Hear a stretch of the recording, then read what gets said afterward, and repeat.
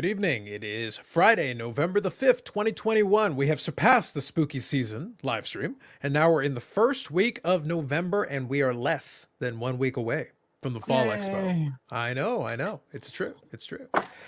So we're definitely off the top. I figured it would make a lot of sense, and it was logically going to happen. And timing wise, it fell beautifully. As good a reason as any to be able to actually sit down and take at least the first chunk of the episode to talk a little bit about Fall Expo. It doesn't have to dominate the whole thing because, as always, there's a couple of little things here and there. News-wise, nothing crazy. I think we've been pretty under control as far as that's concerned. And I do have a couple of other little side topics that'll be a little bit of fun. Now, what I'm going to do is we did invite a special guest, and I do see him. So what I'm going to do is I'm going to bring him on. We're going to chat for a little bit, an individual who can speak to the Fall Expo a little bit. So let's get the owner of the Fall Expo on here, Steve Menzie. Good evening, Steve. How are you? I'm great. I'm just... Hey, Steve. Oh, Sounds good. check. Yep. Are you able to hear us okay? Yeah, it's not picking up my ears here. No worries. If Are you we need, live a or- minute, we are live. Yeah. Oh dear. If you as long as you can hear me, Okay. it's okay, and we can hear you. So Yeah, that part of it is true. all right. Yeah. So let me know if you need a second. I can always put you there, and you can just nod when you're ready. But you just let me know, okay? So real quick, I'll grab a couple of comments. Good evening, Jeff. Good evening, Yannick, and good evening, Ozzy Card Dad. So let me know if you can hear us, okay, Steve? Loud and clear. 5x5. Beautiful. And JW, good evening. Perfect. So your timing is impeccable because what I want to do is I'll introduce a couple of basic things. I know you did a little bit of a stint with the Hockey Time Machine yesterday. So you Yeah. did a little bit of a live stream with those guys. So we're going to touch on a couple of the basics. We don't have to go into the blow by blow, but we'll make sure we cover it. And across the bottom, I've got the dates of the expo, the International Center, and then the website as well. So people can check out some additional details. Great. But there are a couple of things related to that you would be the perfect person to answer for that I think will be kind of fun. Now, first one, let's talk about the obvious. It's been almost 2 years as far as is concerned since the last in-person expo. So that's been a lot of time to, try to work on the digital format, a lot of work with that. Yeah, exactly. But also, to be honest, time to prepare. But also now we're going to be doing it, even though we're doing it, it's a new format. We've got the additional VIP day. So now it's a 4-day show instead of a 3-day show. And in addition to that, I think through the social media, there's also going to be as far as there's going to be an actual trader night, which is something that I don't recall having seen. So there's a little bit of that I saw on the social media. I think Upper Deck is hosting it, and there's a little bit of that going on as well. So there's some new things that have been kind of almost coming from some of the other shows that I've seen. The Dallas shows and things like that had trader nights. It's kind of new. So with that kind of time, what changed as far as the preparation that you do for something like this, where you've had some time to think of some stuff, but also you haven't done it in almost 2 years? Well, what I've been saying mostly is that I've had what I normally have 6 months to prepare. I've had more like 6 weeks. I mean, I've known I've wanted to do a show, but literally up until a month ago, I had up to 1,000 people capacity. I wasn't, I took a gamble back in July with the support of a lot of our regular dealers that this was going to happen. I mean, I signed a contract in July that said whether the event gets canceled or not, you owe us the money for the venue. So that was a bit of a ballsy risk, but that's also, again, why our dealer community is so great, because they got behind it. Everyone felt as confident as I did. So, but in reality, it's been the last 6 weeks. And the other thing that you didn't mention is we're also in a brand new hall. Yes, that's right. I've only ever run this show in the usual hall 5, so it's a big open rectangle, so it's pretty easy to work with.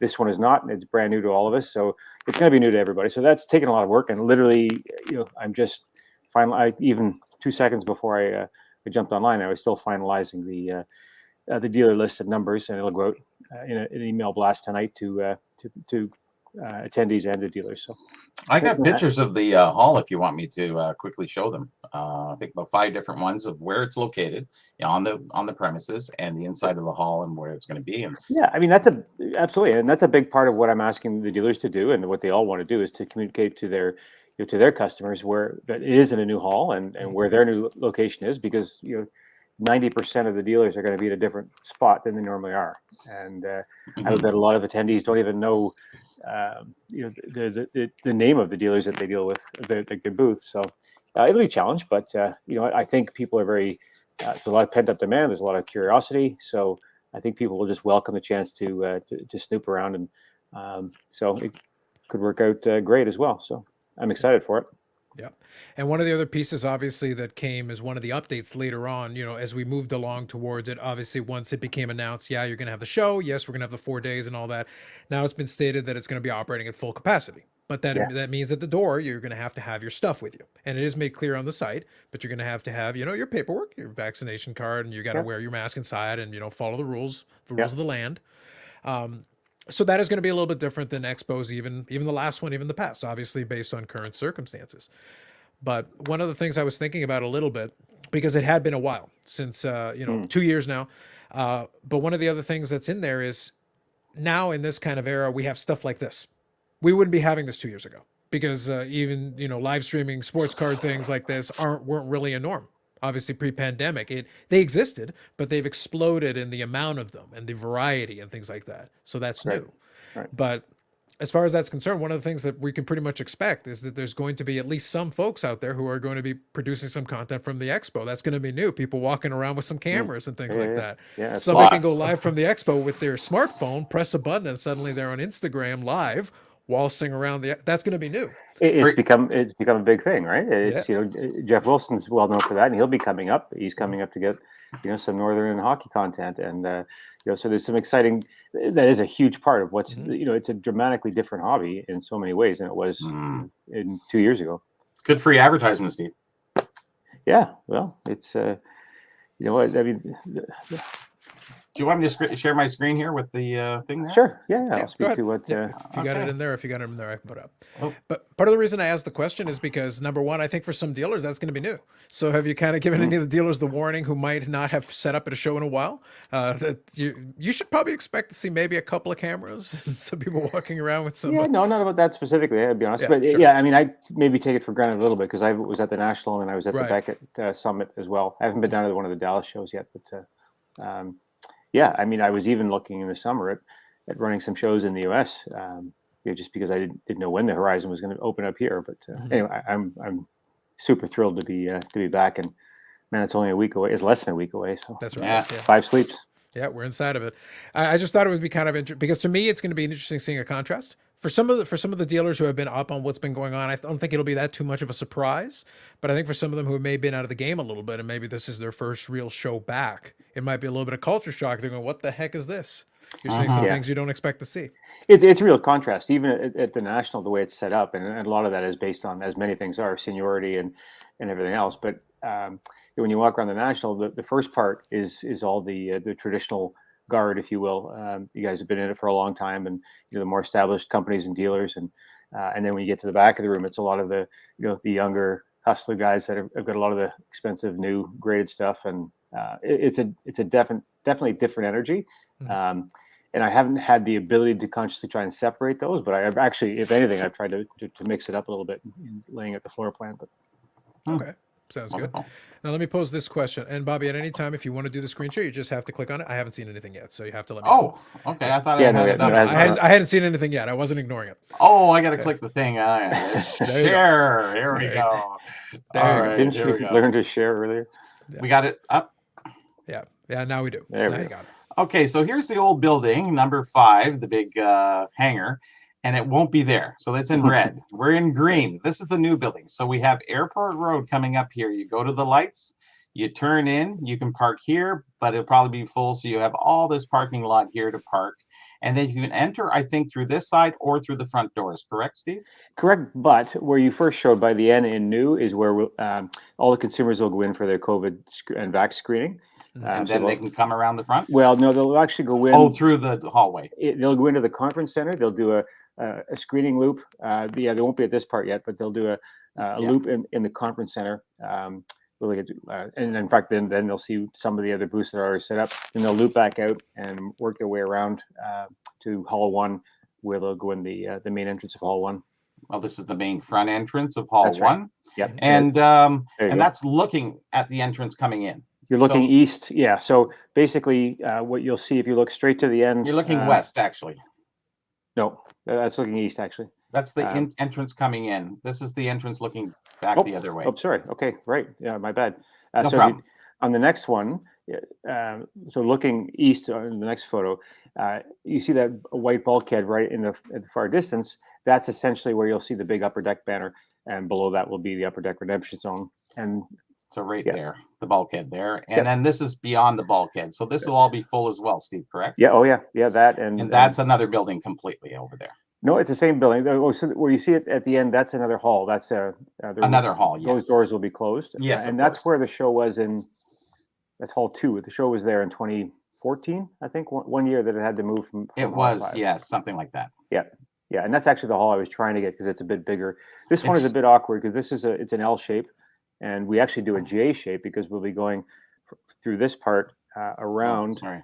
into this Around the and corner then- to the left, yes. yeah, around the left, and then back into the conference center as well, because we're going to have another 40 odd booths, plus the autograph pavilion, plus the stage in the That's a conference center. carpeted area, is it not? Yeah, Yes. it's Yeah, that'll be Yeah. nice. I do know pretty this. highbrow. Yeah, yeah, exactly.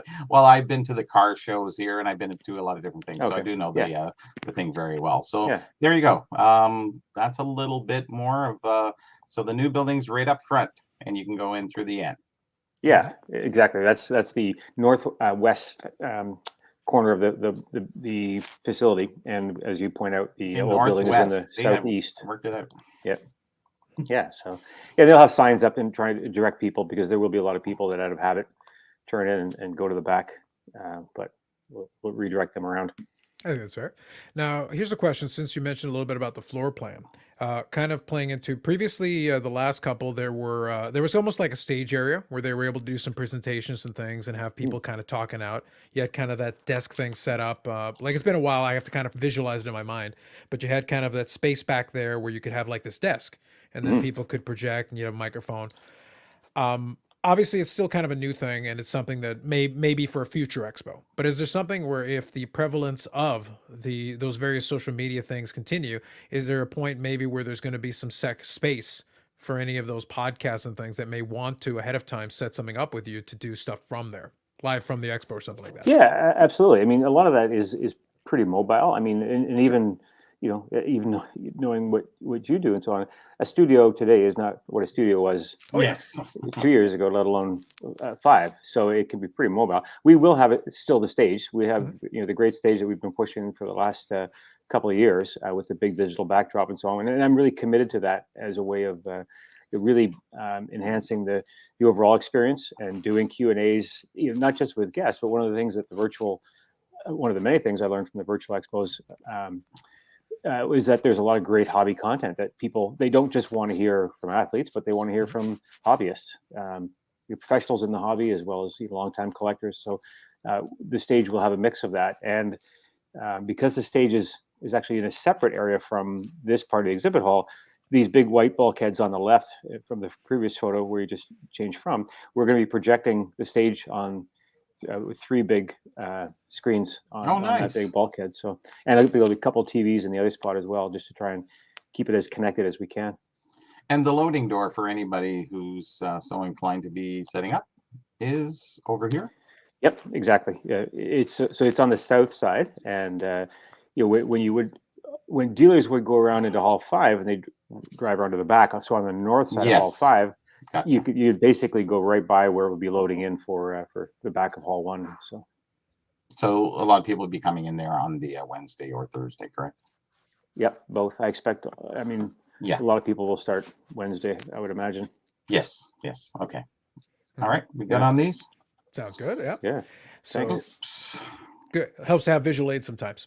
absolutely. So I was doing a little bit of rough napkin math, and I was just thinking, because Bobby started going to expos a little bit before I did, but I think between the two of us, if you combine it, we have been to over 100 expos.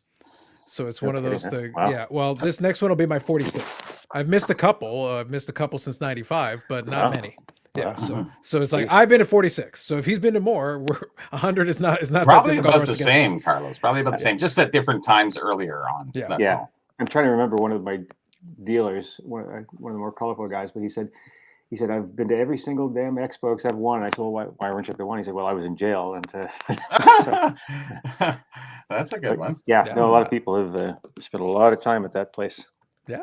No, for Yeah. sure. And it's one of those things, though, just having that background means also that you've seen the change over time. That's part of the reason why for me it's going to be now. The change won't be as necessarily as jarring because I was at the last one in fall 2019. So it's not like, yeah, it's going to be different. It's going to feel different because we have to make some accommodations.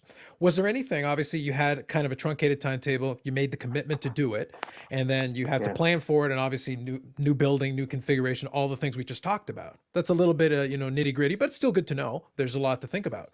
Is there anything that surprised you in kind of planning for this one compared to what you would have expected? You know what? Not specifically about that. I mean, what I was surprised most by, and this may not be as obvious to you guys, but not being from the hobby, what I was surprised most by that I learned through the pandemic times was just how passionate and socially connected this collector audience is, and how I feel that much more responsible to the community to do a good job because of how much this show means to so many people. So I was, I've been really pleasantly surprised by that. I mean, and not that I need any more responsibility, but I do feel that it's important for me, and I welcome that responsibility to share that. As I said, when I made the gamble in the summer to do this, part of why I was okay with Hall 1 was that I knew there was a good chance that a lot of the U.S. Potentially even collectors wouldn't be able to come up, but certainly some of the big companies. But I was okay. I figured there was going to be enough demand and for a show that I could even do a more scaled back, just a regular show as opposed to with a lot of the corporate support. So I'm a bit disappointed because pre-COVID, this show would have been, I don't think I'm telling tales out of school, but I think Beckett would have likely been grading on site at the show, which would have been a first. And there were some things like that. Oh yeah, so that'd be great. All of the companies are definitely still strongly supporting the expo. Upper Deck, Ultra Pro, Beckett, PSA, all of the JSA will be coming up. So a lot of the U.S. companies and a lot of the U.S. dealers are still going to be here, and hopefully a lot of the the attendees and collectors as well. But so a bit of a step back in that sense. But they're certainly keen to come up, and I'm already having conversations about May for the big brands to reengage. Very good, very good. Yeah, I think that'll be good having that. And to your point, it is going to be different because it's not that there haven't been any shows, because there have been some shows slowly over a little while starting to develop around here. But we've been a little bit more cautious, and we've kind of taken slow steps forward. Is that whereas Dallas has been going on for now a little bit, to the point that the novelty's worn off, but it's still an exciting show for a lot of folks because there's a lot of activity going on, and that we obviously had that last national. That was a big deal. But we just haven't had the volume of shows. Like even near me, this will be the first show that I would have attended since that last expo. Because the smaller shows don't necessarily interest me because it is kind of the show we have, twice a year. You kind of make your plans around it and go accordingly. And I don't think I'm alone in that. There are going to be folks from around the country, traveling over for that specific reason. Oh yeah, no, there's a lot of there's going to be a lot of demand to buy and to sell and just to be out there trading. So. It's been a really good kind of forced. I did my hobby MBA essentially over the last 2 years, so I've done a pretty deep dive into a lot of the elements of it, and now I fully know what I don't know, at least. So. That's a step in the right direction. I like it.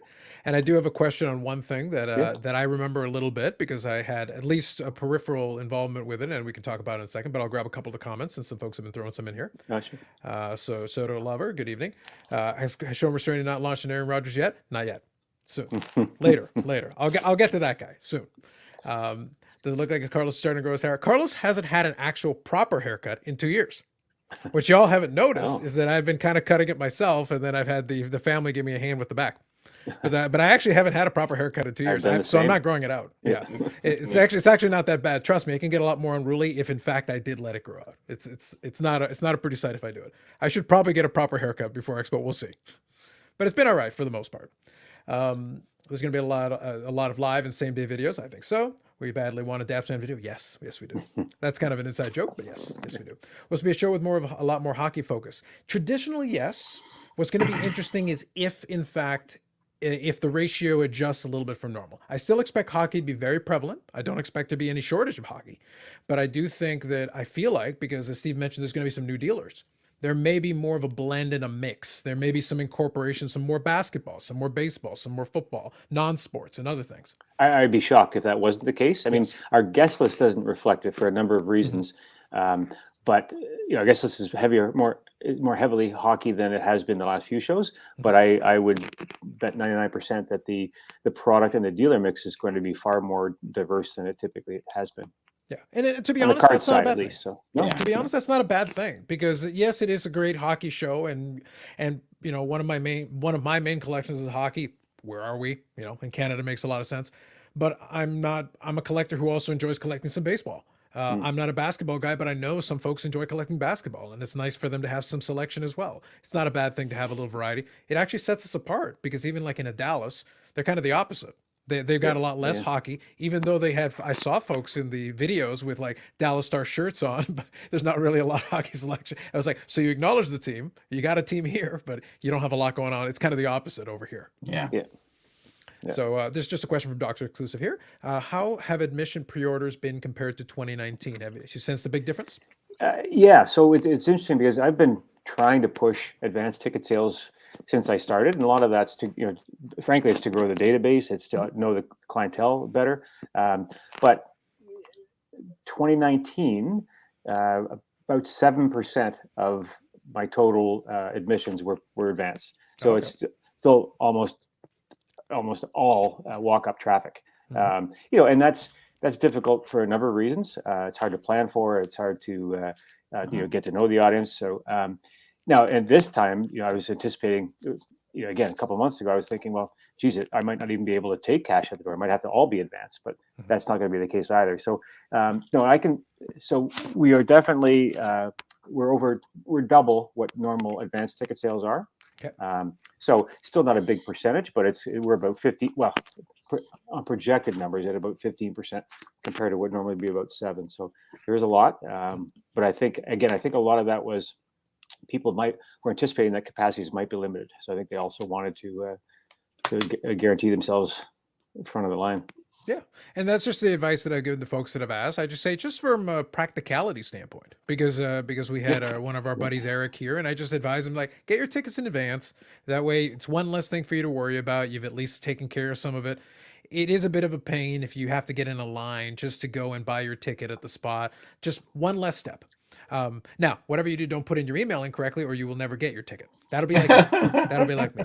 I've teased Steve by email. It's like, so he hasn't told you is that I'm banned. I actually don't. It's like, but I'll take the money back if you don't want it. It's fine. We'll talk about it. Oh, right. I forgot about that. Yeah. Yeah. I've hardly looked at emails in the last 2 days as I've been. No, it's all right. It's all right. Get this, it's all right. I had to give you a hard time since you were here.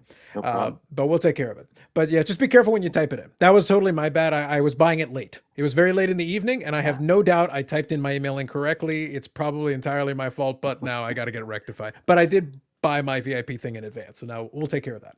No problem. And the VIP piece, if you want me to speak to that, it will be really great for smoothing things out. But also the VIPs that are there on the Thursday, they'll be able to go. So how it's going to work. The first time anybody gets there, whether you're a dealer, a day of attendee, or a VIP attendee, first thing you'll have to do is do the COVID screening. Then you're going to have to do your vaccination proof process. And once you do that, you'll get a wristband that's unique for having been through your vaccination check. So if you are a weekend pass, you only have to go through that once, assuming you keep your wristband on. If you decide it's going to get cut off at night, then you're going to have to go through it again the next day. And Gotcha. so all those VIPs that attend on the first night will be they'll be able to bypass that on days 2, 3, and 4. So that's a good thing. But then I definitely need my ticket. But it is a good piece there to say that there will still be a screening process in it. So is it like a rapid 100%. screening where? It's screening just means like anywhere you walk into. Sorry, the fruit fly or something in front of my eyes. It's making me go cross-eyed. The scan one where you scan, put your name and contact tracing, so kind of thing. No, usually right now you have to go if you walk into a gym or something. They'll say any experiences with any symptoms. You display any symptoms if you travel. So you're like filling in like a survey, so to speak. You're answering basically some it can be a passive survey that they go through. So there's the like a verbal. Yeah, the COVID screen part, and then there's a Gotcha. vaccination check part. So Gotcha. that's where you have to show proof, whether it's a printed form, PDF, picture on your phone, or the actual the vaccine passport on your phone. So so that will be done, and then you go through, and once you've passed that, then you go through and get your ticket, and then you can go in. Yeah. And in that vein, I do recommend for anybody coming in to have a backup. Because if you got the paper, have it on the phone too. If you got it on the phone, have the paper. Because if for whatever reason you're having an issue getting into it, or if you've lost the piece of paper, forgot it, you've got the other piece as well. That way you're covered. That way it's just one less hassle to deal with, having it already ready to go. Yep, and I've learned a lot more about the vaccine than I ever thought I would need to, or want to. But you know, and I've, as with everything, I mean, there's a lot of people trying to politicize it, and they just say, "Look, I'm not making the rules, but in order to run an event, this is what I have to do." So whether I agree with them or not, it's the reality. If you want to come, love to have you, but those are going to be the rules of admission. So yeah, it's still worth mentioning to folks so they understand that before coming in the door. Yep. Hey, these are the rules of the land. This you is gotta what have it it. is. You gotta have your Do it. passport proof, as well as government issued ID, and then you're good to go. And I bring that, and then bring some cash, and you're golden. Oh, beautiful. So real quick here, and I think we'll touch on this one quickly. So JW says, is there a break room area? So in the configuration, usually you've got the areas where, there's that food section and whatever.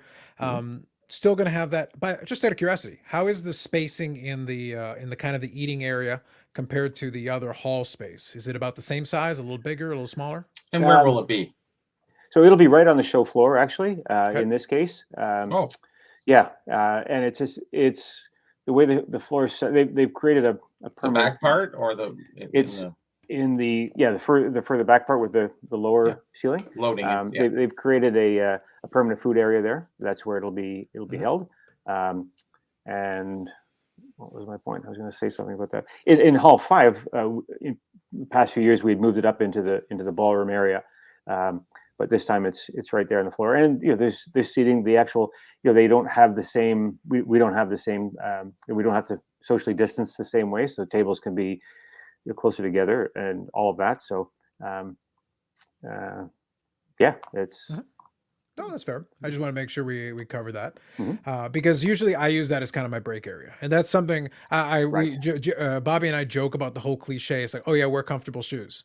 Said in jest so many times. It's like it's become a cliche. Like, look, if you want to be comfortable, here's my trick. Look, wear whatever freaking shoes you want. That's your call. But if you're on a hard floor, you're walking on it, use some common sense, use some logic. To be honest, one thing that I've always liked to do is that while I'm walking around, I do my thing. I don't mind taking a breather, taking a break. Sometimes I need to reset and figure out what I'm doing anyway. Maybe I have an idea in my mind. Maybe I saw something I'm interested in. Well, then have a seat while you're thinking about it. Give your legs a rest. Yep. You'll find you're a lot fresher by the end of the show. Your legs to rest, drink plenty of water. But there's the seating in the food area, and there's also upper deck.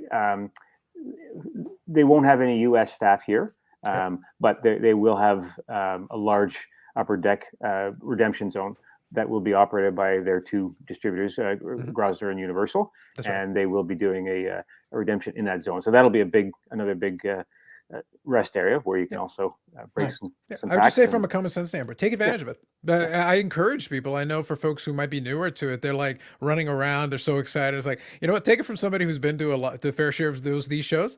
Take a breather. Yeah. A couple of minutes every couple hours is not. Just take a breather, take a rest, and guess what? You're gonna find you're gonna have a lot more. You're gonna have a lot more comfort at the end of the day, and you'll be good to go the next day.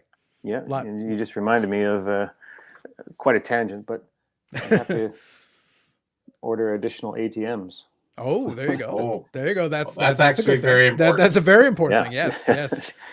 Not sure how my brain kind of got to that one from your comments, but no, it's preparation. To be honest, it's preparation. And in that vein, actually, so here is a tip as well. Yes, bring some cash with you, because you never know when the machines may be, occupied. People may be in line for them, or the machine may run out of cash. So it has happened. Most dealers, especially, it's one of the trends now. I mean, most people can take any kind of a payment system on their phone, but a lot of the guys still cash will. No one will ever refuse cash, but not everybody will take debit or credit or Venmo or PayPal or whatever else. So it's good to have both. So everybody almost has Apple Pay now. It's just amazing. So yeah, it does facilitate certain things. I wanted to kind of touch on JW's other question here about after our events. This is what I was referring to a little earlier about Trade Night. So it is sponsored by Upper Deck. So it is on the Saturday. Yeah. So this is actually one of the one of actually the newer dealers in the space, a newer diamond dealer. This is one of the activations that they're doing, and I encourage these things, and I think they're great. And I think to your viewers' point, these things have been happening at the National the last couple of years, very impromptu, and it's kind of taken on a life of its own to the point where now. They were actually asking for space inside of the convention center in Chicago and so on. And so obviously the brands are trying to support it and so on, but people want more. The last two shows we did, just a during the day kind of trade event in the food service area. So this is great. Yeah, I have not yet met the Relics folks, but they're definitely taking on a presence. They're an exciting new dealer, and I'm really happy to see this. Yeah, absolutely. I wanted to make sure I included this because it was something I noticed, and it is in line with what's happening in some of these other shows. So this is relatively new, though. This is the first one that I can think of that was like a formal, like, hey, we're going to have this, and it's going to be at the 4 Points by Sheridan. It's going to be on Airport Road, not far from the venue, things like that. This is what's exciting about the hobby, and there's so many of the new companies are doing different things. I mean, brakes are obviously still massive, but all the new apps that are in place, the fractional ownership, the folks from Collectible are going to be at the event. There's another new Canadian fractional ownership company that's going to be on site, actually two of them, and then there's all the other.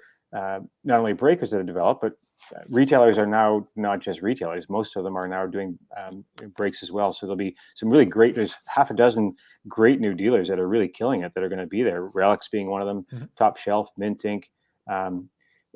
So there's quite a few there, and it's creating a lot of buzz and bringing in a lot of new people into the space. So. No, absolutely. And since you bring up some of the newer features and things as well, and apps and all those, so this is the piece that I was mentioning a moment ago. I got a chance to be a part of kind of the discussion group when you were initially launching the Sports Card Expo app. So when you were initially doing that, right. I got a chance to give a little feedback with that, and it was a lot of fun because it was relatively new, and it's developed. It's had a chance now to be in use. Is there going to be anything incorporated now that we've got the live version? Anything working with the app as far as that's concerned? So, and that's one of the big misses for me on this show is that it was really important. It would have been the best application, pun not intended, but best use of an app for this show because the floor plan is entirely live. So to be able to have a dynamic floor plan where you could look up a dealer by name, or you could search it by booth and everything else. So we're gonna have to be pretty analog with this one, just because I didn't have time to. Once I finalize the floor plan to get it updated into the app. So it'll be an old-fashioned big ass map on the front of the wall with lists, and there may even be printed flyers at the front with dealer listings that people can take. So that's well understood, Steve. Yeah, gotcha. And there'll be PDFs that they can download and so on from the website. The dealer lists and the floor plan will go up on the website as of tomorrow. So just doing everything we can to do that, but. No, that'll be good. That'll be good to know. That's completely fair. And I'm not surprised given the late nature of it. I'm assuming then there's no program this time around either. No, and that's another call because typically I'm well, and Bobby, you would know because Bobby writes a lot of the great articles for it, but that's got to be basically wrapped by September. I had only made the decision around that point in time, and I sat on 50,000 programs from the May 2020 show that went into the recycling bin. So I didn't want to have that happen again. That's a shame. You should have let a couple of those out. That was the expo that never was. Well, that would almost be a collectible item. It is. Yeah, like at this stage, it would be a collectible item. It's like those T-shirts of the championship teams that didn't win. Yeah. Well, the Cinderella magazine. So I do have it here. This one's a bit marked up here, but it's so there was Jagger on the front because if you remember, he was scheduled to be here. And but what do you think of the ominous editorial title that I had in that? Will anyone read this? Yes. Nice. And nobody did because they didn't see it.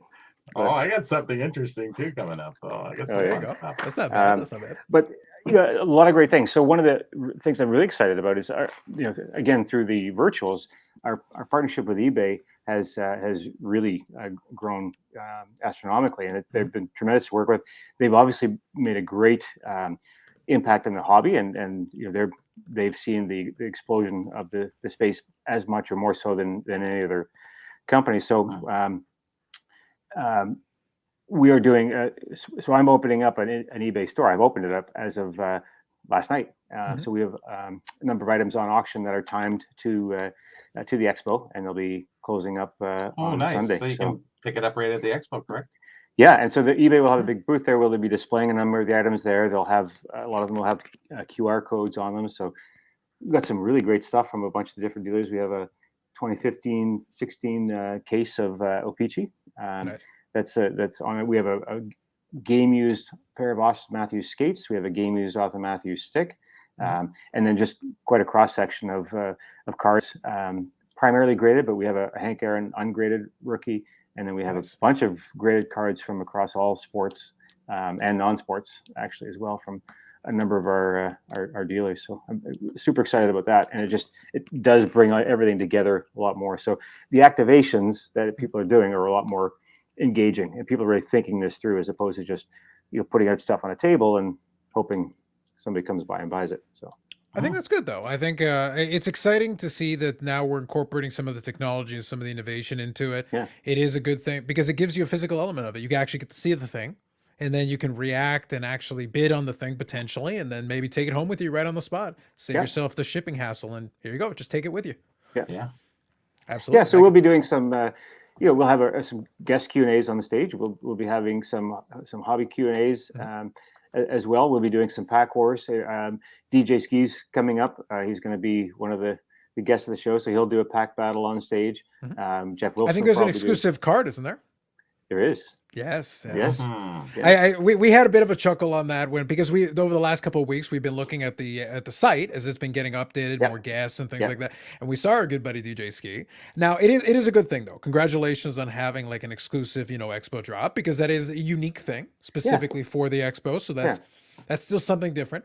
The DJ Ski's position in the hobby is very entertaining to some of us, but you know what? But it's still something. It's still like a value add. If you happen to be around, this is something different to you to get your hands on. People ask like, what's fueled the growth of the hobby, and so much of it has been the influx of new people and new money, and that it reflects in so many ways in terms of the companies, in terms of the growth of a lot of that price increase have been fueled by companies like Collectible that are now they're willing to pay $200,000 for a Crosby rookie because they can monetize that and in terms of a fractional play, and there's a lot of pros getting into the hobby from a very active as opposed to passive place, and then a lot of entertainment crossover. So and it's exciting, and there is a lot. The spectrum of collectibles for most people is broadened. So to the point we were talking about earlier, dealers aren't just selling one sport. In most cases, many of them are now dealing in non-sports. So obviously, Pokemon being the biggest one, but any of the non-sport stuff has grown massively, as are the other sports, and there'll be some exciting things as well that you'll see. Sneakers and albums and comics and magazines and stuff are all a big part of it. Absolutely. Now I want to be mindful of your time, so let me know if you're running a little bit short. Just so I want to grab a couple of these questions from some folks that'll directly relate, and then you just let me know how you're doing. Okay. So real here, sounds like the backroom area, new vendors area is going to be more of a modern mix. Very likely it'll be kind of a blend of different things. Is it since you have to kind of redo the floor plan? Is it, and the dealers who've been around a while may not necessarily. You can't really necessarily configure it the same way. Does that mean it becomes a bit of a mix where some of the old dealers get positioned in some different spots with some new dealers, or did the new dealers kind of go in their own area? How does it work? No, I mean, it's what I'm just trying to do, as any event and or kind of retail environment would do. You want to try and drive traffic flow everywhere and create a good and exciting mix. I mean, the great thing about this hobby is that people like to scour and look for finds and things. And so I think people will organically just kind of go everywhere. And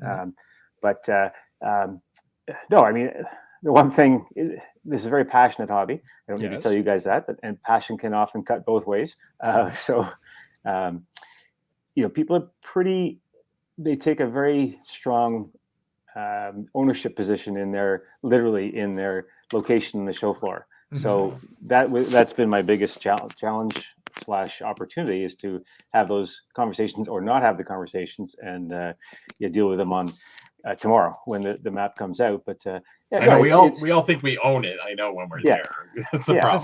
That's a very polite way of saying territorial and battles and arguments and wars. Yeah. fought I mean, over, it's like going to the park and seeing the dog piss on the same tree every time. But Mhm. it's okay. I mean, I get it, and I like it, and I want to try and give people that. But again, I've been trying to say all along, I'm going to do what I can, but we all have to be flexible. And you know what? This is a forced way of trying something new.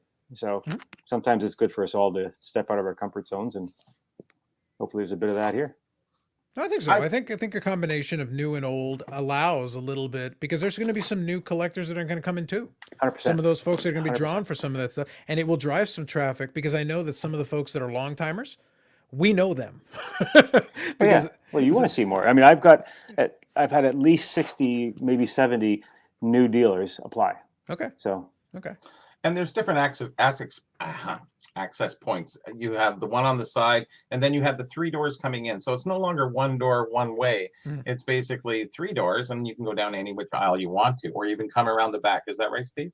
no, it's not actually. I would think I would think you can't. I would It's think still- the entrance, you'd have to limit the access points.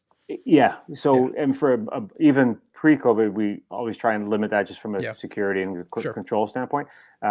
But again, when I was planning this out, there were 2 things I was assuming I was going to have for COVID reasons: a separate entrance and exit. But that's also one of the most ingrained pieces, is that it's those guys that want to be at the front door. And Mhm. one of the things that I couldn't do, even when it makes more sense, like you think back to Hall 5, the more natural entrance to the show is in those middle doors, where the washrooms are. Yes. But to try and change that is not an easy feat. So it's similar in that sense. It might be now. Yeah, it might be. So people will be coming in on the on one set of doors, but I think they'll spread. There are only 4 aisles down, Mhm. whereas normally there are 13. So If that's they come in the middle, they can choose any which way. Yeah, they can. It's not one natural way, which is great. I think that's fair and equitable for yeah, everybody. but it's So that's it's definitely, like I said, it's half the size in Yeah. terms of the width up front. So Mhm. it will be funneling people through and into the back. So I think the flow will go great.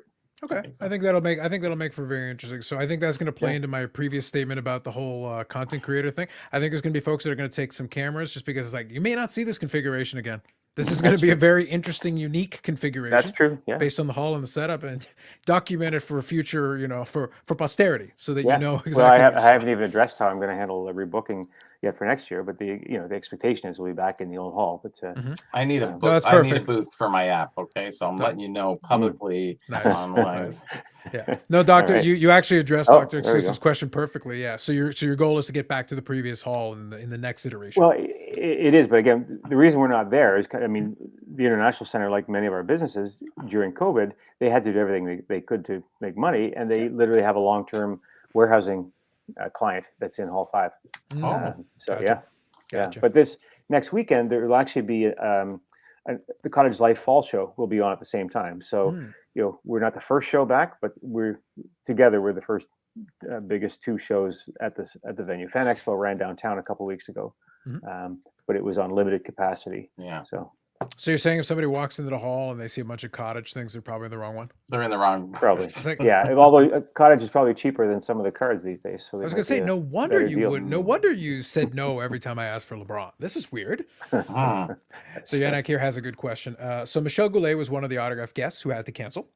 So if anybody pre-ordered that, what's the process just for them to reach out? You don't even need to do anything. We'll automatically refund all of the tickets Perfect. that are happening. Now, it's something that we try and communicate, but it doesn't happen automatically, but we will absolutely do it. No one has to reach out to us. So, and I say, what I do tell people is that right now we're in the thick of things. So some of them may not happen until after the show, but 100% that they will. No, I think that's fair, but it's still a good piece to get out there, because Yannick was just curious, because he was looking that's forward to fair. it, and it just didn't work out. Listen, if you pay for something, you don't get it, you need your money back. That's right. Yeah. Absolutely. So JW's got kind of an open question. So if he decides to show up at the day of the show, so this would be more of a walk-in situation. So what should they expect to experience at that time? Well, I mean, we covered it a little bit earlier, but you're going to just walk through. They'll just ask the 5 or 7 or whatever number of questions there are for COVID. Then you go through and you'll have to show your proof of vaccination, and your ID. Once you do that, you'll get your vaccination wristband. You strap that puppy on, and then you head over to the tickets. If you haven't got a ticket, then you just buy whether a day of or a multi-day ticket, and then you're good to go. You're in. No, absolutely. Perfect. And for the VIP thing, is it still the same? Is it the same line, or is there a separate entrance? Yeah, for no, it, or thanks what's for the asking situation? that. So definitely when you line up coming in, the line will be divided into those that have pre-purchased tickets and those that are buying on site. So when you have a ticket, whether it's paper or it's on your phone, you do have to exchange that for a wristband. So just make sure if you're in line that you go to the proper line, whether you're buying a ticket or not. And as I say, similarly, so on the VIP night, a lot of people will have done that already, and then the next day they can just come straight in through the front doors. They don't have to go through the the COVID screening entrance and that sort of thing.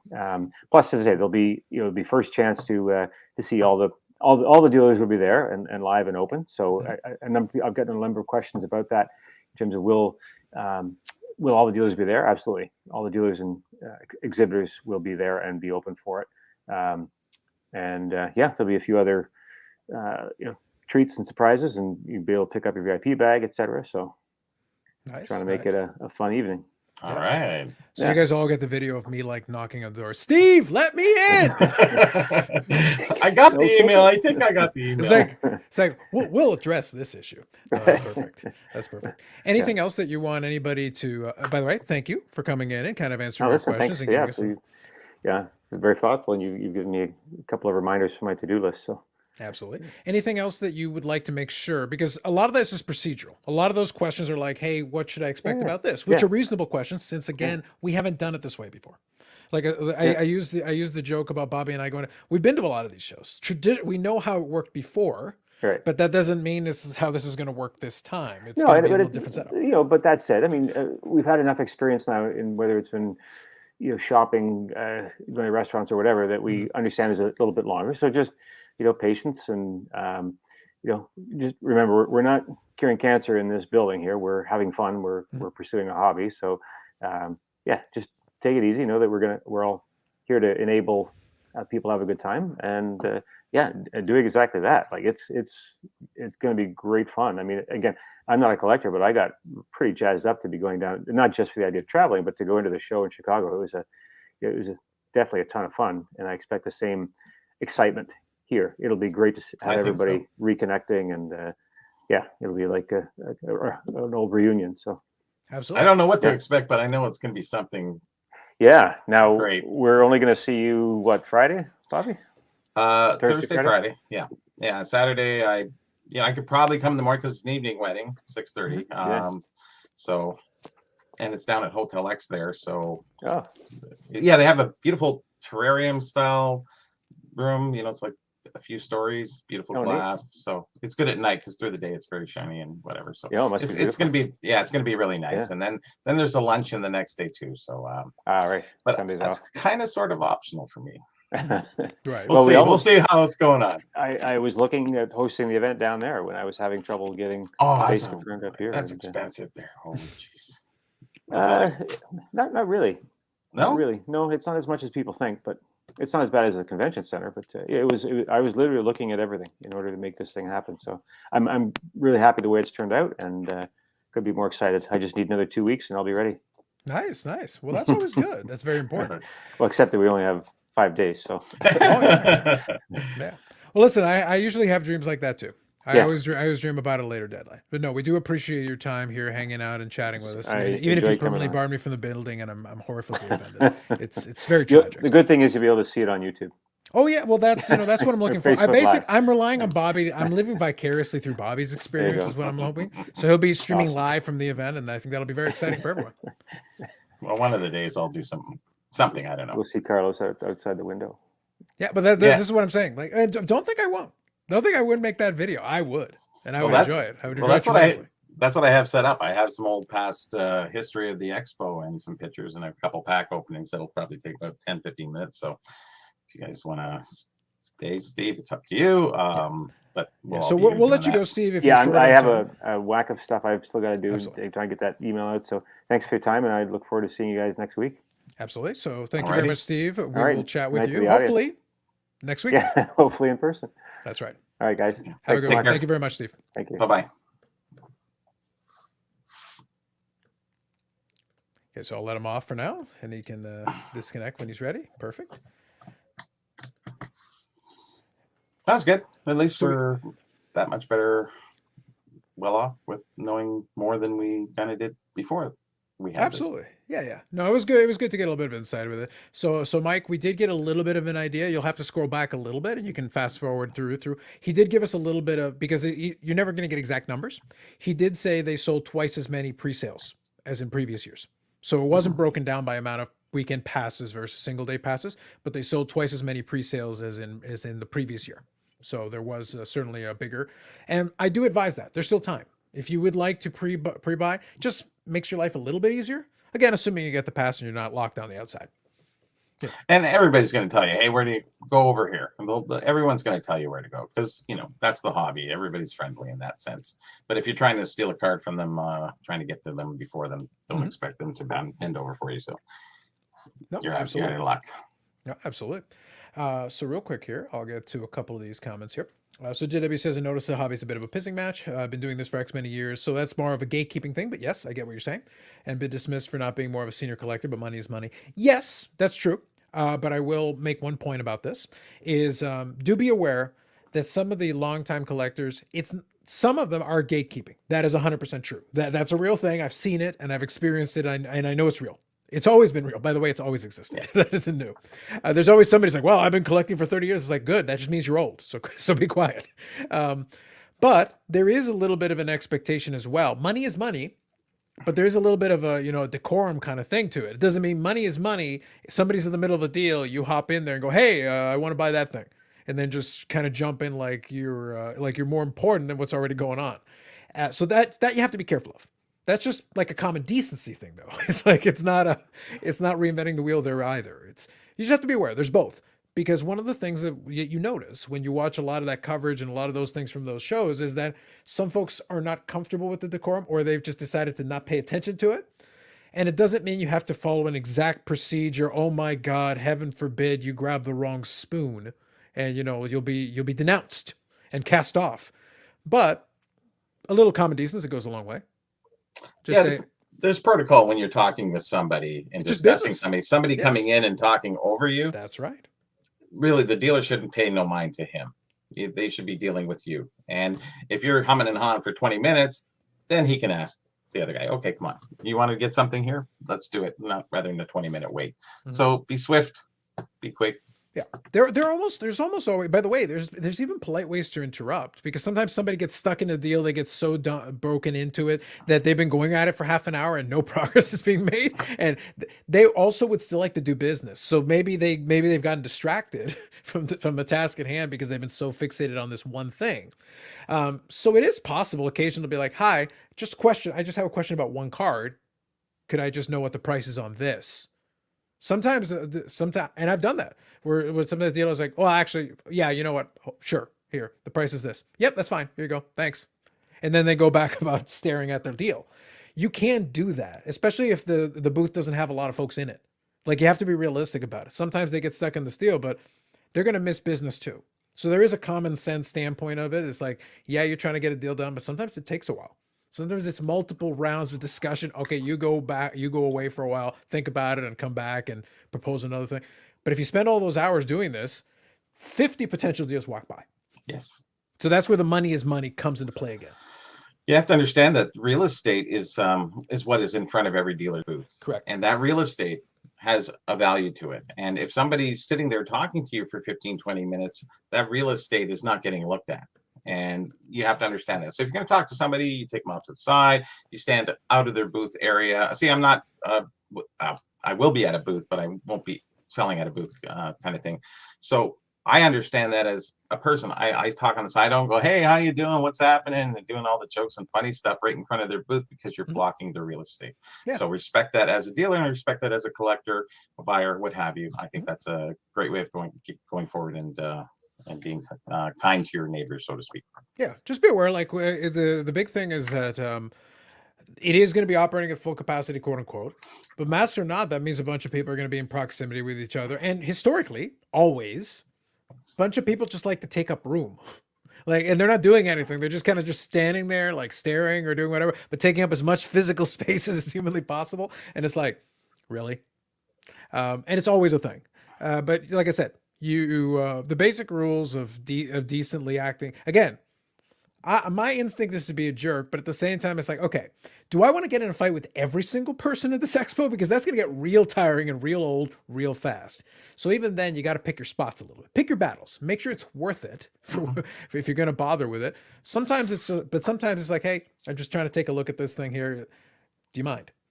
Like, it's possible sometimes. Again, you got to figure it out. You know, your mileage may vary, but you got to think about it a little bit. There are ways. My friend was at the national a few nationals ago, and he called me on the phone. He said, "Hey, there's some hockey wrappers. This guy has some hockey wrappers here." I said, "Well, send me a picture. You know, it's nice you talk to me. Then, send me a picture, see what's there." So he sent me a picture, and I said, "Oh my God." I said, "How much does he want for them?" And right at that moment, another dealer from Canada came in and said, "Oh yeah, those wrappers are looking at. Yeah, I'll take them." Boom, gone.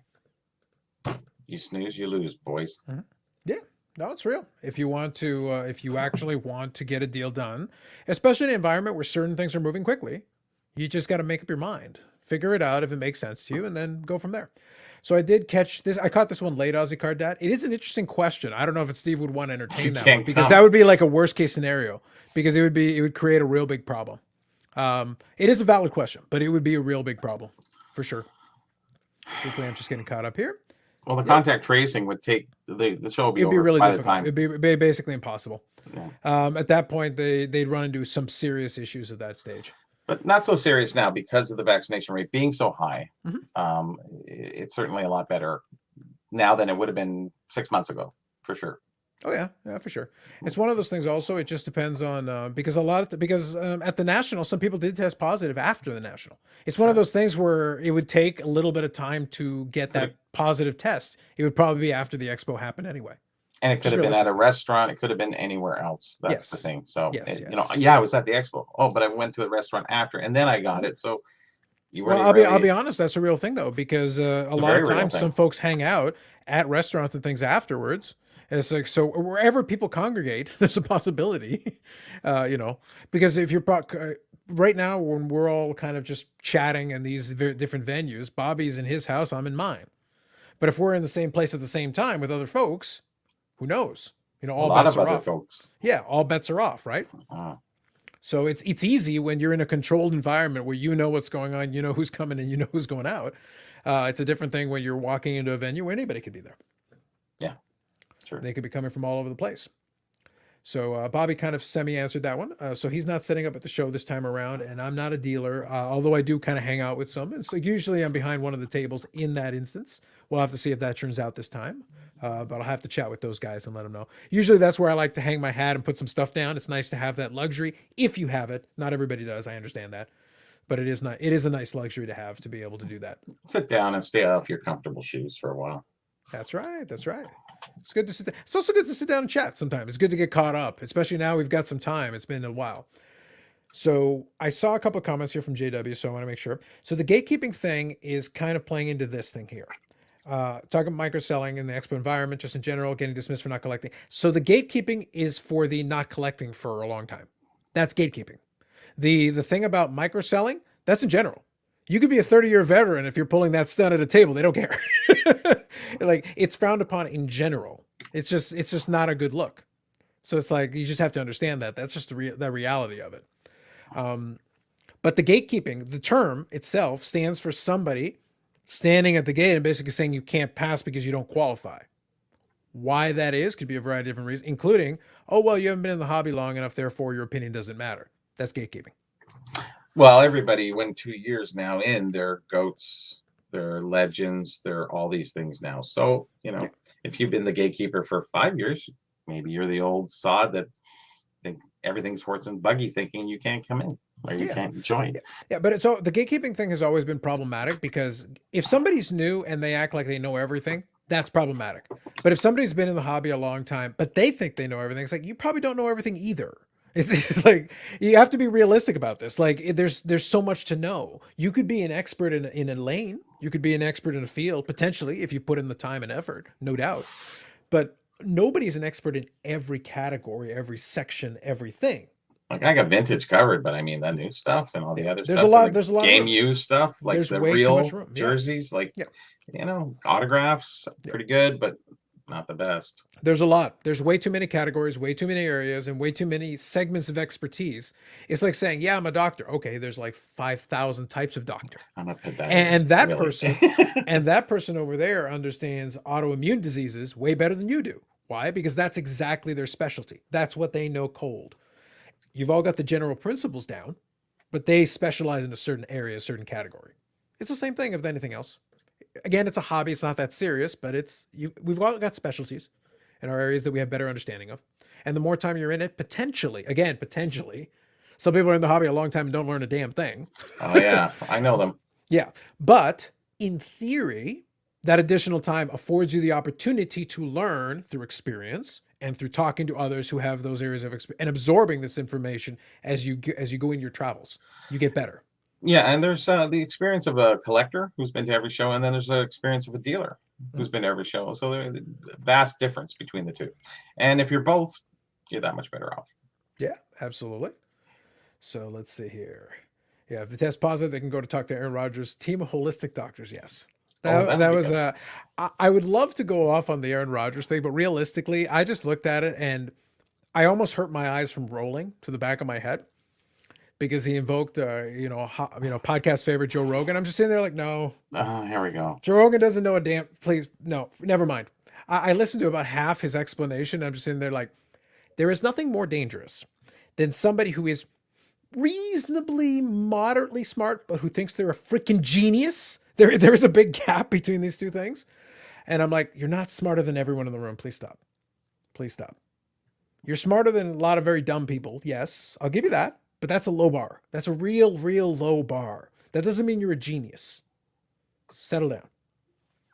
It was very, it's one of those things where it's like, at the end of the day, whatever. Do whatever you're going to do. NFL, do whatever you need to do to this man. I don't care. Yeah. Just deal with it. Carlos will just be showing off his Pelican case. There, I lived the dream. I might have to buy a Pelican case at the show. I'm bringing one. I'll probably bring some. To be honest, I was thinking about this, and I'm thinking now I probably want to bring some cards just to see. I may test the waters on a couple of things. We'll see. I'm not in a hurry and I'm not in a rush, but I would not be morally opposed if I could arrange a deal on maybe something that interests me and move a couple of chess pieces around. We'll have to see. It's not up to me. It's up to them, and I'll have to kind of play with it. So whatever. Nope. Sounds good, JW. Yeah. So 357, good evening. Believes that unlicensed baseball panini will be worth money. Well, it is worth money. A lot of money is a different conversation. I did see, I'll see if I can find it. I actually found a card of channel favorite Mike Trout that actually did sell for a lot of money, and it was an unlicensed card. A good chunk of change, actually. I'll see if I can find it, but if I can't, I'll show it to you 357. I think you get a kick out of it. Here's the thing: anything can be worth money. Again, it's supply and demand, right? You just got to have the right buyer. It doesn't matter what it is. The whole licensed unlicensed thing. Some people care about it, and some people don't. A lot of people get obsessed about it. It's like, you really care about a logo? You're that excited about it? Okay, whatever. If it makes you happy, whatever works. We'll see. So here, he dated Danica Patrick. Yeah, he's not a genius. Yeah. Rogan is smart. Ish. Again, there are levels. Don't forget, there are levels. Drumming up controversy for dollars. Yes, that is a marketing point. That is a fact. But here's the thing. Joe Rogan has a lot of people who follow his podcast because it's like, oh yeah, no, it's like he brings in these people and think about it. It's like, yeah, some of those people are idiots too. Mm-hmm. Remember, we had, again, you'd know it if you could see the episode, but it got content flagged, and it's the Patrick Bet-David thing. Patrick Bet-David is a reasonably smart guy too, and he said a bunch of things that were all wrong, and Rogan's just like, yeah, He doesn't care. He's also not paying attention. Like, he agrees with everything. Occasionally he'll argue with some stuff, but it's like, look, you're just a dude who's pretty good at MMA commentary and has done a podcast that people like to watch, and a lot of people take it as gospel. You forgot Fear Factor. Oh, of course, Fear Factor. How could I forget Fear Factor? Actually, I really enjoyed that show when it was on. It was fine. Yeah, it was kind of the first kind of live show that really went through Tough stuff. Okay, yeah. Well, it was. I think it worked out pretty well. I think because I remember it was. You're right though that it was kind of the first of its kind, really, from that specific subgenre. Yeah. It was. I guess it was kind of a game show, really. I don't know. It was sort of like reality TV game show. Yeah, it was. Yeah. Kind of that part. It was the first reality game show. There you go. Because you did win a prize at the end if you won. Yeah. But Okay. pretty outrageous stuff that you'd have to do. I wouldn't do that, but I do that. You know. Well, here's the thing. It was basically the televised version of the old $1 Million Man skits from the 80s. Basically. It was like, what kind of degrading thing would you do for money? Mm-hmm. Like, how much will you debase yourself for this chunk of change? The eating was the tough part for me. Any of the cockroaches and stuff. Yeah, I said, sure. oh man. Yeah. Jeez. But that was the point. That's the reason why I use that analogy about the $1 Million Man thing is that if they had thought of it, it'd be like, yeah, would you eat a cockroach for $1,000? Great. Yeah, maybe. Yeah, but that's basically what it would. That's how they would have played out that gimmick. Now later, I don't think they ever thought they'd be like, it's like, would you really go that far? It's like, well, yeah, they would actually, and they'll do it for reality TV now. Not one of those big bohemian ones. It'd have to be a small little one. You know, Canadian one. How's that? The Canadian one, nice. Okay, so actually, Don't this like was the cold. This was a good one because it ended. It actually ended at the end of October, so it's not that long ago. So I thought this was kind of interesting. I did catch this because I was doing a scan on something unrelated, and this was a completed sale. A BGS 10 2012 Prism Gold Mike Trout. It's not a rookie because his rookie is 2011, but 36,000 USD for best offer. That's crazy. For an unlicensed, no logos. Yeah, so it's a second year chart. Pretty good. Pretty good money for that. BGS 9.5 has some value certainly, but it's like not that crazy. But like that's pretty good chunk of change. Not bad. That one's out of 10, so not like a 1 of 1 or anything, but still pretty good. And I saw some of the newer ones, some of the more recent ones, sold for $650 for the stained glass. Almost $700 for the 2021, just ungraded, just the raw gold out of 10. That's pretty good. We'll have to see going forward, like if those values slowly creep up over time. But it's like somebody's still willing to pay for it. So it's and that one was at least in an auction, so it was something. So whatever. We'll see long run wise. So let's take a look here. Are you a fan of Bill Burr? I've heard of the guy. I don't remember specifically what. I don't really watch any comedy like videos. Probably the funniest guy on the planet, other than well, there's a few others. Sure. But he's a great way of telling. He's so honest and he's so funny. That guy, probably one of my favorite. Okay. Honest is always a euphemism for he just says shit. Like that doesn't impress me. It's good shit though. I live in a Spanish household. We say shit all the time. Like that doesn't impress me. Oh, congratulations. You're like Carlos Sr. over the stage. The angles he takes on it is phenomenal. Sure. Creative. Unbelievable. Looking forward to a trade wheeling and dealing episode. Let me tell you. Y'all just wait. Y'all just wait. No, you're probably gonna have to keep waiting. Sasha has no crown.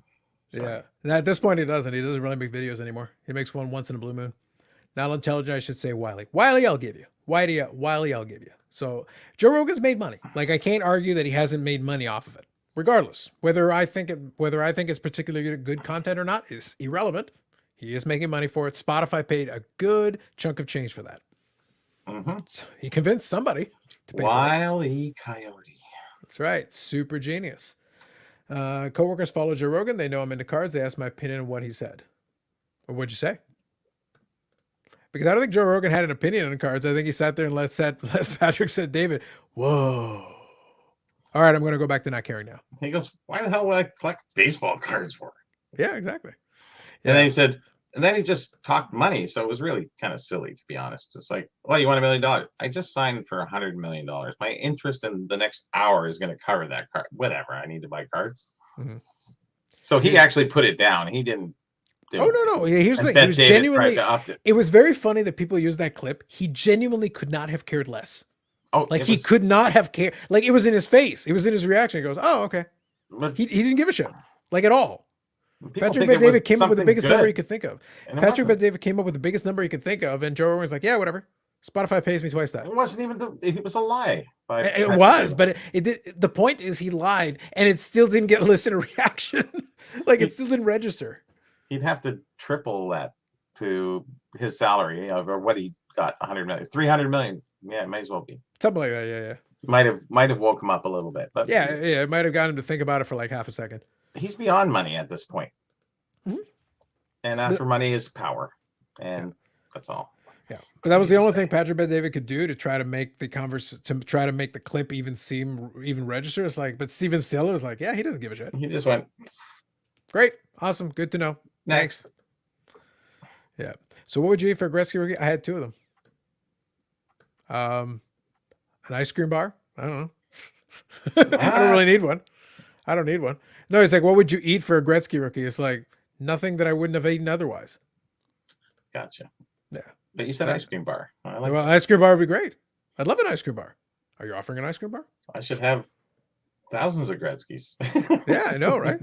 It's like, but the question was, what would you eat? It's like an ice cream bar, something I would enjoy. it's like, I'm sorry, there's no trials or tribulations are worth a Gretzky rookie. He wanted you to go into the den of iniquity, so you can pull out something awful and say, "Yeah, I'd eat this."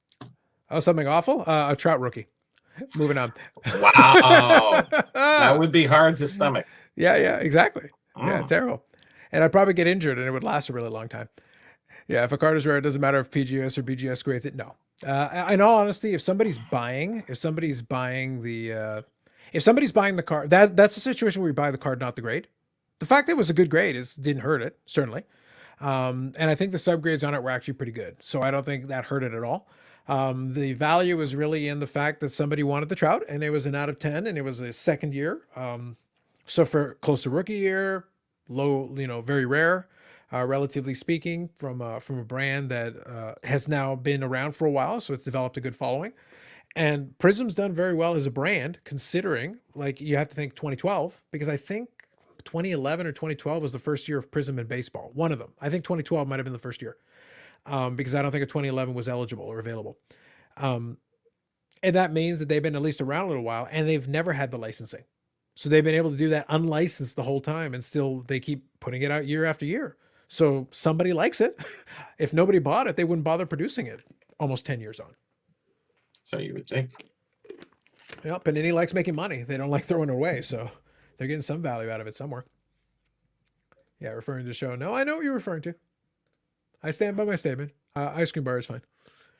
Buster Posey Hall of Fame. I was thinking about this. This was posed as a question, kind of in the message thread that I'm in with a couple of folks, and I was trying to think about this, and I realized something, and I think I'm going to have to disassociate myself from trying to establish the Hall of Fame candidacy of a catcher.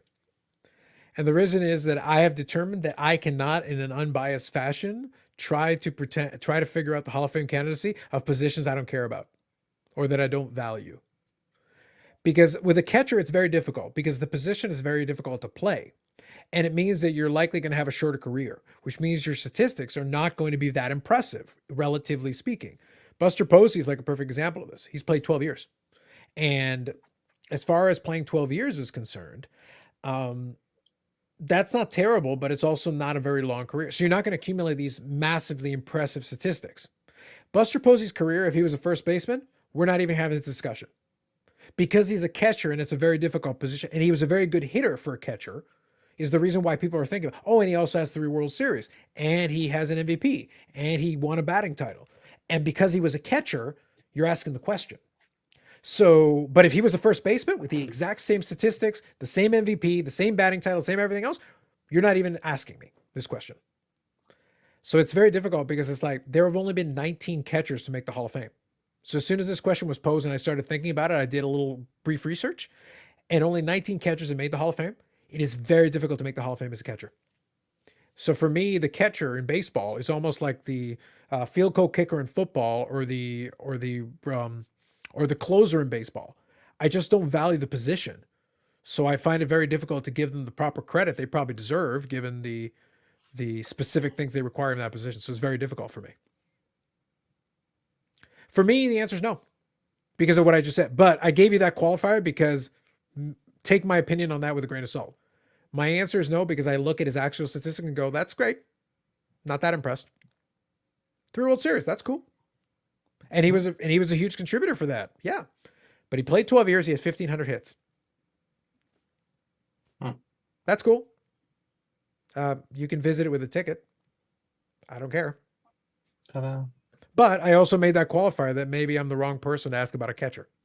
So that's, I want to make sure that's clearly understood, that I have a built-in bias and I'm acknowledging the bias. So that might be a thing. It's not him personally, it's the position. I find it very difficult to judge a catcher properly because of that exact thing that I just described. So just understand that. Now, power is what money can't buy. Yep. Mm-hmm. Ship in and buy Carlos a Trout 09 and he can burn on his channel Vegas Dave style. If you can get me a Trout 09, that'll be really impressive because his rookie is 2011. But if you get an 09, it's like I'm burning his minor league card. I'm in. Yep. 357 Giants fan. He was the de facto manager out there. Team overachieved because of him. Yeah. And the thing is, as a Giants fan, you should be at the front line of making this argument for him. I have no issue with that. And if you want to make the case for him, he wouldn't get my vote. But for the reasons that I just outlined. That's why I say I wanted to. In a situation like this, if you cannot give a fully unbiased answer, acknowledge the bias in advance, make it clear what it is, and then say, okay, based on that, this is what more my stance would be. But just understand that's why. And it's not just him. I'm not just picking on him specifically. Somebody else in the same position, I would have the same problem. Another guy who's retired, who's going to have some struggles, Joe Mauer. Joe Mauer was a catcher for, I think, 9 or 10 years of his career. He has over 2,000 hits. He won 3 batting titles as a catcher, which is extremely impressive. But the problem is, because he was a catcher and had concussion problems, he couldn't stay a catcher. If he had had his current final statistics as a catcher, he'd probably be in the Hall of Fame because of the difficulty I just outlined. But because he had to play the latter portion of his career as a first baseman, he's going to get penalized because by that point he was injured and he was no longer as good a hitter. When he was a catcher, he was an exceptional hitter. But he's not a Mike Piazza. He's not an Ivan Rodriguez. He's not one of these guys. He's not winning like 9 or 10 gold gloves. You have to have something exceptional that really resonates. If your career is shorter, you better be like a shooting star. You better be Mike Bossy, who's scoring tons of goals year after year after year, even though your career is truncated. You better be Bobby Orr, revolutionize the position. You do that, your shortened career, we can still get past it. We can make it work. But it gets more difficult. So I just want to make sure that's kind of understood, that that's part of the reason why it's so difficult for catcher. Will the unlicensed Panini players being more collected valuable once Panini licenses end for their big sports? I don't know if it'll change anything. Well, it might, actually. Maybe distance makes a hard goal fonder. But the thing is, like, Panini is currently unlicensed now. I guess they'll lose the Players Association license, so I guess they can't produce cards from that perspective. Maybe distance makes the heart grow fonder. Maybe people will appreciate it more after. That's what's possible, I suppose. I guess it's kind of tricky. It's kind of, we'll have to see. But it's a good question. I believe this 3 World Series title helped him. Yeah. If you want to make the case for him, the 3 World Series is really a good argument in his favor. Like it really is. And success in the playoffs. Yes. Those things are. It is very difficult though. It's one of those things. Like I said, it's not a premium position. It's very difficult. Because you just have to think, if I think of the Jays, again, they're not an illustrious franchise, I understand. But in 1992, their catcher was the World Series MVP. That catcher was Pat Borders. Go look up Pat Borders' career. Nobody is questioning. Pat Borders was a journeyman by definition. However, for one series in 1992, he hit .450. And he was a great defensive catcher. He served his purpose. He did his job. And because of partially because of his help, the Jays won their first World Series. He's a 2-time World Series champion. But is he a great player?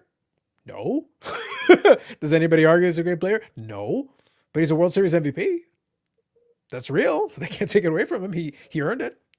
For that one series, he was able to be a really good hitter. The rest of his career, not so much. 2009 Bowman Chrome. Okay, interesting. I'm familiar. I think I've seen the card. I have to think about where that one falls. I don't know what it is. I have no idea who Buster Posey is, nor do I care to check out, but he should be in the Hall of Fame for his name alone. There you go. That's as good an argument as any for him. Yeah. His real rookie for the 2009 Bowman Crown. Okay, fair enough. Do you think the Hall of Fame credentials will have to be reviewed in the near future? For example, 3,000 hits or strikeouts will be out of the question with the way the game is played. I don't think 3,000 hits is out of the question because, yes, most players do get less hits, but it is still possible to get 3,000 hits if a hitter's really, really good. 3,000 strikeouts, I agree, just because they get less starts. That's going to become tougher going forward. I think they're going to have to factor that in. They're just going to have to compare them to their. I think what you have to do is compare them to their contemporaries. Compare them to their era. If this person stood out as the absolute easy, no question best in their era, whatever this category is, they should at least get some consideration. That's something you have to consider because different eras are going to be different anyway. How is being a catcher rated in WAR rating? I don't think it gives you much of a bonus. Good old WAR. Is Upper Deck the Cup similar to National Treasures? Let me think. Treasures, I would say comparative on the high end. Yeah. Yeah, I guess so. Because I'm just thinking so the Cup is basically Carvin's answer to Exquisite, which he was also involved in. And then National Treasures. Yeah. For Panini, probably. Yeah. For Panini, I think that's fair. Yeah. National Treasures, high-end RPAs and stuff. Sure. Yeah. I'm with you. I had to think about that one for a minute, but I think, yeah, you're right. I did Klondike just for the heck of it. Yes, valid. Part of the reason why the ice cream bar was not much of a challenge is yeah, sure. I'll eat an ice cream bar. And then what do you do with Gretzky rookie? Well, if I got it for an ice cream bar. There, population control. There you go, done. I'm trying to help y'all. Now it's worth twice as much, I think. The wrapper is. Yeah. Mick Bartigal will get 3,000 hits, sure. So what's hidden under the black sheet? A 1997 Hartford Whalers scoreboard? Maybe. Question mark. Medano jerseys? Ooh, live the dream. Maybe. So speaking of World Series, Braves just had the best records in the second half of the year. Not sure why the David narrative was taken off because they won 88 games at the end. Yeah, they had a great second half, but they needed it because their first half sucked. But yes. That was a damn good team, and they rolled 3 good teams. Yes, they also lost one of their best players and one of their pitchers. Look, they were a David. They played extremely well. They really did. And they did beat 3 good teams. They fully earned that World Series. There's no doubt about that. But yeah, the David narrative is because they were an 88-win team rolling in. They were not a favorite. They were nowhere near a prohibitive favorite. Most people would have bet against them all the series they were playing in, and it worked out and they won. Sometimes stuff like that happens. We'll have to see what happens going forward. That Nationals team in 2019 wasn't expected to be there either. Sometimes stuff happens. The right team gets there at the right time and they win. But that's the reason why the David narrative is. A lot of those other teams were favored. That's just it. The other teams were favored, so they were the Goliath in this, in this analogy. That's all. So, real quick here. I think we've covered Expo-wise. Is there anything else we want to touch on? I think we've covered the main things. Do you want to do the little history piece as well? A little bit of discussion about that, and then I'll roll into a little card porn. Sure. Okay, so let's do that. 2003 Marlins. Yeah, that's a good example. Exactly. Okay, so history piece. So what do you want to do as far as that's concerned? How do you want to break this down? Well, basically I have all the Expo magazines from the 90s up to current times. Sure. And basically take a little run through and see who was there, anything significant that happened along the time, any time markers that, there was something going on at that time, whatever, what have you. I went through every magazine that I have. Unfortunately, I don't have all the magazines because I lent them to a good friend of mine 5 years ago, and he hasn't returned them, Steve Menzie. Okay. What you should do is, as compensation, you should see if you can get a couple of copies of the never to be released. I will be getting a couple. Yeah, he owes me big time. Yeah, absolutely. Now that it's acknowledged that it exists, look, I want in on this. I want this. Exactly. I want in on this. Yeah, I'm going to be dealing them at the show. I know. Obviously, it's the May 2020 Expo program is who is it? May 2020 Expo, exactly. And along the way with those the magazines is what I'll stop and show some pictures that I did take at the Expo. Mm-hmm. And I have 3 videos of some vintage pack openings. They're all about a minute or so long. Okay. So do you want to do a little bit of screen share? Take us through it a little bit. Yeah. And here's what we'll do. Video share is different, isn't it? So I might have to do the videos at the end or so here's the way this works. It's still a screen share. Even though it's Yep. a video share, it's still a screen share. So what happens is now the only thing I don't know, because if I have the video, I know I can play audio. Is the audio important or is the video enough? Audio is important. Okay, so we'll try it. I don't know. I don't have the answer to that yet. We'll have to try. When you do the screen share, if there's anything to check off, you'll have to take a look and see if there's anything audio. Because when I do a share Yeah, screen, there's an audio. there's yeah. a little checkbox. So take a look and see if you see it. Then click on it. Otherwise, Well, find it out. says screen share and then it says video. One says, I think it's Okay. So we'll give it. I think we'll it's give it a two try. separate. We'll but give it a try and see how it works. We'll have to see. We'll find out shortly. So what we'll do is we'll share that. One thing I'll let everybody know is as we're going along, if you got any thoughts or questions on anything in particular, throw them in the chat. Yeah. We'll still acknowledge them in chat, and we're still chatting. we can we've been- stop along the way and talk along the way. It's fine. It's Exactly. not a show. It's just a discussion and It's still Look, Steve piece. being in here. We wanted to be cognizant of his time. That's why Yeah. I took my time when I still incorporated your comments where I could, but I wanted to make sure we used the maximum and we got a lot of great information, a lot of great discussion with Yeah. Steve. So like I was very pleased with that. I wanted to make sure we got as much as we could out of that. So we did. But now going forward for the rest of the show, it's the usual thing. We're going to show some stuff. We're going to talk about some stuff. But then, if you guys want to chat about something, just throw it in the chat. Yeah. And then we can adapt. Sound good? sounds good. Yeah. All right, cool. So if you want to do any screen share, you can. And what I'll do is once you've set the first one up, I'll get a quick refill and then you can at least get the thing initiated. Sure. So real quick, just while that, I'll read this quickly. Good evening, Drew. I see you there. Got some early Christmas gift coming early. Some deals on eBay tonight. Very nice. Good luck with that. Carburn's been busy the last day or so. Totally agree. Speaking of 2003 Marlins, Josh Beckett. What a waste. The dude was a killer when he was healthy and had his mind in it. Yeah.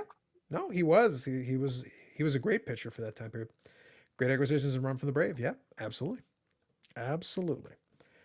Perfect. All right. So we got here. So this is one of the Expo ones here. So Yeah, what this year is- is this one? 1994 Spring Expo. Nice. Yeah, it's one of the earliest ones. I think I had an earlier one, but I can't remember now because I really didn't document the ones that I lent to Steve Menzie. Gotcha. So this is two expos before my first. My first was the fall of 95. That was the first one that I Okay. personally attended. So this is just before because I started in fall of 95. I'll be right back in one sec, guys. Yeah, and these magazines have a lot of great articles in them. And actually, I have this one signed by Frank Mahal, which obviously was signed in that time period. He's still around and he still does sign, so it's not a big deal. But it is kind of cool that I do have one from 94 because we're stepping back into a little bit of time. And anybody who's younger, 94 is quite a long time ago. For me, it's still a long time, but I'm just a little bit older. So taking a step into in 94, on the inside here we have Al St. Clair. Now this is the pre-Steve Menzie. He ran the show right from the beginning, right up till 25 years in, and then he finally sold the show. So that was I don't know who put the glasses on him, or I think he did that himself. I think they allowed that picture to go through. But Al St. Clair was a very demanding person, let's just say. I've always got along with him, but it was hard getting some things past him. And I think the one thing he couldn't take the expo to the next level with regards to technology. He was everything was very basic. He didn't, have many computers or anything like that. So again, another older feller who just didn't want to change with the times. So I think it was better off him selling it, and I'm sure Steve was happy for buying it.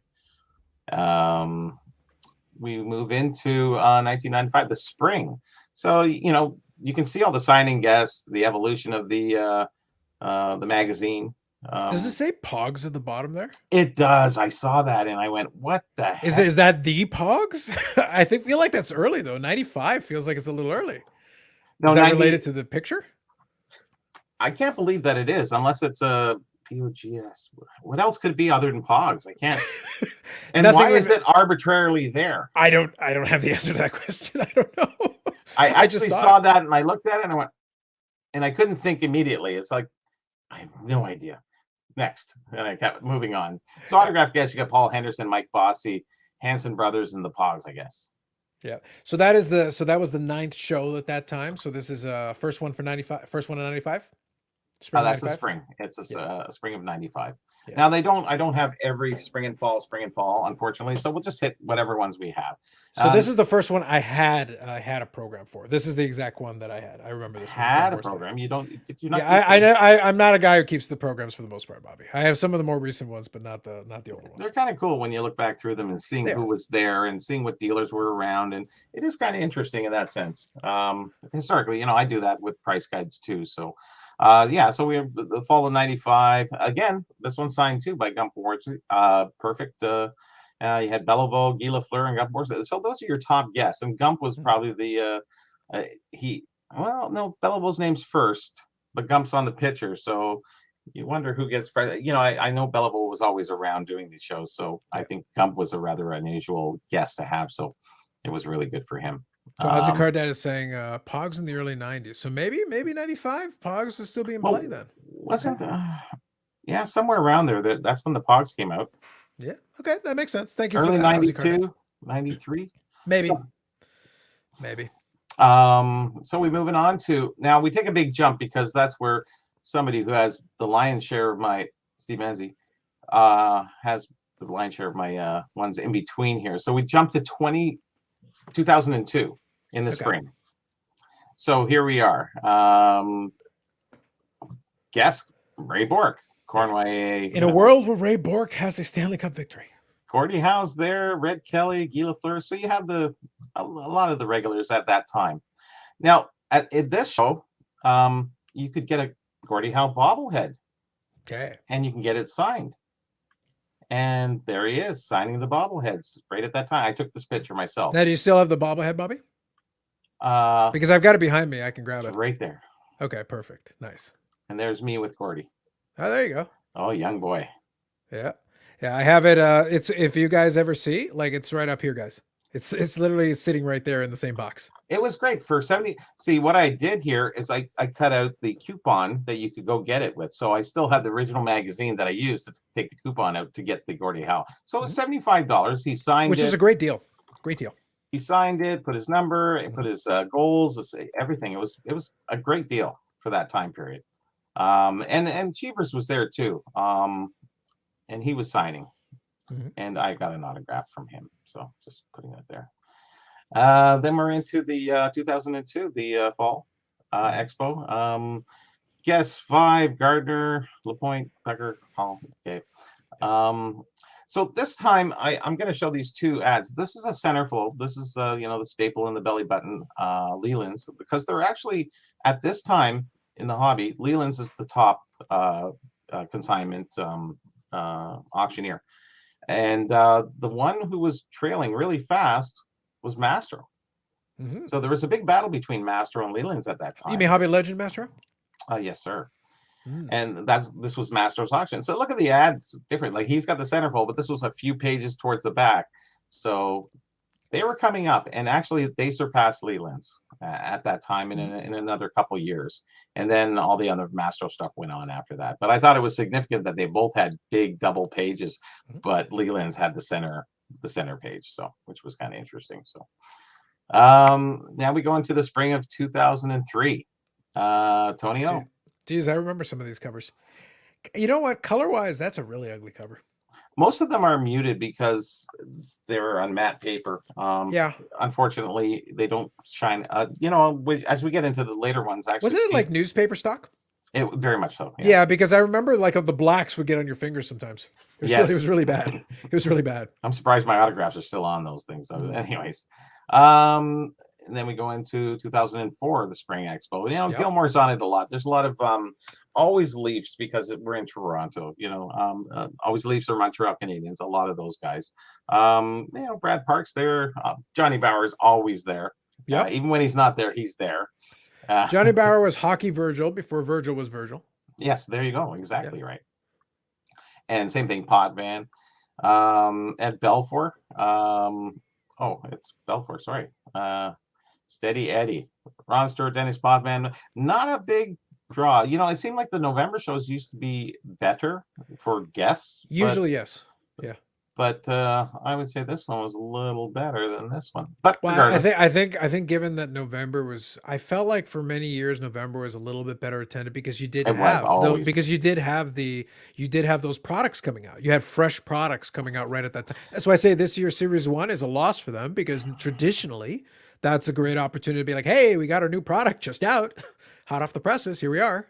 and generally this is around the April, May. So you're into cottage country. People are going up north. You're raking the leaves. You're cutting the grass. Your wife wants you to do these other things. So you don't have that free time as you Yep. do in November when all that's really Now, finished. I believe that 2004 show, because I'm pretty sure it's a little off screen, but just above the Raleigh Fingers is a Ed Belfour autograph. That was at the 2004. Oh I yeah. went and got that one. It's either here or in the middle, just above Medano. Either way, it's just outside the shot. I've Okay. got an Ed Belfour auto, and I got it at that show. Nice. Yep. Like I said, I've been to the shows, guys. I've been to the So shows. here was something inside this program which I found very interesting. Mhm. It says they're changing the price guide. The prices are going down. So as we can read here, 7 months ago we held our breath and we dropped our prices. Many of the late 90s and early 2000 parallel cards. Yes. Interesting. So that's when you can say that's Richard Scott. So he was doing the Canadian Sports Magazine. He was the editor at that time. Mhm. Where is he now? We do not know. But I thought that was interesting, seeing that the first time that they dropped their prices, which very interesting to me. Did Beckett follow suit? Were they? I don't know if it reviews that. We can take a quick look here. I'd be curious to see, just because I do remember Canadian Sports Card Collector. I do remember it. This is written by Richard Scott, so he's not going to put Beckett in there. No, I understand, but I would be. This is something where maybe somebody who is maybe got some old back issues can probably take a look and see. Like, I wonder if they were following suit at the same time. Or if they were followed suit locksteps. first. They Yeah. might have been the first, and Richard Scott would take second place on that one. Yeah, whatever the case may be, though, the magazines themselves would tell the tale. It's one of those things, like, you just have to look at the magazines around that time and see if there was equivalent movement on both sides. Exactly. Yep. So there's my booth. We were called Four Sharp Corners at the beginning.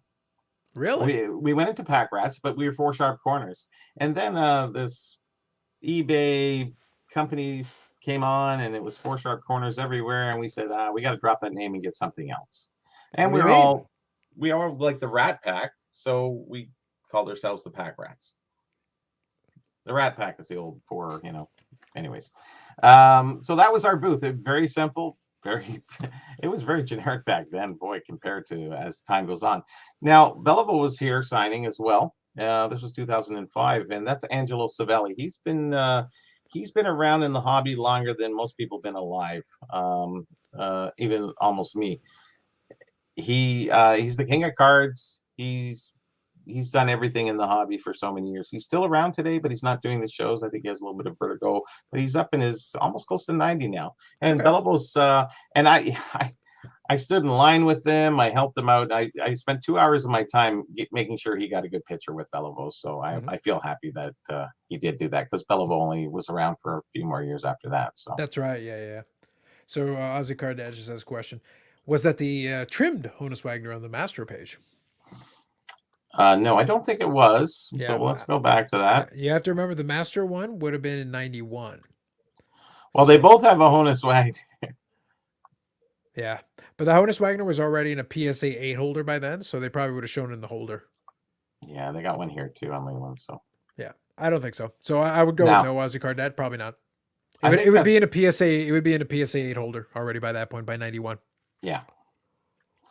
So that's Angelo. So here we have Jason Martin's booth. Now, Martin Sports Card. Now this is 2005. Okay. So how many people want some wax at some really cheap prices? Okay. So for the record, can you pan down on the picture just for a second? So right there, Dare to Tear, 97.98. Oh my gosh! I want it right there. I want it. That's what it looks like, eh? Yeah. It was because it was oversized, right? It was 5x7 cards inside the packs. Yeah. As soon as I saw it, I could see it from a mile away, Bobby. That one I can see it from a mile away. And how much? Can you see a price now? Oh no. It'd have to be like on the top. So take a look, guys. So 9091 upper deck there, I think is $20 if I'm seeing my angle correctly. So I think $20 on the sticky note there. 25 for the Fleer. Yeah. 35 for that's Stadium Club, I think. Stadium Club, which isn't too bad. 92 O-Pee-Chee is 10. That's probably fair. Yeah, 10 that's truly junk wax 20 for the, oh my gosh. for the upper deck. Yeah. Awful. Seems about right. I'd be curious. Like, I don't know what that dare to tear would be. And you can see he's got 3 of them stacked because he's got 2 of them height wise and then 1 laid sideways. That's 2005. Regrets, Bobby. Regrets. Regrets. I generally don't have regrets, but in this situation, in this picture, I do have regrets. I wish I had other angles too. Yeah, I'd love to see. I'd love to. Well, actually, there's more boxes at Beyond. So there's another one there. Oh, there's a price there. $18? No, it'd be more than that. Yeah, I can't tell. Maybe Unfortunately. 45. Which wouldn't be which would be a pretty good price. Ooh. Regrets. I'm back to regrets. Yeah, but all these boxes here, you got the 82 O-Peachy. It's Oh, yeah. probably, I think it'd be $200, 150. Yeah. 84, 86, 87, Yeah, 78. Probably the one that I would go for, just because this is something I always aspired to do at the time. I just didn't have the money on me. Around that time, I probably would have bought some 83 product just because for birth year stuff. I would have bought one to open and one to keep sealed just to have fun. The 82, 83. Or Yeah, 83, would've been 84, sorry. Yeah. Well, I would also been looking at the baseball myself, but yes, something like Fleer, Donruss, and Tops. I would But look at probably all grab. that wax. Oh, yeah. And honestly, when this stuff wasn't, we were buying wax, but I mean, all the good wax was in here, but he had all the packs here. I was able to get I would have been able to get boxes of almost all the ones that I just named off, the 83 baseball ones, probably all under $100. Yeah. There was a good chunk of time where it was more than possible. It's hard to see the prices because of the quality of the camera there. Yeah. But anyways, I did take that. So he had always had quite a few booths. He was in the 3rd row. Hey, we got our dare to tear sighting. That's all I cared about from that picture. Hey, We got that's it. actually classic. So We got there you it. go. I'm happy that I could provide that for you. So now we step into the fall of 2006. That's a So good cover. I like that one. It's kind of ugly, but it's nice ugly. At least it's art. At least it's a little different than just a kind of. And then you got Brett and Bobby, so that's kind of cool. I wonder if that was the year that Bobby did the Canada Post thing. I think if you look in it, it does have the Canada Post thing there. I do have them all higher. Actually, I just don't want to look through them. Autographed guests. Who's along the bottom there? Mhm. They got Salmi, Al Arbor, Cornway, Michel Goulet again. See, you missed it, Yannick. Yeah. Harry Howell, Lanny McDonald, and Stan Mikita. So that was pretty cool. All right. So here's a shot in 2006 as well. This is the first row, the first aisle.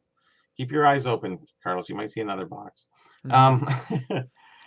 And that it was always sloppy and messy around there. I always remember these guys over here. I swear that even though it did change, yes, that aisle, I walked up it so many times. It's like it looked the same for year after year after year. Couldn't get through. Everybody was No. stopped. It was just, I never went to that aisle first. I always go to the other end or down in the 4th or 5th aisle. Why going down the first where everybody went? It's It was, but that was where a couple of my buddies who had a table set up. That's usually where I go in and chat with them because I knew that they were there. So Yeah. I'd waltz down to say hey. And in later years, I would go and sit down on the other side of the table. I getcha. So it's like if you know people, it's a little different. So it's like, yeah, okay, I'll wade through it a little bit. It's fine. Yeah. And then there's another picture. There's Grant again. Okay. And this is the 2nd row here. So you got Collect Them All. That's Jim and Bob over there. They always have vintage stuff. And over here would be this would be AJ's booth where he was buying and selling cards. Mhm. He was also the autograph who would bring all the autograph guests. That's in. right. Yeah. Mhm. Then you have Scott Coates over here who has some interesting stuff. And that usually was Jerry over here, but that's not Jerry. So it's well before he took that place there, I think. Mhm. I don't So this guy in a nutshell, guys, 2 things. This is why, now mind you, this isn't still photographs, but it's still good to have those documentation of those times. That's why I do encourage you guys, if you do end up at the expo, and by the way, as we're talking, we can be talking about different things as well. Feel free to throw things in the chat. You're more than welcome to. Questions, thoughts, or comments, or any other thoughts or comments you have on anything else, we can do that too. But it is kind of fun. So for me and Bobby, this is fun to go back through because I was at these expos. Yeah. I was there in the flesh, and I remember them, and I remember walking up and down those aisles. I did it many a year. The last couple of years more so than those previous years, but 2005, 2006, 2007, 2010, 2015, I was around. All those. Yeah, it's funny we didn't take more pictures. I wasn't thinking, no nostalgia in today. Now, you wish you took a ton of pictures or some Yeah. more videos. but at least I took some. Yeah, but the part of the reason why is because of that moment we had a couple of minutes ago with that other photo, that Dare to Tear thing. I won't see that in this show. Almost no matter what happens, I won't see it. It won't be there. But Or if we'll it all is, be or if it is, the price will be exorbitant. It'll be something ridiculous because they are just not around anymore. But I do remember when that stuff was available, when it was there. You could have had it There's if you tons wanted of it. Come Yeah, on. if you wanted it. All of us thought, that stuff will last forever. Oh yeah. Yeah, and I had that conversation with folks because we used to have that deal at Grizzlies. I think Grizzlies cards. Grizzly. Yeah. And he had stacks of the 97, 98 Donruss Preferred, which is the one with all the metal themes and stuff. It was the one in the tins, in the big tins that would have the small tins inside. Oh yeah. Very bulky, but the boxes were $35. Yeah. But like so you could have as many as you wanted at $35 a pop. It was cheap. And you're getting all these packs inside, and all the tins have players on them too. If you like to collect that, They were collectible. Yeah. they were in and of themselves, and you could get gold ones inside sometimes. And I got a Paul Correa, which in 97, 98 would have been a great tin to have, a gold tin for that. They were numbered, but they were $35 per box, per hobby box. Wow. Back then, that was kind of, that was up there. You didn't have that much money to spend on everything. So Yeah, but just think about it in relative terms. That guys, just for fun, a fun rip, $35. fair enough. Hard to beat it. Hard to beat it. Yep. So 2007, we have the spring. Bobby Clark. He didn't make too many. I remember when he came. I'm just wondering who else was here. Oh, Harry Sinden was here. Bob Feller, Wilf Paymont, Grant Fuhr, Paul Coffey, Ray Bork, Bernie Perron, and Dave Schultz. And I remember this. I remember seeing Dave, and I talked to him for a few minutes, and a few other guys. And I didn't really get to see Clark because he was kind of in another area. It is a little bit more of an unusual one too, because yes, they would have baseball players like that. Raleigh Fingers was gotten at the expo, but it was usually the Ferguson Jenkins Foundation that would bring a lot of the. It classic was ball in there. players. It was usually that. That was part of that too. Yeah. I think because I think in this magazine it says that. Yeah. Because there's something here. Oh, okay. So 2007. This is Cammy's booth. So another collector friend, we all dealt in vintage, and there was a lot of vintage back then. Most of the booths were vintage. Everybody had cards and vintage. There's uncut sheets. That's a nice 7-Up from 1948 up there. Can we just appreciate from this picture a couple of things though? I do enjoy the guy in the Montreal Canadiens jersey, kind of just being there with his hand in his pocket. That's a good look. And I like the guy over on the side with the Maple Leafs thing, looking very impressed. Yeah. I'm appreciating it on several levels. This is almost like abstract art. It's a beautiful thing, Bobby. It wasn't like they were ready. It was really unusual. I took a quick shot. I think this was with my BlackBerry at the time. Sure. And that's Cammy. He's been around a long time. He's a big beehive collector and what have you. And Sure.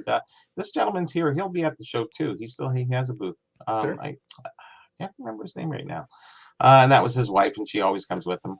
But yeah, it's nice seeing the old stuff that he had, some Beatles stuff and some, General Mills mail away our store displays. Lots of good little things to look back and check out. So moving on to 2007 Fall Expo. Oh, nice. There we go. Jim Brown. That was amazing. That's a good get. That's a good get. Jim Brown's a good get. So I was going to, but I never did. I didn't get his autograph, and I really wanted to meet him. I really did.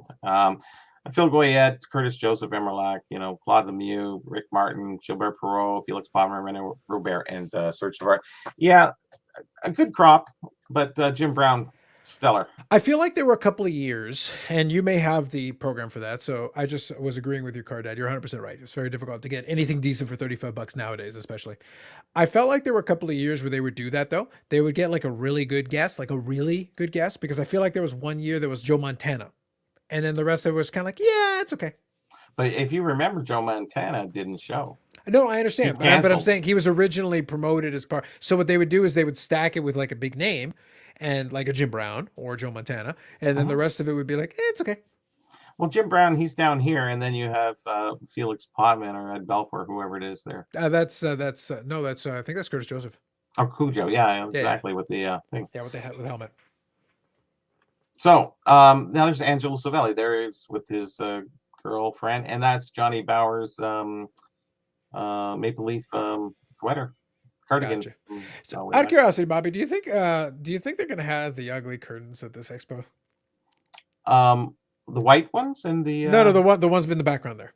no. Remember The yellow and blue. they changed them about when Steve came. They were changed to the white and blue. The Oh, yes, that's yellow, right. yes, it has been changed for quite a few years. But I think I just don't stare at them enough. It's like my brain has seared this color, so I think I see it no matter what. I know what you mean.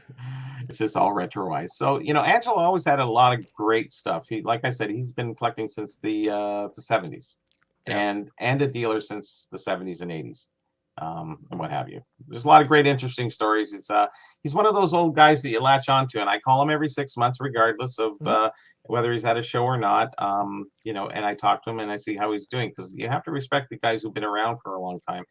They share a lot of great information with you that you can carry forward. If you don't talk to anybody and you want to be the GOAT, and you haven't talked to anybody who's been in the hobby for 15, 20 years, then, you better get out there. I was told all you had to do is fill in an admission form and you could be a Go Bobby. Basically, I believe the prerequisite now is pretty I was going to say the bar is lowered a lot over the years to be a Go. Yeah, I think it's about right here. Exactly. That one. So Ozzy Cardad has a good question here. Has Medano before done an expo signing that you attended? Yes, he has. Yes, he has. We're coming to that soon. Yeah. If you give me, tell you what, Bobby, explain this picture. Give me about 2 minutes and I will be right back. Oh, sure. Okay. So this is our booth. My book had just come out. So we're at the spring 2007. My book came out in the fall of 2000. I think it was the fall. Yeah, it was the fall of 2006. And so this is the first. So I made my own display there, which I actually still have here behind me. And I brought all my display boxes in, and we have a pretty simple booth. Not much really on the tables if you consider what we have today, because now we really pile on the square footage, because it is, like I said, real estate on your table. You have to have a certain amount of value per square foot. And I think I average it out about $200 a square foot. So every square foot you should have at least somewhere around $200 to make enough for your show, to pay for all the things that you do and traveling and what have you. For everybody, it's a little different. I lived in Toronto, so it wasn't bad. But my friends came from Connecticut and Sudbury and all, Chicago, Pittsburgh, and what have you. So we had all these different locations that they were coming up. So they had a different cost. But we split the booth, and we were officially called the Pack Rats by then. So that was about it for that. There was some kind of cool stuff. I used to make mugs with all the different pictures of the rappers and different boxes on there, and people liked them just for having breakfast and what have you. It was kind of neat. And that's about it. There's a Wayne Gretzky. I still have that, right? I never did sell that, and I still have that behind me somewhere. Oh, the Gretzky bobblehead? That's bobblehead, yeah. So this is when my book came out, and there's my ad that I have behind me. I still have it.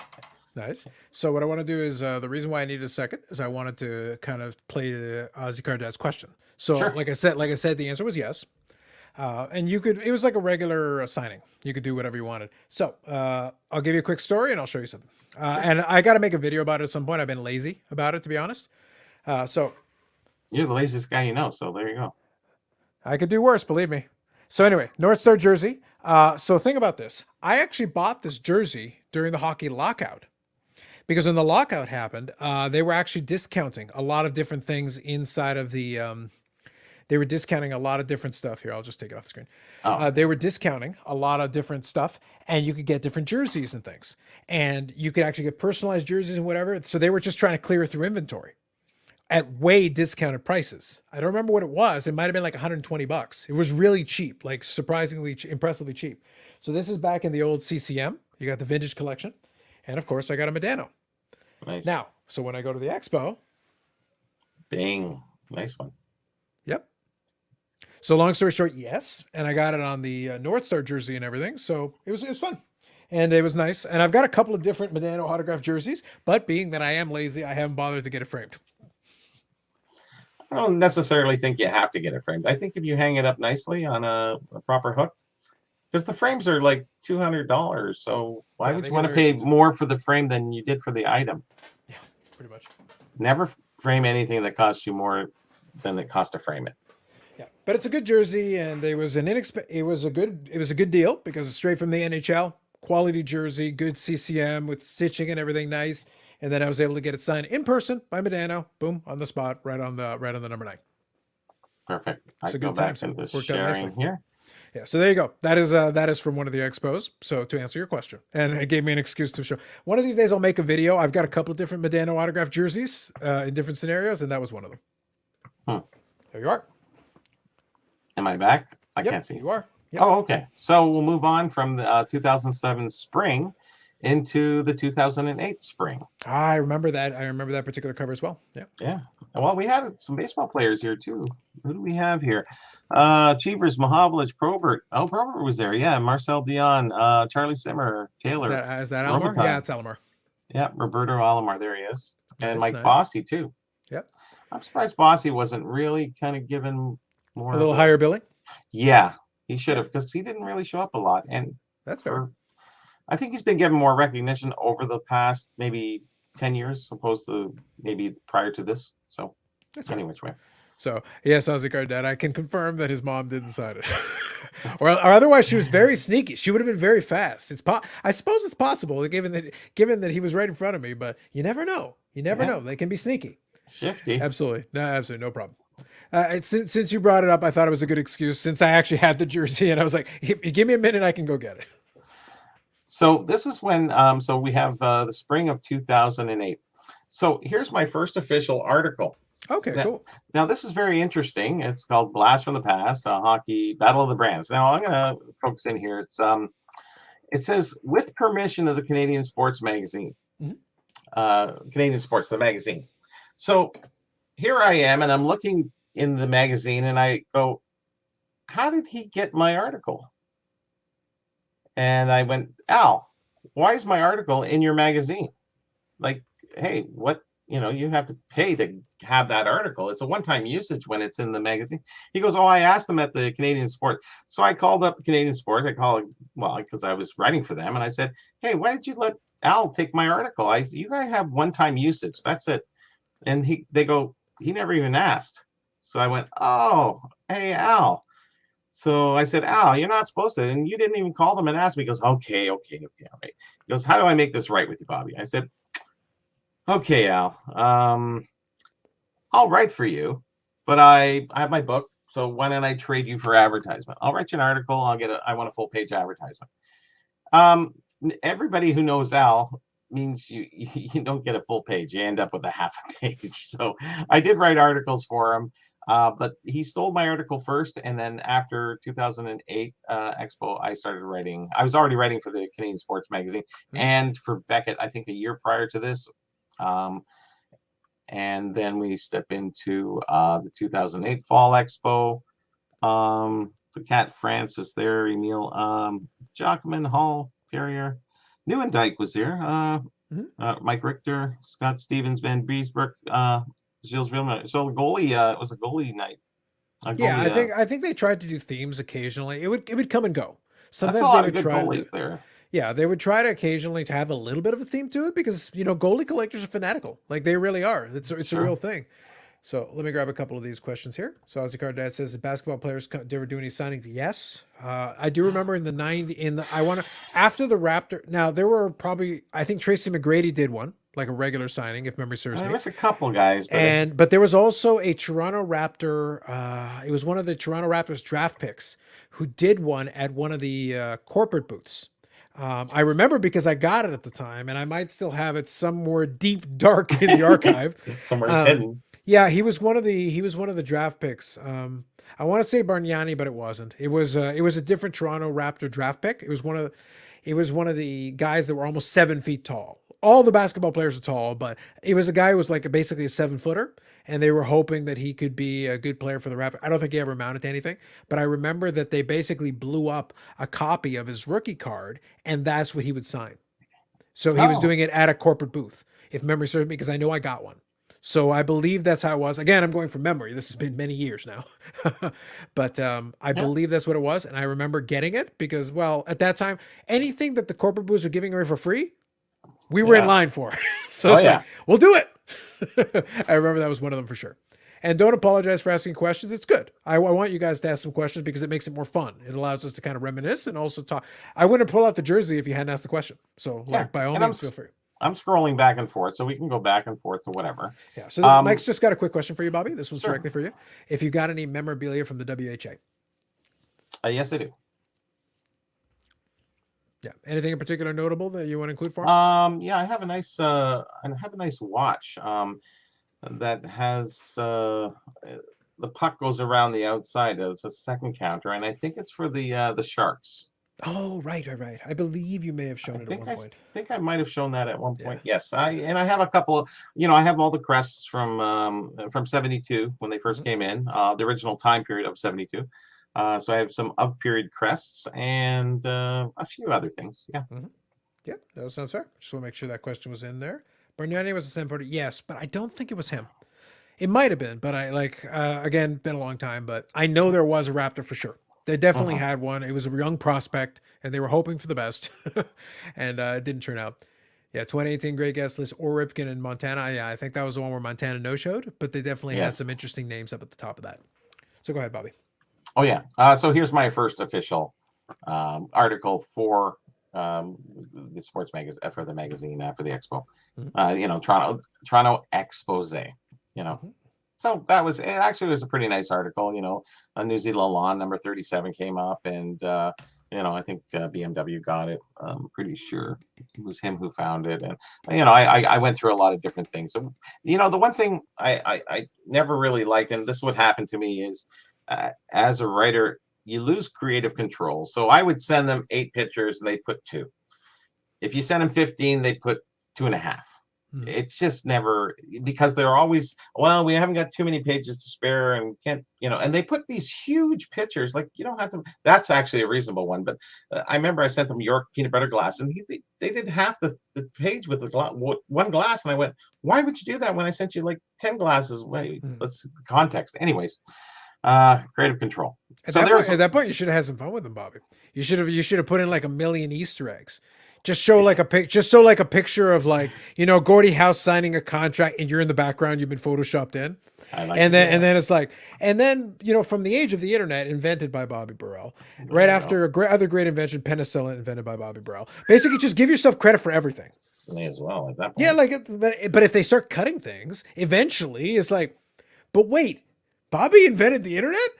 Yeah, he worked with Al Gore. Oh, it's a great story. I think I saved the world too on top of that. Oh, a couple times, yeah. That's my recollection. The ice caps. So yeah, there's my first official ad.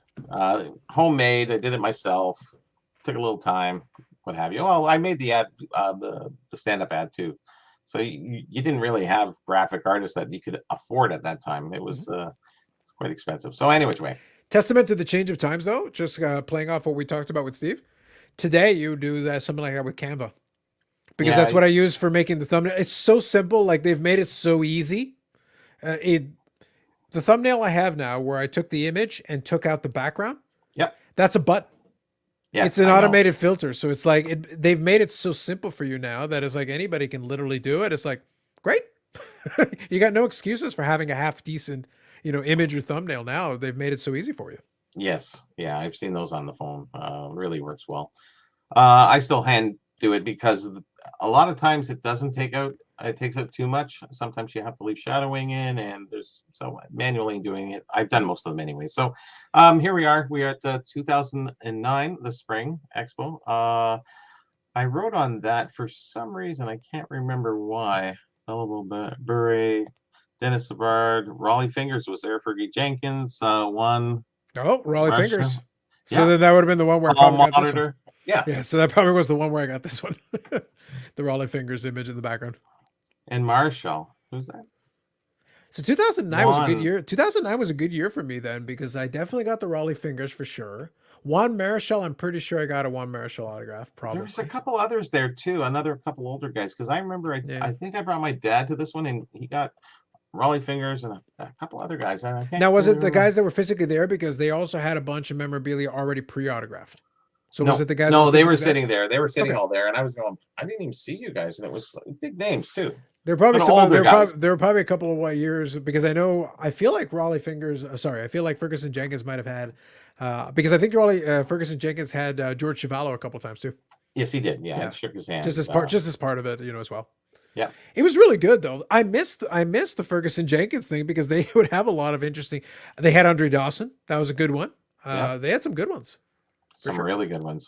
Yeah, I should go through them and have a look. I did go mostly through these quickly, so I was just trying to catch the good stuff.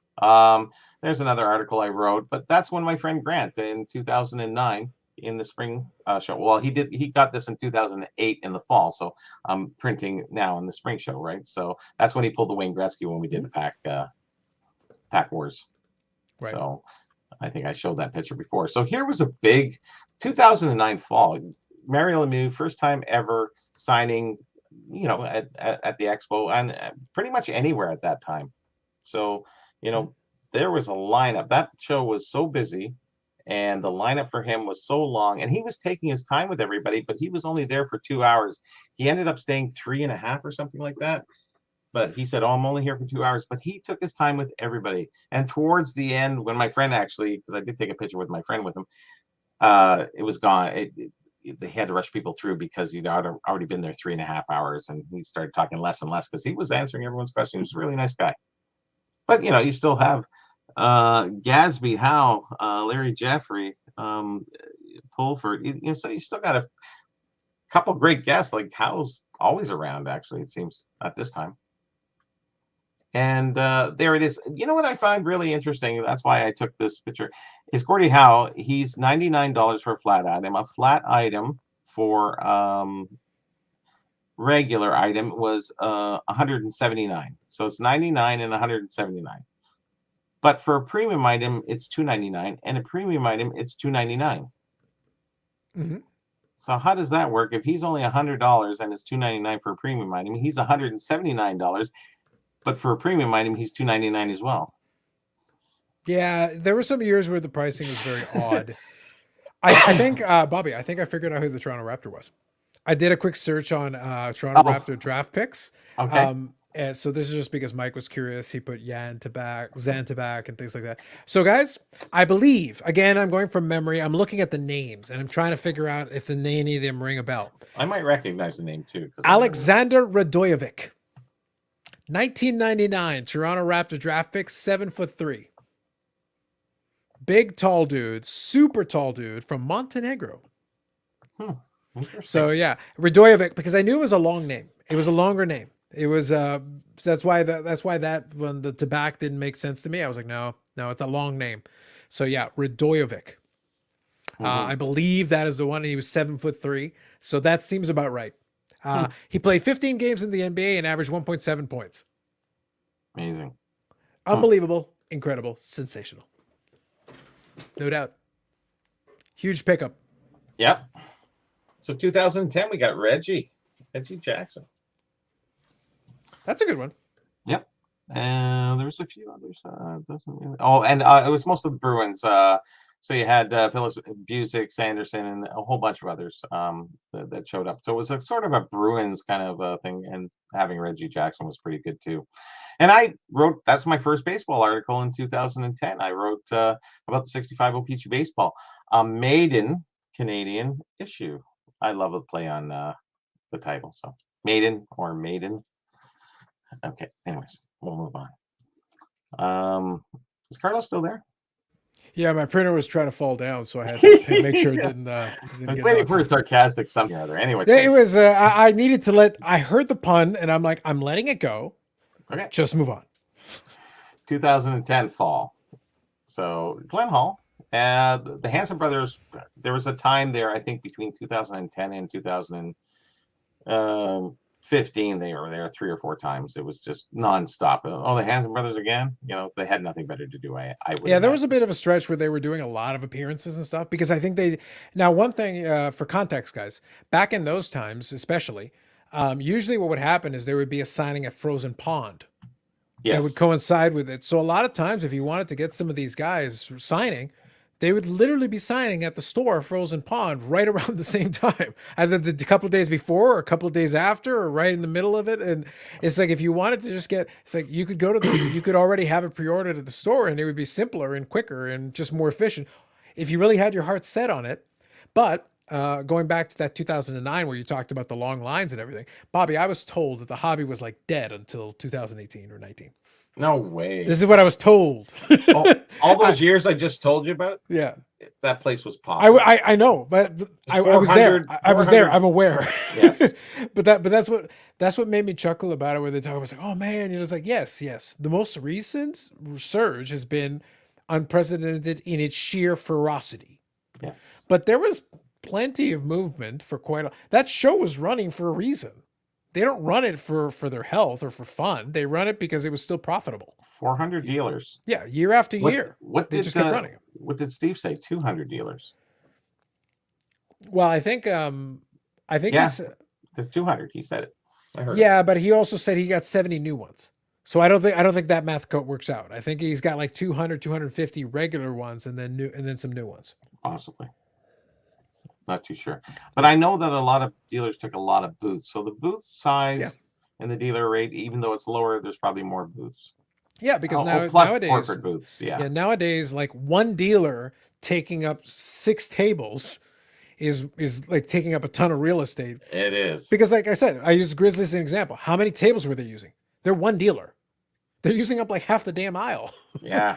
So it's Well, like, that was Jason Martin, right? He always had exactly. a run of 6, 7 booths. yeah. So the amount of tables is kind of a deceptive number. Even the amount of dealers can be a deceptive number. It just depends. The funny part is additional hockey heroes. Ed Belfour, Sheen Beliveau, Glenn Hall, well, he's pictured there. Eric Nestorenko, Marcel Pronovos. Yeah. Amazing, eh? Mhm. Panini arrives at the Expo. Wow. After 5 years of single manufacturing license NHL cards, there's a new kid on the block, but he'll look pretty familiar to collectors. There you go. Panini's back. Or Panini's I was back. thinking about this. Now, I think it worked out for the best. But in retrospect, when Panini came in retrospect, looking at some of the series and issues they came out with, Panini did a really good job with hockey during that very brief run. They produced some very nice product. I've had a chance to buy some of that stuff recently, and like, it's real good.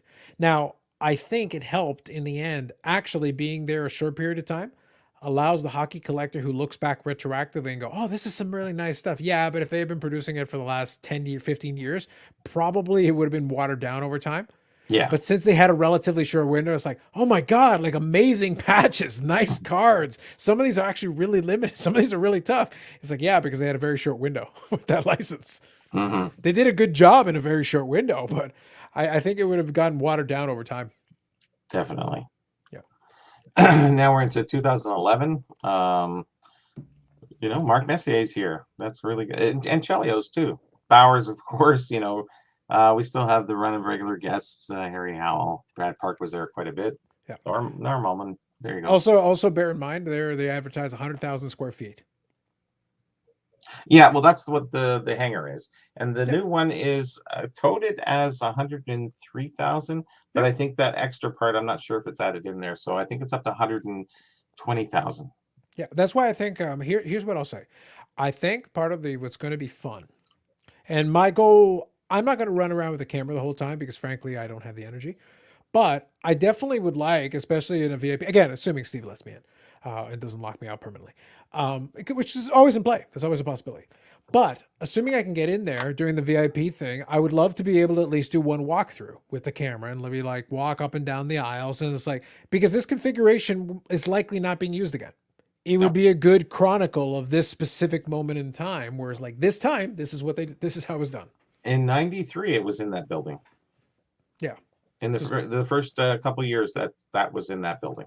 Yeah. So it's going to be a bit of a unique configuration because I would not expect it, because they're going to have to tweak and adjust. Even if for whatever reason they got put in the same building, they would still adjust it. It'd be like, no, let's see how it works. If some of it doesn't work, change it, fix it, reconfigure it, do whatever. To have the winter to make sure everything's ironed out, and I think it should run fine. I think just the getting past the COVID parts and getting signed in and getting into the building, it'll be the toughest part for everybody. That was the reason why I wanted clarification on the screening. Remember, screening is a very specific word. Let's use our buddy Steve's thing. Nomenclature is important here. It is very important. No, it's very important because screening There are events where you have to screen, as in take a test on the spot. That's Rapid what I was testing. assuming. Going, what Yeah, the so heck? when you're saying screening, it's like, do you mean a rapid test? In this case, it means a survey. It's like, well, surveys, fine. Do Okay, you have any screening. symptoms? Say things now. Yeah. Okay. Yeah, it's like what happened? It's like he's keeling over, dying on the spot. He says he's fine. The survey says he's good. not coughing. It's It's like, okay. yeah, He's breathing heavy. I always think that screening is a little bit lame. I'm like, it's like, really, guys? Like, okay, I guess voluntary. I guess. Is it like the golden vetting? Yeah, I suppose. I don't know. Actually, like I said, I want to give the expo its time, but I got a little thing on Golden. We'll have a little fun with Golden before this night is done. I got something to say too. There you go. So please continue. So 2011 fall. I think we had a lot of Leafs here or not. Let's see. Agreed, Paul. Andrechuk, Bork, Curtis Joseph, Mike Keane, Peter Mahovlich, Marty Pavlich, Pavlich, sorry, Steve Shutt, Anston, Stastny, and Marion, and Peter, all three. Oh, all three Stasneys. You got three. There we Yeah. go. Yeah. Yeah, I remember this one too. Like there were, so what happens is as we get closer and closer to the present day, right around the late 2000s, 2010s, like my memory gets a lot sharper for it. That's like I had to struggle with the basketball guy because it's been so long. Yeah, because that would have been the 98 show or the 99 show. Maybe even the 2000 show at the latest. Mhm. So it's like, okay, it's been 21 years. Like I got to think back. A lot of shows and a lot of life went by. Yeah, a lot of shows and a lot of time have passed between now and then. Now we're about 10 years ago. Okay, yeah, it's getting a little sharper as we're getting a little closer to the present day. Yep. Now this is collection A to Z. He's from Quebec. This is actually Ronald Villeneuve. He's probably one of the preeminent dealers from the earliest times. He's been around forever. He's had the best stuff. He's got the greatest stories. Another one. So Angelo and this gentleman, pure goats, 100%. Ooh, legit Big time. goats. You have certified them legit goats. Oh yes, oh yeah, guaranteed. There you go. There you go. They're actually legends more than even goats. Nice. Okay. Greatest of all time. I think a legend is actually even better than a geo goat. Yeah, so that's Ronald, and he's such a nice guy. I get along with him well. Not a lot of people deal with him, but I've always dealt with him. He's always been fair and fun. So here we go, 20 years behind us. Still going strong, the expo. That was in that it's in 2011, the fall. So think about that though. So fall 1991 then is basically what they're implying based on that timing. Yep. So like I said, I started in the fall of 95, so I was about 4 years in, which still now obviously as time has gone on now, it's still relatively early days. But that means that we're talking 30 years now. Oh yeah. Yeah. So this would This be is the the 30th 30th year. anniversary. Now, yeah. obviously, we lost some time. 2 there. years. Do we count that like the hockey strike in '93 or what? Well, we still had the expo. That didn't stop the expo from occurring. No, but do we count that as a year? I don't know. Yeah. But I will say this. Regardless, in fairness, though, don't forget with the hockey strike, like that year we didn't lose a full season. In like 2014, we did. Yeah. Like in 2014, we actually lost a full season. That's right. Yeah. It was like an actual full season. But yeah, nonetheless, this will be the 30th anniversary indirectly then of the fall of the expo. Yeah. So that's pretty good. That's a pretty big deal. I always look at these old pictures to see if I'm walking around because I used to really walk around quite a bit. And you just try to recognize some people and you just kind of go, okay, I think I know him. Oh, I know that dealer. And, just trying to see a goofy picture of yourself, see if you're around. No, I'm never in a crowd. So it's very tough because now mind you, sometimes you get lucky. Now, in something like this, you got to be right place, right time. I gave you guys a story about that Grey Cup, the 100th Grey Cup where I attended. That year, they had, and I believe I put it on my Facebook some years ago. I'll see if I can dig it up later. They actually did a panoramic photograph. There was a website at the time that did a panoramic photograph of the 100th Grey Cup of the entire crowd around the building. But you have to be at the right place at the right time when the photo is taken because there's a very large photograph. It's a huge, super high resolution photograph. But I was able to find my buddy and we happened to be in our seats kind of watching what was going on. And I just laughed my head off and I sent him the picture. I go, hey, we got because we happen to be at our seats at that moment and we happen to be, but that is a moment in time captured because that's it. It's a still shot. 5 minutes later, it's not there. 5 minutes earlier, it's not there. it was a one-time shot of the entire thing, whatever was going on at that moment. If you were not in your seat, it's an empty chair. Mhm. But if you happen to be there at that moment, there it is. You're locked in the history of time. You are. Yep. Yep. It was very interesting because I think one of the newspapers kind of had that sponsored and had that as a website that you could go check it out and see if you could find yourself. Well, I found the right section and I located us and I was able to zoom in on us. Nice. It was kind of cool. It was like, well, it's the 100th grade. You're only doing 100th grade cup. None of us are living to the 200th. No. So it's like you only get one crack at this one. Yep. So it worked out. It is what it is. So at the same time in 2011, prior to this fall show, they would have a sheet walk through the door. I remember when the guy carrying this in, it was a 62, 63 Parker sheet. Mhm. And the guy walked in with this, he was carrying it. I couldn't see it the other way around. And I went, oh, geez, is that an uncut sheet? And it's a double sheet. So that was the first time we ever seen a Parker's uncut sheet. And that's 2011. Amazing all the years prior and first time. Parker's finding boxes near impossible. Tops, yeah. Tops uncut sheet, yep. But Parker's very tough. Step into 2012. What do we got going on here? Doug Favell, Ed Jockman, more goalies. Yep, Charlie Hodge, Pat LaFontaine, Ted Lindsay, Kirk McLean, Gilbert Perreault, Eddie Shack, Roby Vachon, Rick Vaught. So yeah, nothing special there. Not that they're not special. I'm just saying, in the grand scheme of things, like spring shows are different. So 2012 fall, yeah, the fall of 2012, 72 Team Canada year. So there was all that celebration for that time period. 2013 spring, Patrick Roy shows. So that's kind of neat. Oh, nice. Yeah. They were usually pretty good about finding some years to be able to actually, like I said, they're usually, you got a headliner usually, and then a couple of other pretty good ones. Like I said, it was always traditionally hockey heavy. We'll see what happens with this year's show. If the popularity of a lot of these other sports picks up, I would not be shocked if going forward they try to put together a bit more of a mix. That's why we touched on it with Steve a little bit. By the way, I think that would be good. I have no moral opposition to that because I think it's good. I think it's good for the local market if people get interested more in some of these other sports, so there's a little bit more variety. Because there's only so many times we could trudge out the same hockey legends over and over and over. If we can at least kind of saw that going back, right? Yeah, but if we are able to expand to some of these other sports, we can still have. By the way, the Patrick Roys and the Mario Lemieux, if they're able to get them, are still going to be around. We'll still be able to get them from show to show. But it'd be great to have. Hey, can we have some of these other guests from these other sports and disciplines and things? That'd be kind of cool. I think so. So Lemieux comes back only a few years later. Yeah. 2013 fall. Yeah. Yeah, that's what I mean. Like, it's still very possible going forward. Nothing is wrong with having a little bit of a blend, have a little mix. Let's get some other folks in there. It'll help the rotation. It'll make things interesting. It'll keep people excited and enthusiastic about it. So Tiger Williams, because he's showing up at this show too, and Mike Modano. Yep. So Modano was in this. That might have been the year that I got the jersey. I feel like that probably is a good chance. That sounds about right because I think Tiger Williams was in that one too. Trechak there too. You kind of remember the two. I think so. Yeah.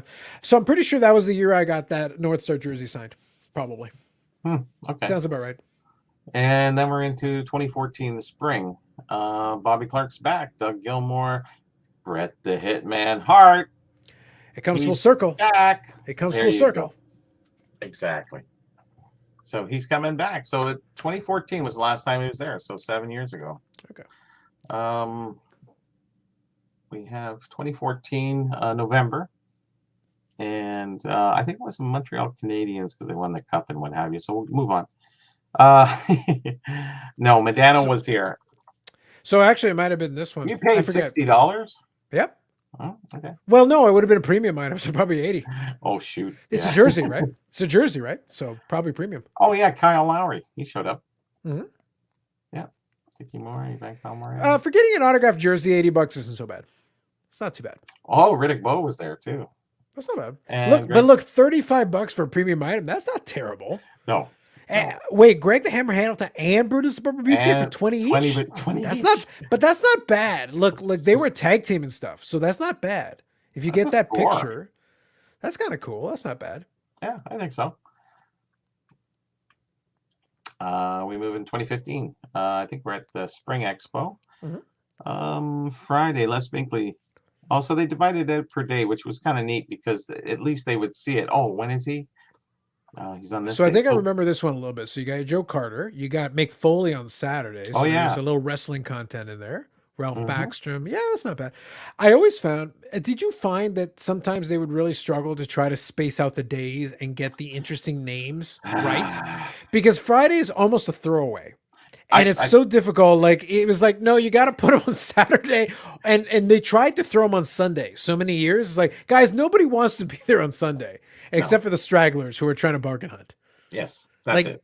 so Saturday was usually the day if you wanted to get the headliner, you try to throw them in on Saturday. Yep. That was the play. You notice Joe Carter there is on Saturday. Frank Mahovich, who's on the cover, is on Saturday. Yes. Not a coincidence, not an accident. No. They knew when the day was. Yeah, it's not like you wouldn't have anybody on Sunday. Like, look, you got Red Kelly, you got Paul Henderson. Like, if you're interested, like, there you go. Yep. So we got the fall show. So we have That's a big lineup. That's a lot of players. that is a lot of players. You got Bond, Chelios, Ray. Is it Scampanello? Isn't it Campanello? Well, can you zoom in a little bit? Sorry about that. Yeah, just make it life I easier. can spell it, but I mean, Yeah. What's Oh, that you got with Pat Ray- Borders on the Saturday too. Yeah, yeah. Okay, it's been a long Bush- time. Man. Okay. Pat Borders. There you go. Bushbacker Snake. Luke. I remember when these guys were there. Okay. Howie Meeker. I would be curious how Jake the Snake would have been in that one though. Like, because at that time he wasn't sober yet. No, he was kind of rough looking. I was gonna say he'd have been struggling at that time. Yeah. Oh. That'd be kind of rough. Thinking of Ray Campanella or something. It's Ray Scapanino. Yeah. Scapanello.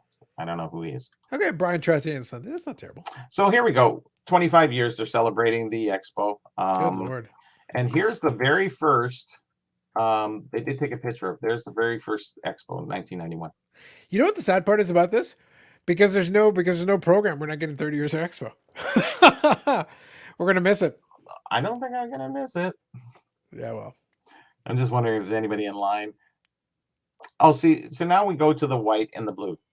Okay. Yeah. So after 25 years, now this is Alan Sinclair who ran the show for 25 years. That's the end. And now you have Steve coming forward. I think Steve came in right after this. Spring 2006. So he would be next. Okay. And there's AJ. They did all the. It's a funny thing you were talking about Frozen Pond and Hirsch Bornstein. These guys and those guys, they didn't mix. Mm-hmm. They were at each other because they were trying to each get the expo to bring their own guests and make the money that way. So there was always a fight. And Andrew, so yeah, he's grown up now. I remember when we would announce our packs, to try to get the microphone from this little bugger was horrible. He was like, well, we just want to announce our pack. Well, yeah, can you come back? No, we're in it. It's going to be in 10 minutes. And he didn't want to give it up. And I went to Al Sinclair at that time. I said, I'm having a hard time getting the microphone from Andrew. He goes, he doesn't own it. I said, well, he does the autograph guest, so he thinks he does. Anyways, had a little disagreement on that one. And this is always, just for the record, this has always been a thing with the expo, because there would be some years where like the audio would be so obnoxious and almost inaudible. It's super loud, but really hard to hear. So even if you wanted to hear what the hell they're saying, you can't hear it. Yeah, but it's loud as hell, so it like disrupts everything you're doing. It's really annoying. Yeah. It always was, like, legitimately. And by the way, for the record, I wasn't joking earlier. My brain, I can see from the picture, the white and blue curtains that you're talking about. Yeah. My brain has permanently like etched in my eyeballs the old colors, and I still see the old colors in my memory banks. They're right here. Yeah, like I still see them. Even though it's like blue and white, I've become selectively colorblind to that one specific combination. You'll have to be hypnotized. Yeah, it might be. It might be where we have to go. It's bad. Either way, it's bad. So 2015 November. And when does the book come out? There you go. Nice. No, so that was my advertisement for the book. Release date, the Fall Expo. and it showed up, as did the 2006 book, on the day of the show, the Friday morning. I'm getting the truck coming in. I have to load them all into my other than a condo then, and I had this storage space in the basement, so I'm loading them all in. I had to hire a couple guys with 2,000 books, and this time the same thing happened. I had to load them all up in the house. You can only bring so many to the show. But I sold so many at that show. Whereas the 2006, it took a long time. The Playboy edition that we call it. Mhm. Yannick likes to refer to that. He needs one too if anybody has a 2006. We thought that the expo was going to be a crazy place for sales in 2006. I thought it was, and I didn't hardly sell any, but after that, it was just trickle full flood in. I just sold tons. And this one, right out of the hop, it was a lot of sales. Everybody was anticipating. Dealers were coming in buying cases for their stores and everything like that. Before they used to hide the book because they didn't want their customers to get the book, to look through it and know as much as they did. So now we're at the critical mass point of information, and that's when the VHC came out. Right. 2016 spring. Dougie, Dino Cicerelli was there too, eh? Yeah, you got Elmar on the Saturday. It's Hacksaw Hacksaw. Jim Duggan. Nice. So there's always a wrestler kind of almost thrown in every other show or something, eh? It's not a bad move though, because No. because it's pop culture. Like they've got huge fans in pop culture, and Hacksaw was a pretty good name. He's still fun. Yeah. Yeah. Walking around with the 2x4. Yeah. So here's Steve. Steve writes his first little monologue there. I think he's there with his wife, and I think that's his wife. Yes. So he's starting to come into that. So I was hoping he would get to see that, but he's out. He knows he has all the books, all the magazines. Not that you're referencing anything. No. And this is the first time he went glossy. So the quality, Yes. you can see the difference. And that was this was a great show. It was all the old Leafs that were coming in. It was a really fun show in 2016. Here was the greatest show. So this was the one that was referenced a little bit earlier, because you Yeah. had Joe Montana there front and center. And as you said, Joe Montana didn't show for Bobby whatever Orr, reason. first time he was at an expo. Yep. Cal Ripken, first time. And Montana, I think he canceled, but he came back here, I think. So he was there. Yeah. So it was very, very fun show. Then you're into 2019. Yep, I remember this one. So Very well. this is the second to last show. I had Theismann, so I really like Joe Theismann. I should have got his autograph, and I didn't. But anyway, Roberto Alomar there. So you had a lot of baseball in there. Isn't that funny? Yeah, so by this point, the last Spring, couple of though. years, you can kind of see it out of the corner here. So I have my lanyards up here from the last couple of years there, 2018 and 2019. Mhm. I started, this is around the time, for years, I was like a regular showgoer in the sense that I would just buy the individual day tickets. I would usually show up one day. Once I started showing up for a couple of days, it behooved me a little bit more to buy the VIP packages a little Yeah. bit more. So I started getting the lanyards for that. So I kept them as I would go along once I started doing that. But yeah, 2018 and 2019 was when I finally started doing that. And obviously we got one more show after that, and then hiatus. Pandemic. Yes. Pre-pandemic. Sorry. And I actually do have a physical copy of this one. I figured you would. Yeah. So I still got that one in my possession. But here's something, and Steve's not here, and this is written by Steve Menzie, one of the first article he's written. The hobby is on fire. Now, this is pre-pandemic. We're 2019 November. What? And he knew. Steve Menzie having psychic powers. Well, hey, Nostradamus is, hey, nothing on him. There you go. Very interesting. So, and that's the end of the slide. Very But nice. I do have the videos. Very good. So before we get to the videos, we'll get to I want that to in take 2 a break seconds. anyways. I want to go for the washroom and what have you. So I'll come back to Absolutely, yeah. that. No worries. So I'll take it off here.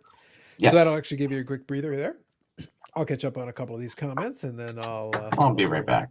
Yep, go for it. Thank you guys for the indulgence. We wanted to have a little trip down Expo memory lane. So this entire first area, it's been a good long segment, I'll be honest. I wasn't planning for it to go quite this long, but there was a lot to ground cover. The Expo has been 30 years now. I didn't even realize it was 30 years. Now that it's been brought up, it's like 30 years. Okay. And I've been around since, like I said, the Fall Expo in 95. So for me, it's been most of that 30 years, 26 of those 30 years. So I was around during most of that. So there you go. And just a valet from Hamilton. Owned Wagner may still have it. There you go. Sounds good. Good evening, Baz. Absolutely. Thank you. Sorry it took a little while to get back to the comments, but Bobby was on a roll and I didn't want to interrupt too much. Mankind, haven't heard that name in ages. Yeah, no, he's still around. He's doing some stuff here and there, but it's kind of rolls around. Headshot rougher linesman. There you go. Cool. Perfect. So got caught up. So one of the things, guys, as I mentioned, we're kind of open to discussion on a variety of different things and whatever we want to talk about. I've actually got some stuff that I'll bring up outside of Expo stuff. We've been talking Expo thing for a while. Just a kind of quick aside since we got a moment. Next week, I don't know what the situation is going to be as far as the live stream. I would like to do it. I just don't want to commit to it yet until I know for sure what the situation is with hotel Wi-Fi, because then that would be on the Friday. And if I'm out, if I'm out at the restaurant or the pub hanging out with folks, well, then it might be a little tricky to do. That said, I would love to see if it is possible. I will have my laptop with me. The new laptop has actually been very impressive. I've been doing some tests with it, looking good. And this microphone actually detaches from this and has an individual stand, so I can take it with me. So from that perspective, nothing changes. I just don't know if the internet will hold up. That's the only part I'm genuinely not sure about. So if I do decide to do a live stream, it may be a truncated version of it. We'll see. We'll have to kind of play by ear and see how it goes. I would love to do something, because I'd love to have something at least live sometime during the expo, because I think that'd be kind of cool. For me, going back through that memory lane, really my big thing is that I would love to have some documentation of it. So one way or another, I'm going to have my camera with me. I'm going to take some kind of video and some stuff, put together a vlog, maybe a couple. That would be my ideal. Anything beyond that, though, is going to be, game time decision. I have the time off booked, so I'm ready to go there once we're getting in. Like I said, we're under a week. And the thing with Steve Menzie earlier on tonight was kind of set up, and I'll give credit to Bobby, because he was kind of in communication and we were able to secure that and get that done. And Steve is doing a bunch of different interviews and stuff the next couple of days anyway, leading into the expo. So it was kind of an impromptu thing. And I will add a little in the description about that, because we weren't sure until a day or so ago that we were going to set that up. And then we ended up doing it. And we got Steve Menzie on here to talk about some of the expo stuff. So it ended up being a longer version of the entire bit. We'll see what happens. Angelo in the Expo in the 90s. There you go. Really enjoyed the conversation. Thank you, Victor. Appreciate that. Guess this was phenomenal in some baseball years. Yes, it was. Thank you, Baz. Appreciate that. Live from the pub. You never know. Well, that's the beauty of, I suppose that is the beauty of the format and the way we're set up now, is that realistically you could do a live from Instagram anytime. It's not like you need high technology. I like the idea of being able to do stuff like this, to be able to chat with you guys and share screen and do stuff. Maybe that's not in the cards. Maybe it's just doing it on Instagram and just walking around and chatting with folks. I don't know yet. We don't have any definitive set plans. Everything is kind of in flux. We're trying to figure it out as we go along. So we're going to have to figure out what happens with that. Now, one other thing I wanted to do. So now that it's been the longest opening segment in the history of the live stream, so I've got that going for me. What I'm going to do is I'm going to put the link in the chat for folks that may want to pop in and say hey and say something. I'll pin it. So we'll do that. Hey. There you go. So I just wanted to let everybody know kind of where I'm at as far as we'll see what happens with next week. I would love to do at least, even if it's a truncated version, I'd love to do some kind of live stream from the expo. That'd be really cool. I don't know. I genuinely don't know. The technology will be in place. I will have the technology available to be able to do it. Will I have the internet to be able to do it? That's the part I don't understand. I think this is better than the hangar, this location. Just saying. Possibly. I genuinely don't know. I'd love to try. I would love to. I don't want to commit to it. I don't want to promise something. Yeah. I don't want to promise something I can't deliver. Yeah. That's the one thing I don't want to do. I don't want to promise something I can't deliver. I'd love to try, but it's going to be a matter of, can I get decent enough internet? Because you can do Instagram live. Like, it's not like the end of the world. If it's having a dinner or discussion, we can do Instagram. It's not going to be the greatest, but it'll work. Yeah, for videos, I'm going to have to clean up some of my phone because I'll need the space. Yeah. So like, we've got some time. We'll talk and we'll think about some things, but a lot of it is going to be technology dependent. I don't know that the reason why I posed that question to Steve is I want to lay the seed down going forward down the road, as some of these mediums become, again, something very important. And this will be something you guys need to think about as we go forward. The day will come when the hobby boom slows down a little bit. But the people that have put good work in and actually are producing good quality content are still going to be around. And expos and shows like that are going to eventually create some room for it because it's good. It's free advertising. Why wouldn't you? Yeah. So you want to create the scenario where it's easier. Something like that, that stage area would be beautiful for live streams if you had consistent internet. If you had a consistent feed of internet that you could rely on, for sure, you could have live streams all weekend from different people and things. That's free advertising. That's amazing free advertising. You get an hour, that's all it would take. That's free advertising. Mm-hmm. That could be very well be the future. We'll see how it goes. I found the Grey Cup picture. Oh, you did? Oh, I did. Please show us. Let me do a little show myself. So this is from the 100th Grey Cup. I mentioned a little earlier, so I'll do it now. Let's see, I think this is the right one. Check it out. Oh, wow. Yeah, so that's so that right there. So right there, that's myself. Check it out. And that's my buddy that I went with the Grey Cup to. Good old Ovi. No while he was still beers alive. in your hands? Come on, guys. You captured me at the moment you captured me. And I'm wearing my University of Guelph like fleece jacket thing. Because it's Grey Cup time. It's chilly, but it's not too bad. Obviously, I'm not even wearing a hat, so it's not. So obviously, the weather must have been pretty decent right around that time. 100th Grey Cup. I don't remember what year that was. I want to say like 2011, 2012, something like that. I don't remember. It was in the 2010s, early 2010s. I just don't remember. 1892, wasn't it, or something? So let me see here. 2012. It was 2012. 12. Yeah. Okay. So. But what's cool about it, I panned out so I could see the date, because it gave me a little bit of a clue. Oh.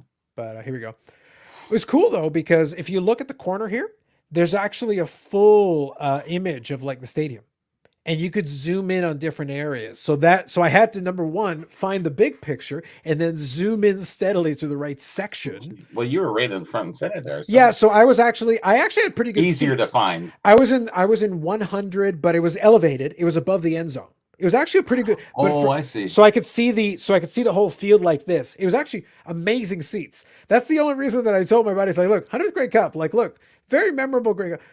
Those tickets I could have gotten $1,500 for, and I had 3 of them, and our buddy didn't make the picture. Sucker. Sucker. Anyway, but yeah, no, that was from the 100th Grey Cup. So there you go. Nice.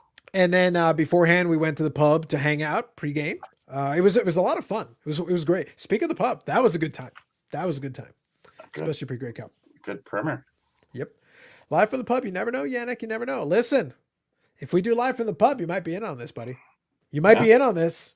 Just be aware of that. Be careful what you wish for. Trim up that beard. Yep. Do you think you will check out any of the trade nights? Well, there's really only one trade night that I'm aware of. There's only one, and it's on the Saturday. Not likely, because it is actually capped. So one important distinction, very important distinction. I think they said they have a cap of 200 people. So they did have a specific cap, and you actually have to RSVP through a website. Which is not a bad idea currently. Like right now, it makes sense. Like you can't just have anybody and everybody waltz in, because you are doing it at a real hotel, and it is a known and advertised event. So you do have to have some understanding, consideration of the location. And they probably don't want everybody and their brother in the middle of the evening on Saturday just waltzing in. And if you knew and you were in the know, you would have already been signed up by now. Mm-hmm. So they're looking for the people who really are into that, I guess. And I'm sure there's some arbitrary people who would say, "Oh, there's a trainer, let's go.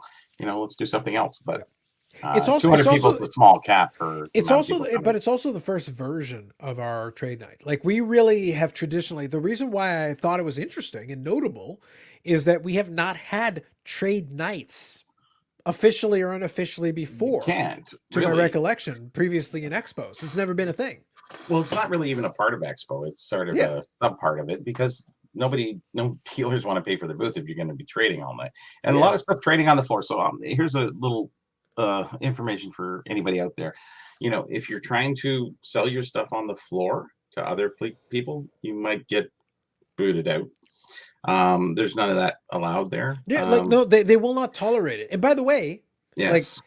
let me make a statement on this. for content purposes, it was awesome to see. But realistic, if I was running that hotel, I'm kicking these idiots out. Like, you're not putting up with that idiocy. Like, you guys didn't pay for this. You didn't arrange it. You didn't book it in advance. And you're taking our tables and occupying our space. What the hell are you? There are people who actually are paying to stay here at the hotel who you're interfering with. Like, get the hell out. What are you doing? Mhm. So, like, at the end of the day, they were really accommodated. They probably should have been, but they were. It will not be tolerated to the same degree here. They will call the cops and something like that. Yeah. And if you do a trade on the floor, well, you just go outside. Yeah. You know, if you know the guy or something like Well, that. no, but here's the thing. If you want to do a trade, you can go to the eating area. It's Basically, yeah. It's not like anybody's going to bother you. Like, what are you going to do? I'm eating my fries, but you got cards on the table. What are you going to do about it? Leave me alone. It's a freak. I'm having my food here and hanging out, having an overpriced $15 hot dog. Leave me be. Mhm. People trade those tables all the time, by the way. That goes back yeah. years. Like, that's real. That's fine. It's perfectly fine. Don't worry about it. That's normal. Hockey card night in Canada, you never know. Here's the thing. Whatever happens, I generally don't use it. I may do a mini Instagram live at some point during it. So if you're not following the Instagram, follow it, because I may do something at least to walk around and show you around the expo or something at some point. So if you're following me on my Instagram, at least then you can check it out. And I'll save it and do whatever, because I'd love to at least walk up and down the aisles maybe. And that could be just its own self-contained thing. And at least it's there. And I can save it for later. That could very well be a simple way of capturing a piece of that. And then I'd love to capture the rest with a proper camera and do a walk up and down the aisle. The VIP night, potentially, again, assuming Steve doesn't lock me out. That's always, like I said, possibility. But assuming that doesn't happen, I'd love to capture a little bit of that as well. Because again, this is going to be a unique expo in many ways. I guarantee you that 2022 will be configured differently in some ways, no matter what happens. Mm-hmm. In some ways, guaranteed, this is a unique one-off. The way this one is being set up and arranged will not be repeated exactly the same again. It will change. So this will be our only shot to document this one. Yeah, I don't know if you want to keep that front. It might stay there. No, you may I'm keep just saying. you can keep the same hall, but you're going to That's what I configure meant. it differently, adjust, because you're going to learn what Sure. worked and what didn't work. You're going to adjust something. I don't mind it being there. I actually like the Sure. hangar. It's more away from everybody else. It won't jive with any other show behind you. Oh, You sure. know, so I think it's good. And the parking is a little bit better on the other side than it is on the side, because then you have the four other halls that are there that has to accommodate parking, and there isn't a lot once you go around the back there, but they're smaller halls any which way. So Nope, I agree completely. Yeah. So Aussie Card Dad said, thanks for the slideshow, Bobby. He enjoyed it. Perfect. no problem. Mike mentions the 2012. Thank you, It's Mike. not finished. There you go. Does the lady behind you in the picture have thunder sticks in the picture? Probably. They were pretty popular during that night. I guarantee you. Like I said, here's the thing. I don't regret being present because it was a unique event. It was the Centennial, Grey Cup. It was a unique event and everything. I still would have loved to have the $1,500. It was $1,500 per ticket, and I had 3 of them. It was $4,500. I was like, I could use $4,500 in 2012. I would have, buy. You know what you could have bought? Like, dang, man, 2012, $4,500. I was still living in the apartment. I could have done a lot of things with $4,500. You could have bought 4 Bitcoin. Oh my God. Mm-hmm. Oh. Regrets. Anyway, just imagine the trout cards you could have bought for $1,500. Listen, in 2012, I could have bought all the trout cards. And had change enough to go see another Great Cup. I know, right? Well, listen, I got the ticket for the subsequent Great Cup. I got the tickets. I never used them, but I got them. Anyway, I'm Ed, Comic Crew. We go. We'll talk, Yannick. We'll talk. Like I said, I will capture something. I don't guarantee I'll do multiple vlogs. I would love to, but that may be too ambitious. I will do one for sure. And if I got enough footage, well, then I'll break it up into, consumable chunks, whatever makes the most sense. We'll figure it out. I think the trade nights were mostly for the younger folks into the, the higher end cards doing all that I trade. think also you have to play into, like, you have to be in the culture. I am going to bring some cards. I mentioned to Bobby pre-game. I am going to bring some cards because I want to see In a what Pelican people are break. interested in doing. That doesn't mean that doesn't mean I feel compelled to do anything with it, but I'm willing to listen because if I can trade some cards I already have for something that might be interesting to me, I'm certainly willing to work something like that. If I don't have to do it all in cash, that's wonderful. That's not a bad thing. Yeah. And I've got some cards that at least have some value right now, especially given the current markets. So that's not the worst idea in the world to take some stuff I already got and convert it into something that might be useful. Yep. No complaints there. I'll at least listen. But that doesn't mean I'm going to do a lot of wheeling and dealing. I think if you are in the wheeling and dealing inclination, though, the trade nights make a lot of sense. They really do. Because you've got similarly minded people that are trying to do the same kind of thing. E-Wild on Canada. I'm pretty sure there was an E-Wild on Canada at some point. There were a lot of those. I think trade night will come accustomed for the national. I agree with that. They had a section with couches and tables the last I attended. That was good for deal making. Yep, for sure. Mm-hmm. I've heard on the other channels, hobby nights are pretty amazing at the national. I guess that I heard. Yeah, no, I have no doubt. Our point was that hobby nights. Well, I would say, I think he's talking about the trade nights. Okay. But the thing is, yes, there was a ton of activity in those trade nights. I agree with that. And everything I heard and spoke with the people about, they would agree with that assessment. The only point that I would make, though, is that those were unsanctioned trade nights where people did an impromptu thing and people just let it go. Yeah. You got to understand that. So it's like, I don't think they were prepared. I don't think they were prepared to respond. No. I don't think in retrospect, look, did the hotel make any more money doing that? No. So for them, it's like, what do we get out of this? Yeah, people are here. Like, that's cool. But none of y'all, 99% of you don't have a hotel stay with us. We don't make any additional money for you occupying our hallways. Nothing. It's cool for content, but it doesn't help us, the hotel, in any I'd way. be kind of pissed off if I was the hotel manager. Absolutely, yeah. Yeah. By the end of November 2012, Bitcoin was trading at $12.56. True. Mm-hmm. $4,500 is even taking one of those tickets. That's upwards of like 140 Bitcoin. You wouldn't even be having the show. No, I'd still have the show, but I'd still have the show. Someone would be producing it for you. No, I'd be like, I got my producer, Bobby. Minions. Yeah, it's like I got people for this. They're doing switches and all kinds of stuff. Oh, yeah. I just stand here and say stuff. Are you ready to go, Mr. Carlos? Yes. Indeed, I am. Film. Indeed, I am. It'll be from my 3D studio. All holograms. Yep. No, they were amazing to watch. That's for sure. All right. So what we'll do here is now we've given the expo tons. Almost like 3 no hours. other show has. There are ever other will. shows There's no other show on that Saturdays. will I dare ever- not even think of it. Oh.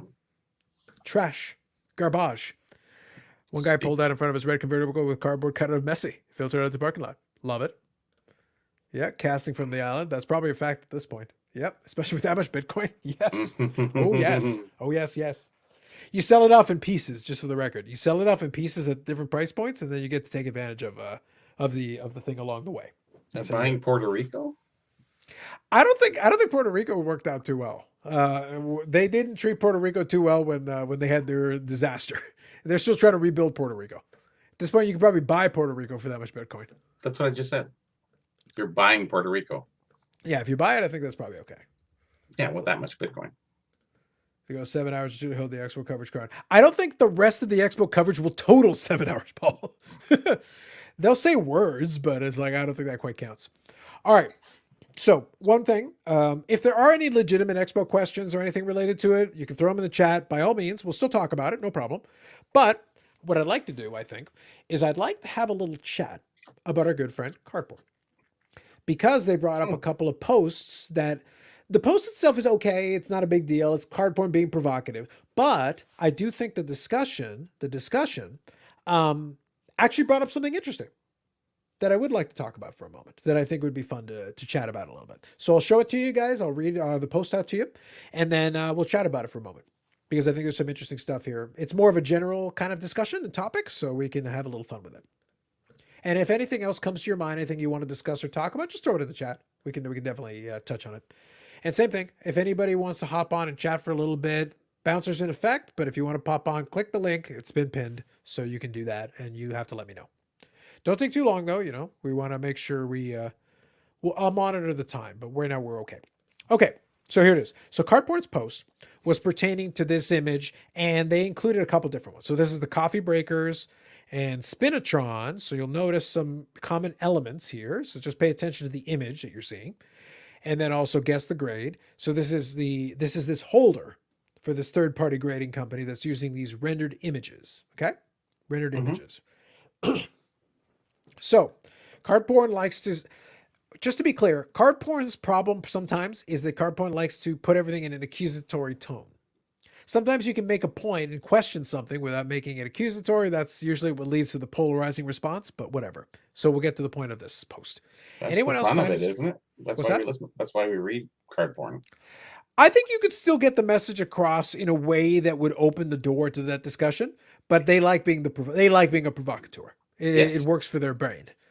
So anyone else find it strange that several influencers simultaneously posted about a brand new grading card company yesterday and all claimed to not be paid by them or receive any in-kind benefits, yet they all promoted them as if they own part of the company, using the silly repun as much as they could. At this stage, it's probably easier to just tell us what your relationship is and the company you're shilling for, rather than trying to convince us that you gave free promotion to a company out of the goodness of your own heart. I'm not sure anybody else thinks, but it's poor form to Photoshop one of the hobby holy grails, a PMG Jordan, either slab. That's sacrilegious as far as we're concerned. Like, that's whatever. How many grading companies are we up to now? Now, here's the thing. The discussion, of course, was divided, as you know, is the card porn way, based on the way they like to approach it. Now, Hale Hustle here, our good friend Hale Hustle. Honestly, I just really love the product. I can't wait to see it in the open market. I don't care who pumps it up. I think people should be allowed to support their friends without the constant cloud of suspicion looming overhead. They seem like good people who love the hobby. So stop. I want to use this comment, and this is what I want to branch off of. I'm not concerned about the grading card company. I don't care about them. It's really irrelevant. But it's a good launching off point with Hale Hustle's comment about it. So let's pose a question. This is what I want to discuss with everybody. So what happens is we know about the whole thing about advertising. You're supposed to disclose if you are advertising something. There are rules about this kind of thing, especially if you're producing content and things like that. You are supposed to disclose. Let's assume, for the sake of argument, let's take everybody at their word and say, oh, well, we're friends with the people who are running this. We like them and we want to support them. Cool. At what point does support become free advertisement? What is the line? Because what you've got here is a product that hasn't hit market yet. This is another third-party grader, yet another third-party grader that hasn't even hit the market yet, that is already launching some promotional materials. And these folks, as friends, in the guise of friendship, are helping promote a product that has yet to be used by anybody. So just because your friend is a nice person doesn't mean their product's any good. It's third-party grading. You can have the most beautiful holder in creation, the most well-designed holder in creation, the most HGA, the nicest labels in creation. Doesn't mean you know how to grade, doesn't mean you know how to authenticate, doesn't mean you know how to do a damn thing. The product and the service are the thing. Yes, you want a nice looking holder as a collector or as a person who's buying this thing, because that helps selling the item.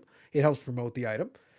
But you can have the most beautiful holder in the world. If your grading is shit and your authentication is shit, guess what your product is? I'll give you guys 3 guesses. And it's 4 letters. Yes, indeed. But I want to position it. That I want to question this. Let's pretend those people are promoting out of the goodness of their heart, but they're doing it effectively in a coordinated blast at the same time. So even if they're not the one coordinating it, somebody else is saying, hey, could you, promote our stuff? And it all is happening at the same time. I don't care if you receive a penny. Forget about all that. Let's pretend it's all above board from the perspective of, I'm not actually being paid to do this. I'm not receiving remuneration in kind, nothing like that. That's cool, but you and a bunch of other folks with an audience are all promoting a product that is unproven, that has literally not hit the market yet at the exact same time. Funny how that happens. Yeah. It's still not a good look, is the point. They're missing the point. It's still not a good look. Yeah, it's not a good look, but I mean, a lot of guys out there are just, we have friends. Hey, do you want to, hey, I'm starting this company. Hey, do you want to put a promo? You got a station, you got a channel, whatever. Do it. Yeah, brother. Sure. No problem. Let's do it up. Yeah. Well, the reason I'm posing this question is my answer to that would be no. Not by the way, and again, because I like to be more transparent than most of the people out here in the space. It's not because I'm a good guy or I have that tremendous integrity. No, did I mention I'll sell out to fanatics for drop of a hat? Cut the check. Cut the check. But the point is, it's got to be worth it to me, number one. So I will ask for remuneration. I don't care who you are, number one. But number two, I will disclose that remuneration because that's only fair. It's a paid ad at that point, number two. Number three, I don't know if your stuff's any good. Like, you're showing me a holder. Okay, you seem like a nice enough fella. Great, that's awesome. Cool, good for you. That doesn't tell me your product's any good. I'm associating my name to this by doing this. If it's garbage, then they're going to go, hey, Carlos, why did you tell us about this thing that's garbage? Or maybe they won't even say, hey, Carlos. Yeah, but the point is that you're the write-off. I don't have to receive a dime. It doesn't matter. I'm still putting my name on it. Yeah, I'm still putting my name, at least peripherally associated to it. My answer is no until you can prove to me it's any good. Mm-hmm. You got to show me some. You actually have to show me what it is. You need to have a track record. You need to go put it in the market, let it play out. Let's see what happens. I'll try it myself. Like, I need more. Just you being a decent enough guy. I was like, no, that's not good enough. I heard about Rare coming out, what was it, 6 months ago at least? Which one, sorry? I forget. I heard about Rare coming out. Okay. Grading company. I forget who was talking about it. It was on one of the podcasts maybe 6 months ago. So I'm seeing them now for the first time, which is kind of cool. Mm-hmm. I heard about them, but I didn't hear anybody. I just heard there was another company coming. I forget whose show it was on. Yeah, for sure. But the point is, that's why I wanted to separate it from the individuals. Yeah. My statement was, even if you want to use I'm supporting my friends, I will support my friends in certain things without qualification, but in other things, we need some qualifications. If I'm staking my reputation and my word, your word is not good enough. I need more. More money? Or, well, one way or the other. Like, look, if it's about money, then I'll take the money. Then at least, hey, listen, if my word is no good anymore, at least I got compensated for it. But if I'm not getting remuneration, then I'm sorry, you're going to have to prove to me that it's any good before I say one nice thing about your thing. Yep. I don't care how nice you are. I just don't. No disrespect. Oh, but I thought we were friends. We are.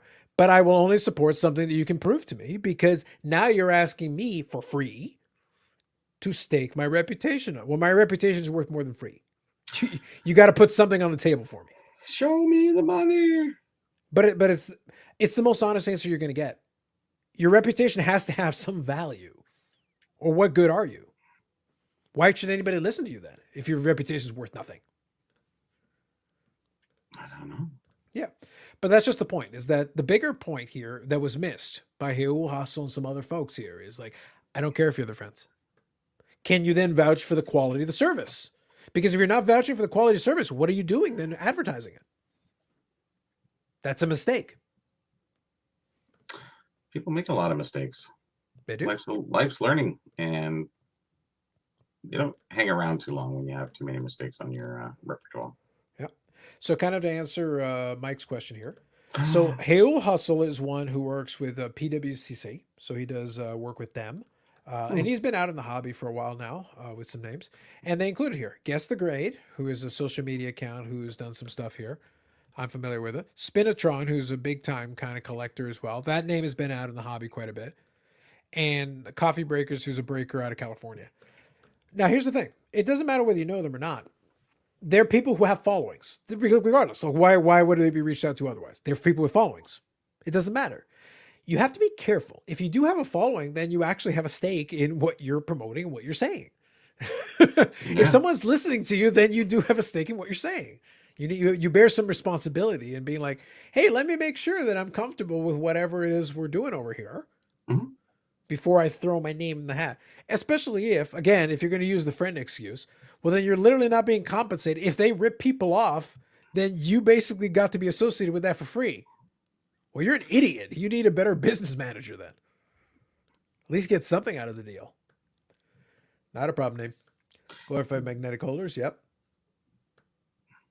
Yeah, because my friend is a good guy. Yeah, trust is everything. That's right. If product is good, then word will spread organically. That's true.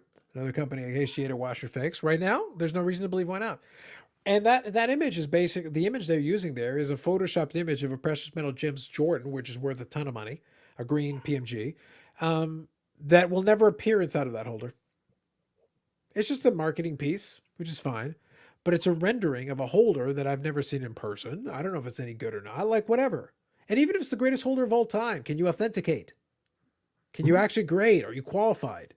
If the answer is no, why are we even talking about it? Because the holder looks good. That's my point. But that's what I say. Like, the discussion could take a couple of branches. You guys can take in a bunch of different directions. One is, would you be comfortable promoting your friend's product that you can't actually vouch for?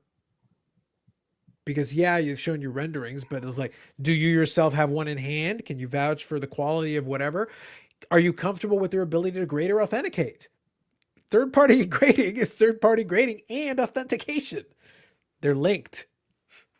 They're linked. They're not isolated. It's not an accident. They authenticate first, then they grade. Yeah, but that's what I'm saying. Like, those things are problematic. Those are issues. First thing off. Yeah, and they decided to throw their name in the ring, and you threw your reputation into it. If you have a standing in the hobby, you're putting it on the line for what? Are they really, though? Like, honestly, so many things are washed. Oh, I didn't see that. I missed that. What did he say? Oh, now he's not. Now his post will disappear, and you'll hear about it again after that. And that's what happens with a lot of this stuff. But people are watching. People do see stuff. That's very and true. Don't forget. Part of the reason why a lot of folks get away with it is because, yes, the hobby has a short memory sometimes, and people let things slide. Which leads me into post number 2 from Cardboard. Ooh. Okay. Yeah, so we got a couple here for us to chew on. So now, Adam Lefko, who has been around now a little bit, he is going to be working with Alt, our good friends at Alt. Oh, yes. So he's doing some work with them now. Let me go here. So today he becomes the company's first creative advisor, which sounds like a made-up title, but whatever. So anyway, blah, blah, blah. So there's a good buddy. I love the screen grab they took. It's a beautiful, beautiful screen grab. Like, that's a great screen grab right there, especially the bottom picture. Yeah. That's meme worthy, if anything. It is, yeah. It is beautifully meme worthy. But yes. So here we go. So this is. So I want to make a point about this.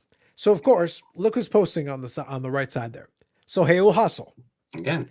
By the way, I don't have an issue with Hayul Hustle. He seems like a decent enough conversationalist on the elements of the hobby, but he likes to stick his nose into certain things. And here he's sticking his nose in. Let me read the post. The next person the Cardboard has their sights on. LOL. Pray for Lefko. Just wondering if it's possible to congratulate Lefko without knocking Alt. Okay, so real quick thing.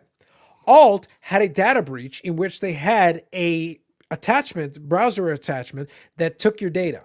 Yeah. That was confirmed to not be an accident. That was done intentionally. They said they did it sloppily and apologized half-assed. The guy at the bottom, Leonore or whatever his name is, I forget. The guy who's with Alt.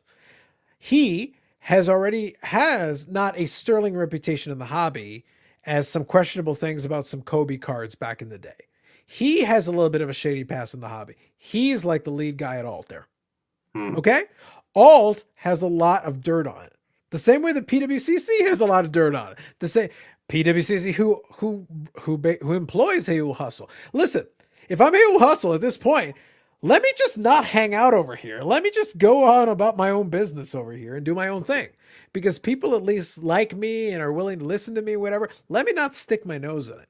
Card porn allows itself to be in these positions because it likes to be controversial and take a very angle way. But it allows the Hayul Hustles here to go under the radar where they're trying to kind of defend and back up. It's like, listen, Alt is shady as hell. Very much as any other thing in the hobby. They're shady. And Lefko has, here's what I believe about Lefko. I don't think he has the capability to do any real searching of it. If a company is nice to him and offers him some money, he'll work with them. Oh, but they're really nice to me. That's good for you. Why don't you go work with Mastro? He's a very nice guy. Go work with anybody in the hobby who's shady and questionable. Most of them are not jerks. Most of them understand how to deal and talk with people to make them likable so that they can have that conversation and get in those business dealings. Very few, the ones that are legitimately prickly and like sandpaper, most of them have really a lot of trouble building allies. The ones who are good at it probably are able to build a circle of friends. And Ozzy Cardette has the right phrase about that, circle of friends. This ain't too hard. This is very easy. And I've touched on this theme repeatedly. And I feel like I'm yelling at a wall sometimes. Sometimes somebody can be nice and be a moron. Sometimes somebody can be nice and be shady as hell. Being shady and being nice are not mutually exclusive. You can be very pleasant in your con artistry.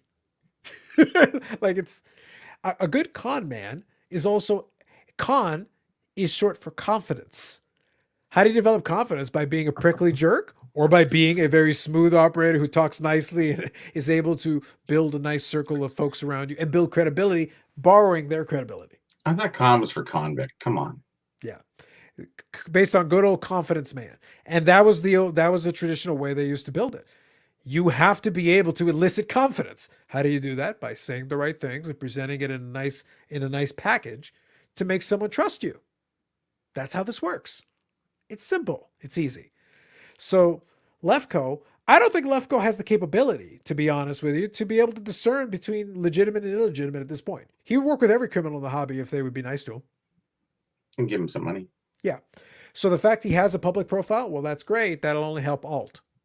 It helps Alt in the rehabilitation process. They've already admitted to stealing people's data and doing shady crap. And Lefko, but Lefko's a nice guy, so he's working with them, so it must be cool. Hale Hustle's a nice guy, so they must be cool. Exactly my point. That's exactly my point. Beware of who you associate with. Yeah, you are the people you associate with, whether you like it or not. You are the people you associate with. Be a little bit pickier about that. Just be a little bit picky. Be a little more discerning. Maybe do a little more arm's length in some cases. Be like, look, I'm not going to denounce you, but just stay over in your corner. Could you over there. Need to find a new show. There you go. So here, I've never claimed to not be shady. Never claimed it. Never claimed it. Slim Shady, maybe. Yeah. So if the product is good, the world will spread organically. Sorry, I'm going to get caught up here. Real PMG will never end up in that holder. Yes. There's so many experienced authenticators at the end of the day, which makes it harder for the startup grading companies. Very true. Hale Hustler should hang out with Maestro. Yep. Perfect. Exactly, Paul. Same idea. Needs a new circle of friends. Exactly right. I heard Kaverkian was a nice guy too. Probably. Charles Manson was a real charmer. Yeah. It's all about the charm. So real quick, hockey guy, refresher. A couple of, probably like a month or two ago now. It's been a while. Like time moves fast with stuff like that. More than that. Yeah, it feels like it's been a while. Anyway, so Alt had a browser extension, and the browser extension had very loose, sloppy code that would basically track all your movements and track a lot of your information about a lot of things in general related to your eBay stuff. And they got caught. Yeah, and they got caught. And rather than saying, "Oh, it's total mistake," it's like, "Oh, we were trying to improve the user experience. Sorry, to make money. Bad." Yeah, it's like we were trying to improve the user experience. Sorry, our bad. We'll fix that. So they got caught. They got caught having loose code that basically would track all your movements inside of eBay, everything you did, and technically it could capture everything you did. And that's the one way they can make money from something. Mm-hmm. Or maybe the only way. Really, who knows? Because data is the biggest thing that everybody's searching for and paying for. Two things. Personal data. One of my favorite phrases. Two things can be true at the same time. It can be a traditional way of these companies to make money. Data acquisition is a business. It is a business. A lot of companies do it. Facebook does it. Facebook owns Instagram. All these things are connected. We're under the lordship of the Google. The Google has a lot of information about us too. Our Google overlords control. Oh, yeah. We're participating on a Google platform as we speak right now. True. So data's being tracked right now, every moment of every day. So you got to understand this. This is part of the game we're playing. But when it comes to stuff like that, like I said, Alt has been here for like 5 minutes relatively. They have not earned the trust. And like I said, one of the guys there, that Leonora guy, the guy of the meme eyes that I showed a moment ago down there, he has a shady track record prior to Alt. And now he's part of Alt. So it's all together. Like, you add up enough shady stuff and just keep stacking it. It's like, I can't just trust you implicitly. I have no reason to. And Lefko wants to associate himself with that. Cool. Now we know, don't trust Lefko. Not because he's a bad person, but it's like, well, you are who you would choose to associate with. You clearly don't care enough to do any vetting on your own. You were willing to take the position, so fair enough. Knock yourself out. I hope you secured the bag, my bro. I hope you secured it. A bunch of folks blowing smoke off Josh Luber's you know what, because he released a multi-page hobby Bible PDF. Yes, he did a little write-up thing. I haven't read it. I haven't seen it, but I heard about this. Yep. Cover-up job was worse with the fault they did. Yep, absolutely. Now alt is fine. Don't worry about it. Everything's great. By the way, they have a vault. You want to send them some cards? Do that too. Oh yeah. Yeah, if walks like a duck, talks like a duck, it's clearly a goose. Facts. But that's the point. The point is that card porn has a very abrasive approach, and sometimes whoever, jumps to accusatory tones early. They've got evidence, but like not enough to do a conviction, but they run straight to conviction. So that is a habit they have, which hurts. It's just the way it's going to work. But they do present a very logical and simplistic thing. Lefko has come into the hobby. He's relatively inexperienced in this game by his own admission, and he's associated himself with somebody that has a shady track record. So when you enter into that world, well, now you are guilty by association. You are a participant. It's like that first post that I talked about. Mm-hmm. Oh, there are friends. Cool. I only like to promote friends' stuff when I'm not worried about that coming back on me. Because if I have to answer for it later and I'm not involved in it, I'm not the one doing it, and and I have to answer for it later, I'm not interested in being involved in that. Friend or not. That's not how that works. I'll be involved in something. If I've done my vetting for it and I'm comfortable with what this is, sure. Then whatever happens, I've done my vetting. Well, then if I screwed up, it's my fault. I'll take responsibility. But if I didn't vet the damn thing, I'm not promoting it. Hell no. For free, for money or whatever. Well, for money I might. But I accept the consequences. But then at least I'm getting something out of it. But if you want me to, promote your whatever for free, then I'm going to have to vet that. I got questions for you. I got many questions you're going to have to answer to my satisfaction, because then at some point I may have to answer for it, and I better be comfortable with the answers you gave me. Do your diligence. Hobby Bible sounds like something good for eye roll exercises. These are facts. But yeah, it brought up to me, the individual items themselves were interesting. What was more interesting to me was the greater implications, because in both cases it was a vetting exercise. These are folks that were willing to hitch their wagon to it. You're gonna have to lift it up a little bit. What is it? Oh, the Hockey Bible. Nice. But yeah, I think you're gonna have to. It's just a good policy in the hobby. My suggestion to everybody would be, look, you can have friends in the hobby. It's a good thing. But if you're going to back them up, make sure you understand what you're backing up. That's it. Just make sure you understand what you're backing up, because I would never be comfortable being there to be a defender for somebody when I don't actually know what they did. That would never be a position that I would be comfortable in being involved in. I'd stay out of it just for that. That's just the way I would do it. Thou shalt grade every base rookie worth over 35 cents. Facts. That's the first commandment. First poster show with the new grading company. So that was, I'll grab it for you. Rare edition. Yeah. So that was this one. Here, I'll grab it for you.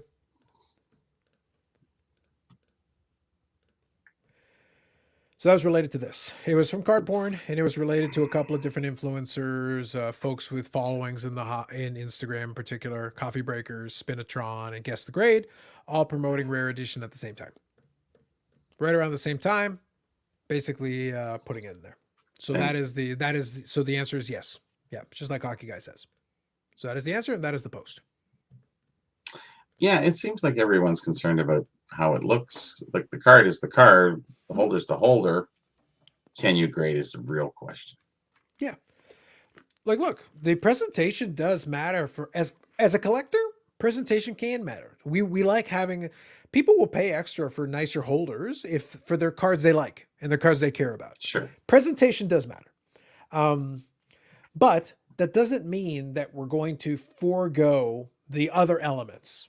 Because if you're talking about a card like that, that's a very high dollar value card. You better feel comfortable about the authentication. the grade might not even matter to you, but you better be comfortable about the authentication piece. You better be comfortable that what you're getting is the real deal and you're paying for the genuine article. I think a lot of these companies started back when the pandemic first started and everything was going crazy, and they were already they had the inertia already going with, hey, I'm starting this company, I'm doing this, I'm going to get it. So they were already in the throes of the company starting up. It just took them that long to get around to it. They didn't want to forego the initial investment probably. And now they're just following through, not realizing that the hobby has reduced in a lot of ways with all that's going on. Yeah. But I'd be curious, like, I haven't seen one of those holders in person. Like, do they exist? Like, do they physically exist in the space? Virtually right now. Yeah, I was going to say, Aussie Card Dag asked appropriate questions. So they don't even have a real slab to show, just a CGI slab. As far as I know, there's no real slab. Well, CGI slabs are like NFTs, aren't they? Yeah. You can slab all your NFTs in the CGI. No, sure. But my point is that you can do a render. You can do an artist rendering of something, but I know you need to physically, like, look, CSG was a rendering. And based on the original rendering, we tried to figure out what the size of the slab was. Turned out we were wrong. Turned out that the proportion was like actually deceptive. Once I got one in hand, I was able to reassess. And my conclusion was, and for anybody who isn't aware of my stance on CSG, I actually think the holder's pretty good. I'm actually really impressed with the holder. The clarity of the plastic and the positioning of it is actually really good. I still don't like the label. I stand by what I said. I feel like there's too much space and it's weird the way it looks. However, if they fix the label, I like the holder. I think the holder itself is pretty good. The clarity of that slab is beautiful with the card inside positioned well. It actually presents the card extremely well. They probably have a slab, but I don't think I think a CGI rendition of it would be much better shown. You know, if you're going to show something, you're going to show something really nice. So, and you got a scan of it, or do you have a CGI rendering? Well, CGI, I guess. Yeah, but the thing is, remember those accounts that we talked about, basically advertise them with a CGI rendering. I would not be comfortable with that. No, because I'm basically promoting a JPEG. Because at the moment, there's nothing in the holder. There's no real cards in the holder. In that situation, the bare minimum would be like, send me the holder with a card in it. Let me see it. Let me assess it for myself. At the bare minimum, as a starting point, I need to myself bear witness to it and see what it is. And if I'm even comfortable with the slab itself. And then, by the way, what are their qualifications? What says they can grade anything anyway? Slab or not?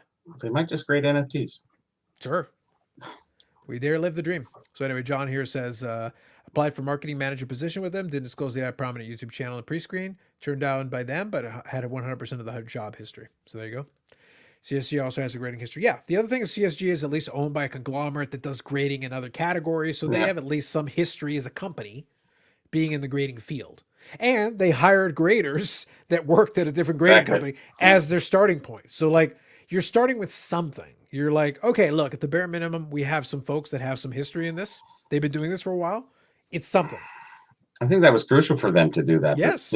To say that we hired Beckett's top grader, and I think that was a phenomenal move. Yeah. They couldn't have done anything else, I don't think, to reassure.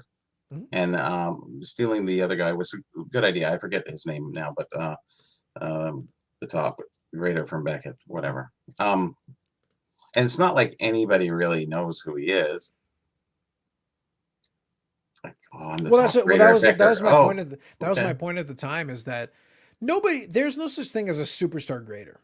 But that isn't the point. The point is, at the bare minimum, by having them front and center, it's like, we're presenting these people to you to tell you that we're not starting from scratch. These guys have at least a background doing this previously, and it's a starting point. Because then they will be likely in charge of helping to train and work with some of these other folks to get them up to par. It's a starting point. These other companies are like, you could literally be getting the janitor to do grading. You don't know. Yeah. There's nothing to indicate anything else. I don't have a way of proving that, positive or negative. I think janitors make more than grading guys. But anyways, well, maybe you get them to do double duty. Oh, never thought about that. Give them a little boost. Hey, they can do both. Grade a couple of cards and then sweep. Make a few extra bucks on your lunch break. They'll clean your cards. They're experts. So 4 leaf cards. Good evening. Yep. No, night's been going well. So, guys, I wanted to have a little bit of fun with a couple of those card porn things. Now, I'm going to touch on one more topic here that I'll present to all of us to have a quick chat about, and then, well, actually, I'll do two kind of together, and then kind of open season. Otherwise, we'll wind her down. Usual thing. It's really up to you guys how you want to play this. But I want to take a moment. So the new PWCC monthly auction is active. Oh yeah. Now, before I get to that one, though, who wants to see the new Golden website? Oh, It is active. I have some information. Do you have information? Yeah, I do. While you do that, I will bring up the site. All right. So here we go. And yes, Aussie Card Dead, Golden. So let's do that. All right, here we go. New Golden website. By the way, the old Golden auction site pushes you to golden.co. That is the new site. The Golden Marketplace. Ooh, fancy. Indeed. So there it is. It's a cleaner looking site, whatever. So I played around with it briefly for a couple of minutes earlier this afternoon, just really briefly. You can scan through a little bit. It's pretty straightforward. Now, so I did a couple of name searches just to see what it looked like. So there's my buddy Juan Soto. You can see there's really only 2 items, but you can click on that, and there's what the actual page looks like. Nothing too crazy. There you go. Click to expand. Yeah, it's fine. It's an improvement over the old format, I guess. Not too much to it. Font's kind of small, to be honest. Let me see. Yeah, I'm at 100% zoom. That's actually pretty small even for me on my monitor. And I got a 27-inch screen for the record. So it's a bit tiny. Let me make it a little bigger. There you go. A little easier to read, but not that much easier. So I guess it's fine. Add to watch list starts. You got to do your thing. You got some other stuff. Oh, man, look. 6775 Topps and Peachy baseball collection. 600 cards. Oh, my God. So there you go. That's a lot, the kind of lot that you would normally find on eBay. Yeah. Live the dream. Live the dream. Yeah, there you go. Good scans. Yeah. Yeah.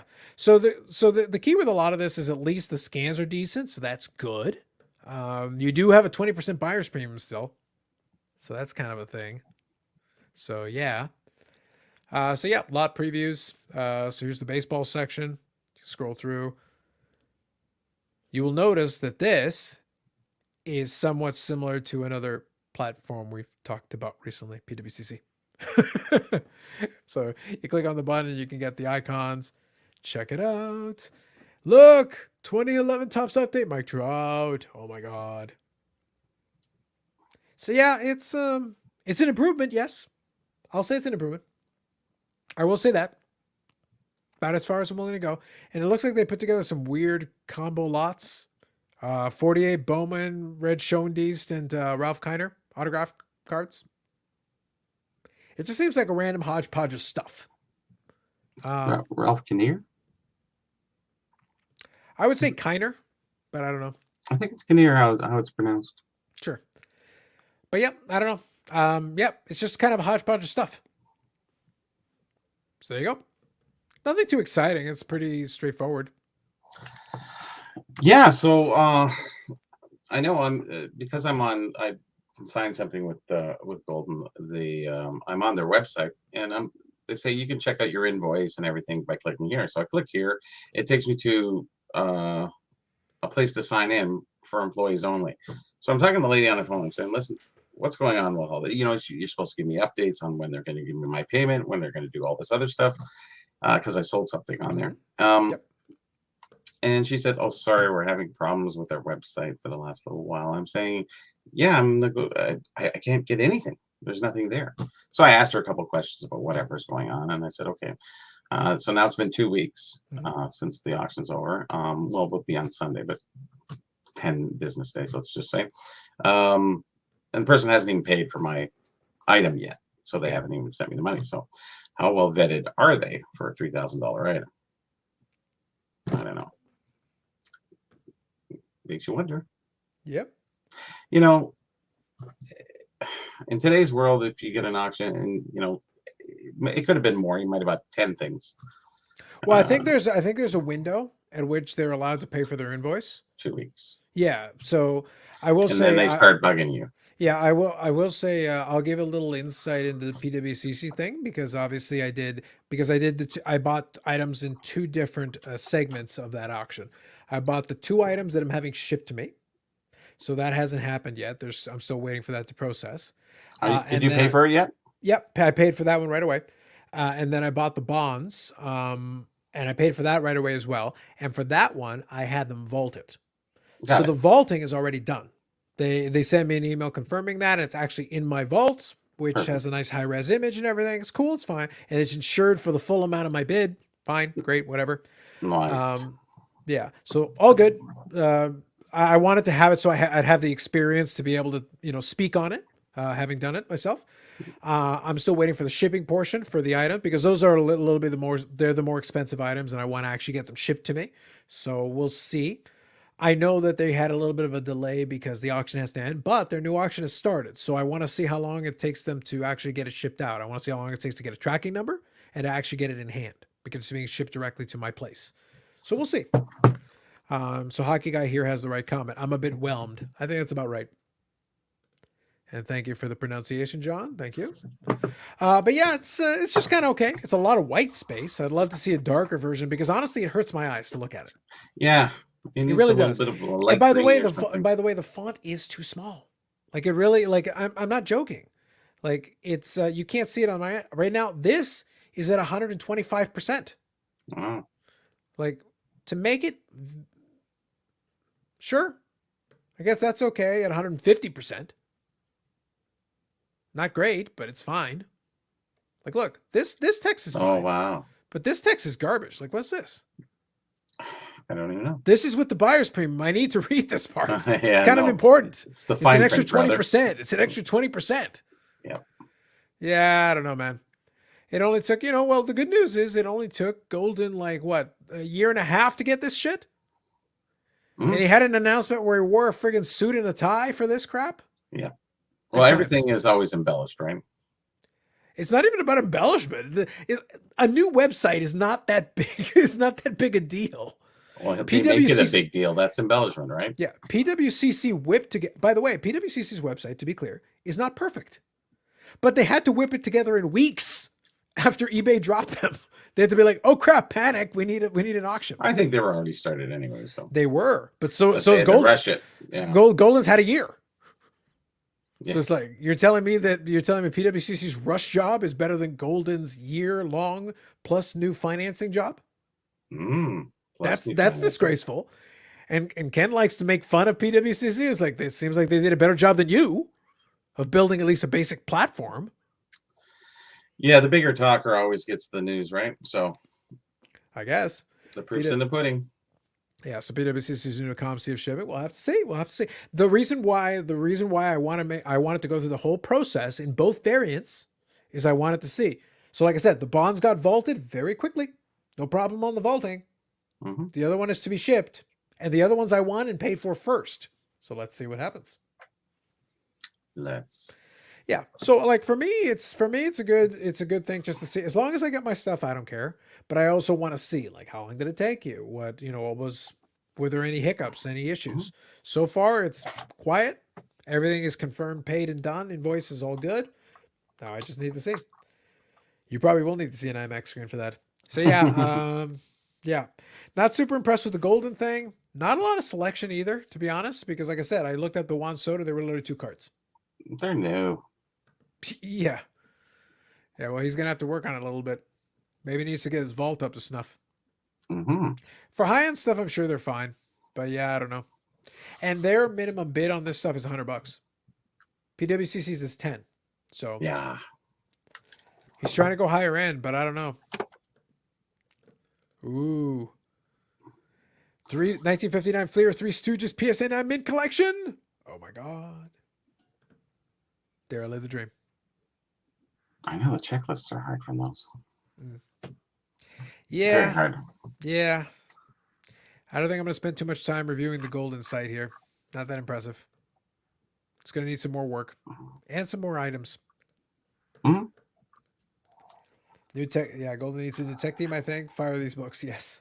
Yes. Do they have the Mo rookie card? Ooh, I don't know. I don't know. We'll have to see. Yeah, so far not so great. Just kind of So with the PWCC one, we ended up being correct in our prediction. They had a little over 20,000 items for the second monthly one. So right around kind of what was expected. So less than the first one, but 20,000 is not bad. It's pretty good. It's a pretty good follow-up attempt. But what I did notice is kind of what I expected. Really high preponderance of a lot of pretty common stuff. Like I did my Soto search just for fun. The first one had some interesting stuff kind of hidden in there. The second one is like, are you interested in a Topps Chrome graded rookie? Because they got a lot of those. A lot of those. It's pretty much the same stuff over and over again. It's a lot of filler, sure. Yeah. But hey, look, whatever. 20,000 lots, it's still a lot. That's the reason why I'm so curious about the shipping is that they sold most of those 40,000 lots. That's a lot for a relatively small shipping department because they haven't been shipping. If they can convince people to put it in the vault, that's one thing. But if I say, no, ship it to me, that's a lot of volume. That's potentially a lot of volume. Yeah. Depending on how big their shipping department is. Like, so, do we have the ComC machine? You mean the one you can see from space? No. Too bad. Yep. Was there much base slab stuff this month? A fair bit, I'll say. So now that I'm done being blinded by the golden sight, that hurt my eyes, really. Legitimately, it hurt my eyes. It's really bad. Okay, so let's take a look at the PWCC one for a second. Again, guys, as we're going through, if you got any discussion points or anything you want to talk about, just let me know. So let me check. What was the shipping prices? So PWCC was $35, which is not cheap, certainly. However, if you could sit on some stuff and wait and ship a bigger group of stuff, and then probably it would be better for you. You'd be better served to hang on to, build a little pile, and then ship that. I just wanted to get the stuff in, and the price I got on the stuff was pretty good, so I was happy. So in the end, even with the 35 shipping, I did okay. But you have to make your own decision. So a little bit of different stuff, a lot of slab stuff for sure. So like I said, 23,608 items. Again, starting with the vintage, we got some old Judge card, some Kimball Champions. So you got a little bit of a mix. So let's take a look. Let's see what they got. Just scanning through. It is in chronological order. Nice. Yeah, you got some Ty Cobb Red Portrait. That's a nice card. It's pretty good. What kind of back is it? You got to put the back on it, guys. Let's see. Oh, it's Piedmont 350. It's on the whole label, so that's fine. Yeah. Scanning through. Let's see. I'll go one more page, then I'll try one of the other categories. See if there's got anything beyond. T205 is not bad. Yeah, so they got a decent little mix, decent little blend. Oh, some T3. Oh, a T3 Walter Johnson. Nice. That looks all right. Cool. So let's see. Let's go beyond the baseball here. Basketball, football. Okay, let's see hockey. Let's see hockey and non-sport. What do they got? All right, so we're starting with some C56s, C57. Yeah. Pretty standard. C57. What grade are those? So this is a 2. This is a 4. 4's okay. 2 as well. So let's take a look at this one. So this is Ernie Russell. Yeah, no, nobody. Yep. Yeah, I think it's a bit of a hodgepodge. I do think we'll see. Part of the reason why I'm curious, I got to do a little bit more research on this. I do think there's a good chance of that first monthly auction. Some people probably stayed back and sat back and said, "Okay, well, let me let the first one play out." There's a good chance the second one's just gonna have kind of like a bunch of just random stuff.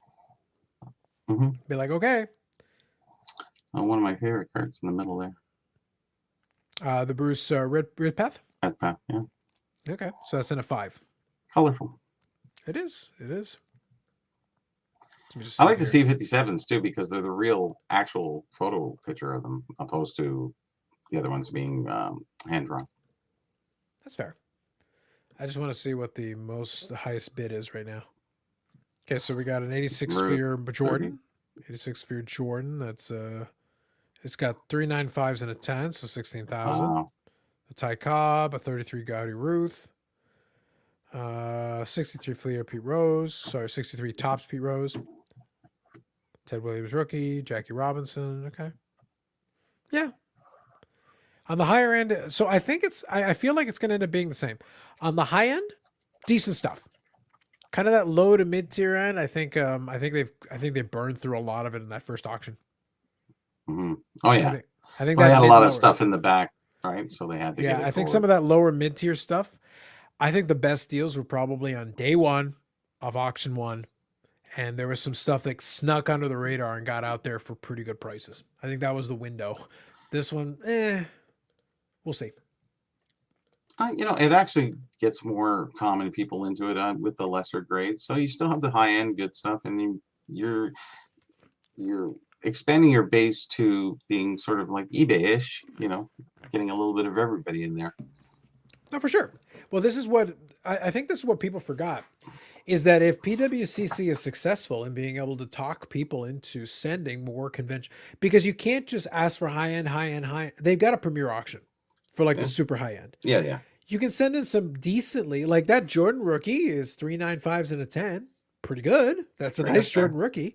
And it will go for a decent amount, but you can't just be like endlessly. I think in that example we saw with Golden, what happens when you bring the threshold down? You end up with random miscellaneous crap. Mm-hmm. Yeah. It's like, well, yeah, that's what's going to happen. What do you think eBay is? A lot of stuff just sits there because it's like, yeah, it's okay. Mm-hmm. The really exciting stuff gets snapped up right away. They like, as soon as somebody sees it, it's like, buy it now, best offer, whatever. Mm-hmm. Get it out of here. It's normal. So Aussie Card Dad says right here, one other thing I noticed this week, a lot of YouTubers have been showing off their PSA base card returns. Yep. They're starting to get stuff back. Some of that backlog stuff's coming in. Some of it's been a year plus. We're all caught up here. Yeah. Well, they're getting, but I've noticed that as well. I've noticed that even for some folks stateside, they're starting to get some stuff. It's coming back in chunks. It is starting to come in, and it's like, yep, there it is. Getting listed right away. I think some of that stuff is not worth listing. You could try it if you want, because they were sending it in when the price was real low. So it's like, in retrospect, it's like, so this is what we said. It's like, you want to list it? Knock yourself out. What are you going to do with that? Yeah, a lot of people have a lot of money hanging over on that. Yeah. Well, I think if you were waiting a year plus, I don't think it's as bad as it could have been, because you were probably paying $10 a card or less. Because if you were paying those kind of rates, it's it's annoying, but it's not ridiculous. It's like, yeah, okay, I got a big stack of plastic. That's it. Basically. If you were paying $50, $60, $100 a card, you would already have it back by now, number one. Basically, yeah. And number two, then you could have figured out what to do with it by now. It's the stuff that send in the low end stuff. I know a lot of people's sitting on the dip right now, so waiting for that surge. Maybe the expo will be the surge. Oh yes. Well, listen, I heard that Bobby Brown's going to go out there and just like LeBron. It's going to be like the zombie invasion. LeBron. I only have 2 days. I don't think I have enough. You got to make it for lost time. The VIP day. What? We'll know if we get to Friday and there's like all the LeBrons are gone. What happened? They all got bought on Thursday. Yeah. And he doesn't even like basketball. I think it would be a hilarious move if somebody went in and just swept up something. LeBron, it could be LeBron, it could be anything. It doesn't matter. If literally just went in and just went through all the tables and swept in, and just boom, boom, boom, boom. And then on Friday they're literally not there. Everybody looks at them at all the tables like, nope. Nope. We sold them. Some guy came in and bought them all. Sold them Thursday. Yeah. Couple hours. Then all the eBay listings will go boom, boom, boom, boom. Because that's how they follow, right? Well, if you're smart, you dole it out. You drip it out in pieces. Yeah. Because if you stack it all at once, then it hurts your own resale. But if you do it in pieces, but it's like sold out at the expo, it's like that'd be something. It's a play, and it could happen with basketball at the expo. Yeah, well, you've got a shot. Because Thursday is a window. Thursday is a window where you can try it, because we're gonna have less people in the room. No matter how you want to slice it, we're gonna have less people in the room, at least for the one day. So yeah, we'll see how it goes. Lots of Project 2020 coming back to the glory days. Yep. Some of these people need LeBrains, not LeBrons. Well played. Funny, I don't remember which cards they sent in for grading. Yeah. Well, if it goes a year, you don't remember. That was like that analogy I gave with the redemption. When I had to wait 2 years for redemption, I couldn't remember what it was. It had been so long, and I hadn't even thought about it. It was a surprise, but then it was a very disappointing surprise. I was like, Kiki Cute, really? From Houston? Oh Who? man, lame. I don't know. I'm so glad I don't have to deal with third parties. Yeah. Anyway, so guys, question for you. So I have got in our golden digs, so it was fun. We did a little PWCC, got that. We got tons of expo coverage, tons and tons. So, any other things you guys want to touch on or address? Anybody want to come on and say their piece? Otherwise, we can start winding her down for the evening. How many people are in the group? We got about 17, 18 right now. So pretty good. We hung out quite a bit. Like I said, we got a lot of mileage out of the expo thing. I figured the expo thing it probably makes the most sense for folks north of the border because for them, there's a little more value to it. Yeah. But I was happy with it because we still covered a lot of ground between history and also discussing it with Steve and all that. So we were able to cover a lot there. I was happy with it. Yeah. I was good with it. I think we really covered the expo well, from where it's located to where people are going to. Now they can at least see it. You know, having that sense of seeing it is everything. It's like, oh, okay. Yeah, for scale it's useful. I would agree with that. So here we go. You take anybody else's want list? No.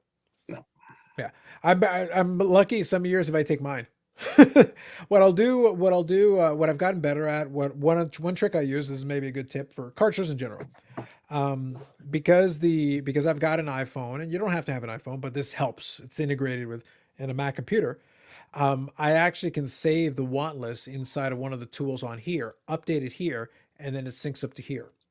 So it's nice if you got certain want lists. So like for some of my vintage sets, I can put it into a note and already have the numbers right here. So it's a nice little time saver. And then in the evening, when I go back to the hotel room, I have my laptop. I can go in and open the exact same document and update it here or here. So I can update it here and then it gets synced up to the computer and vice versa.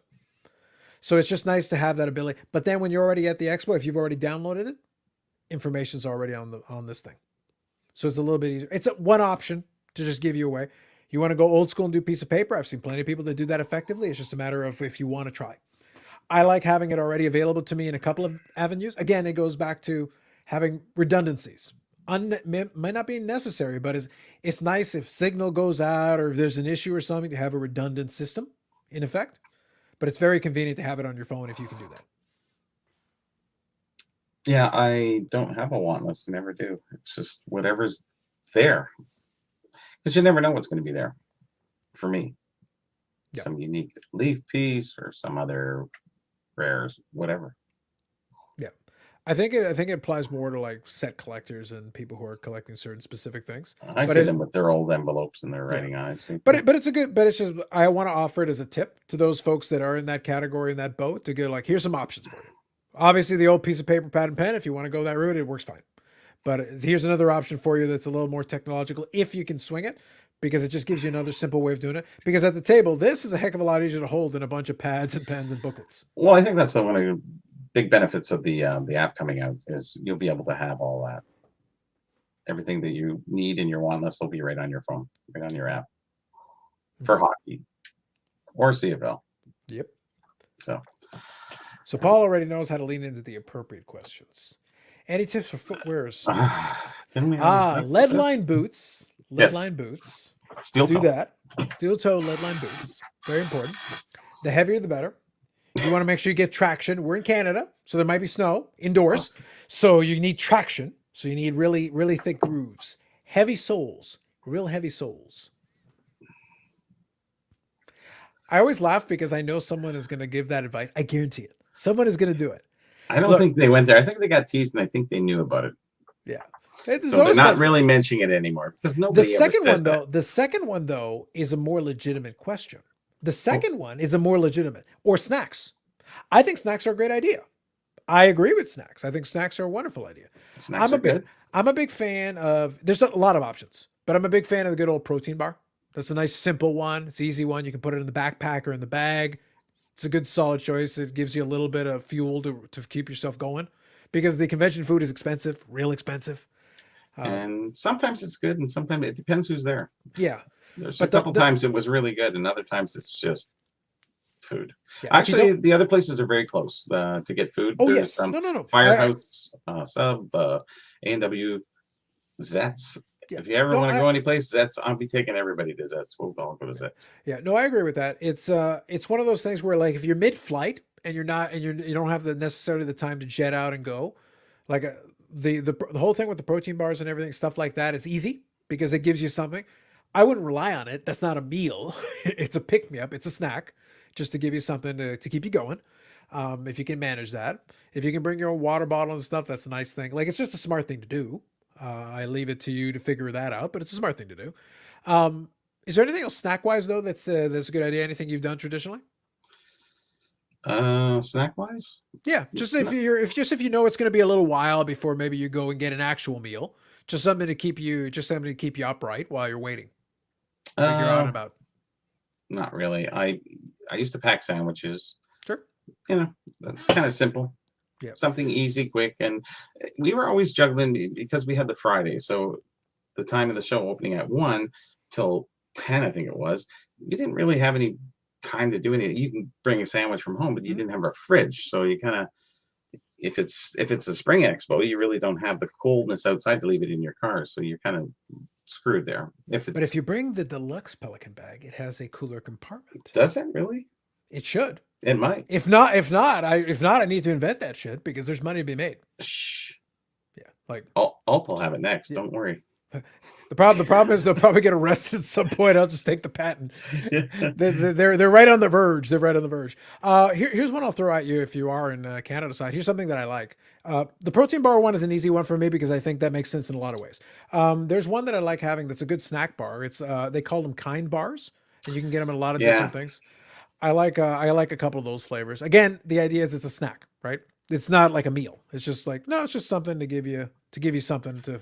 They're everything short of a chocolate bar, basically. Yeah, that's basically the direction that I would go. So bring a chocolate bar. Yeah. Look, in a pinch, you could do worse. Look, I'd rather you eat a freaking chocolate bar and at least be upright. But if you need to eat something proper, then go eat. I've taken days where I never even eat till the later on. No, I get it, but I've dealt with a lot. Some people don't. I've dealt with a lot of folks that try to do that, and they're basically worthless by the end of the day. Like they really are. They're just worthless. And you can order stuff too. You totally can. My point, the point that I said with the suggestion about the sitting. Okay, here's the actual legitimate card show expert advice. There's a lot of folks who are really intent on it's like I'm just gonna trudge it out for the whole time and then go. It's like, look, man, if you want to, go ahead. If you're passionate enough about it and it keeps you filled up and you're happy with it, look. I'm a little cynical with it at this point. I enjoy it. I'll walk around and look at the stuff I'm going to look at. I'm happy to take a break whenever I feel like it. I'm happy to grab a snack whenever I feel like it. True. I finish chatting with somebody. Hey, I'll talk to you in a couple of minutes. I'll be right back. I go take a stroll, have a seat, sit down, reset, look over my list and stuff, check it out while I'm eating my freaking snack. Having a beer. Yeah, like whatever. Whatever works at that moment. But whatever snacks works are good. It doesn't matter. Whatever works at that moment. I do not hesitate anymore to go and take a breather whenever I feel like it. If I need a moment to get away from everybody, just get a breather. I'll do that too.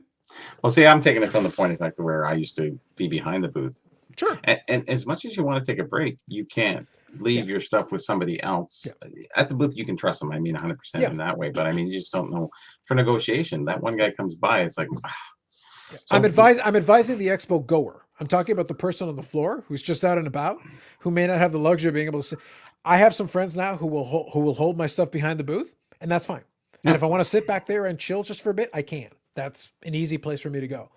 But if you're just out and about and you don't have that luxury, go take a seat in the eating section. Go just sit down, grab a breather, drink some of your water, whatever you got. Do that. String cheese, all that stuff is easy.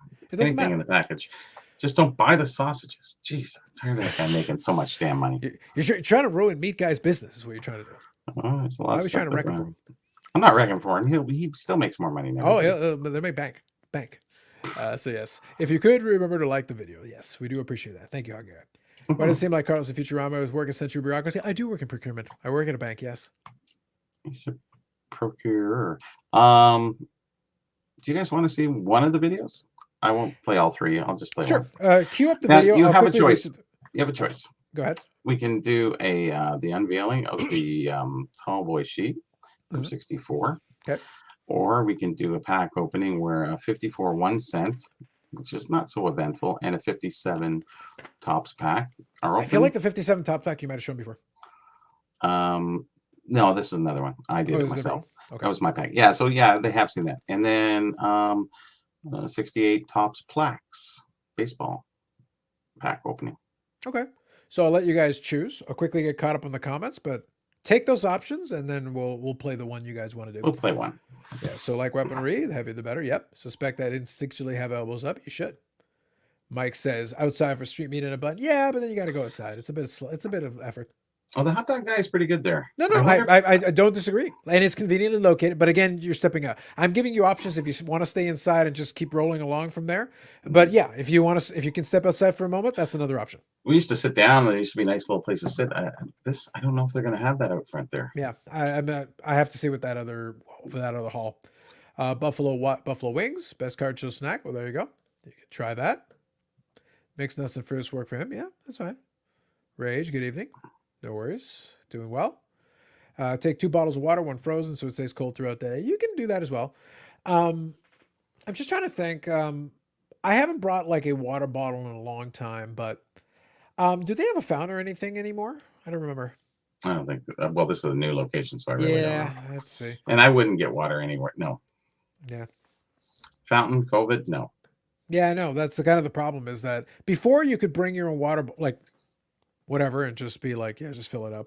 I guess you could drink. I guess you could just do tap if you wanted to, but I guess that's. I wouldn't tap nothing. Yeah, just exactly. Nope. Just for Nike washing your Ro- hands. That's it. Nike Roshi. There you go. Yeah. Yeah. I'm gonna.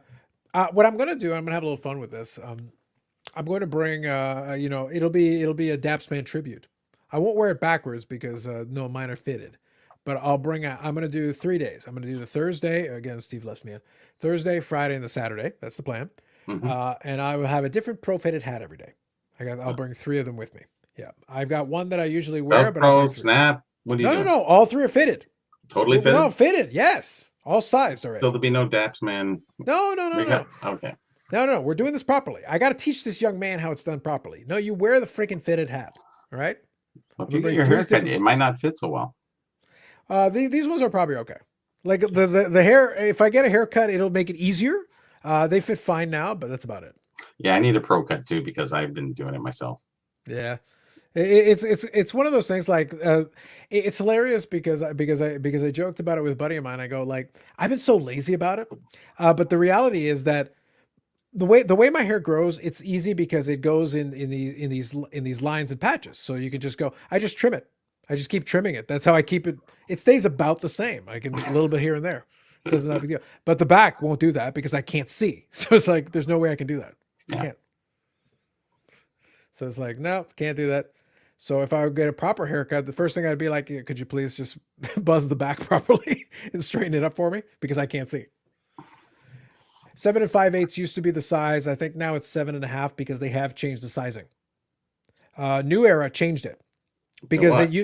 so what they did is because they would use a number that's supposed to be the circumference. Yes. But I know for a fact because I for years I used a 7 5/8 and I still have ones from the old setup, their old factory that are 7 5/8 that fit perfectly fine. The new one has to be 7.5. The 7 5/8 doesn't work properly. So 7 5/8 is bigger than 7.5, right? I don't know if they changed the way they measured it or something. They changed something because I literally did it with a So buddy. your of mine. brain shrunk? It I mean, your if it's shrunk, it does so magically and then regrows in the same minute. Because I literally have the 2 hats side by side. 7 5/8 fits perfect. 7.5 fits perfect. 2 different eras of the same hats by the same company. well, 7 5/8 is an eighth bigger than a That's half, what I'm right? getting at. That's what I'm trying to get at. So Literally, how can- it is well, the same. material. You know, it's actually just like a shirts. The cut. Yeah. You know, some are They just did. different. They did something. These are supposed to be fitted hats because it's based on the circumference, but they've changed the way they measure it or something. Maybe it's a because little the- stretchier material that they're using on one or opposed to the other. Because cotton, the different types stretch a little bit. You know, because there is obviously some give when you have your hat on and it's fitted, opposed to other ones that are. I genuinely Not don't. so. I genuinely don't know what happens with it, but like I've been wearing fitted hats for so long that I know. So here we go. Mhm. Yeah, 7 1/4 3 months ago, and now they don't fit with a shaved head. So Like, and they changed the way they measured it. So it's one of those things. So with the new one, so if I bought a one right now, I would grab 7.5. If it's one of my old ones, it's 7 5/8. It's right on the label. So they're saving on material. So if you take that 1/8 of an inch, multiply it by 50 million hats, you've saved, I don't know, 6 lambs. I don't know. Yeah, I'm being sheared, not killed. Yeah, but it was one of those things. I noticed it a couple of years ago. At some point, something changed. Maybe they started using a different factory or something, but something occurred because it's still New Era. It's the same company producing the hats, but it has changed because it used to be the advantage of a fitted hat is once you know the size, then you just order the same size and you're I good. think it's material change. Yeah, more than likely something. The weave changes, and everything's a factor. Because an 1/8 of an inch is not much when you're talking about a head, because you can put it on a little harder, a little softer, and there's some flux. Yeah, something happens with it. I would love to know at some point if they made a decision or they did change something in terms of materials or something occurred. I would love to know, but I don't know. But yeah, my old ones I knew what the size was. The new ones, now I know what the size is once through trial and error. Once I ordered the first one, I had to bring it back because it didn't fit properly anymore based on the new sizing. I was like, I see. Okay then. I get it. My head is so huge that I had to.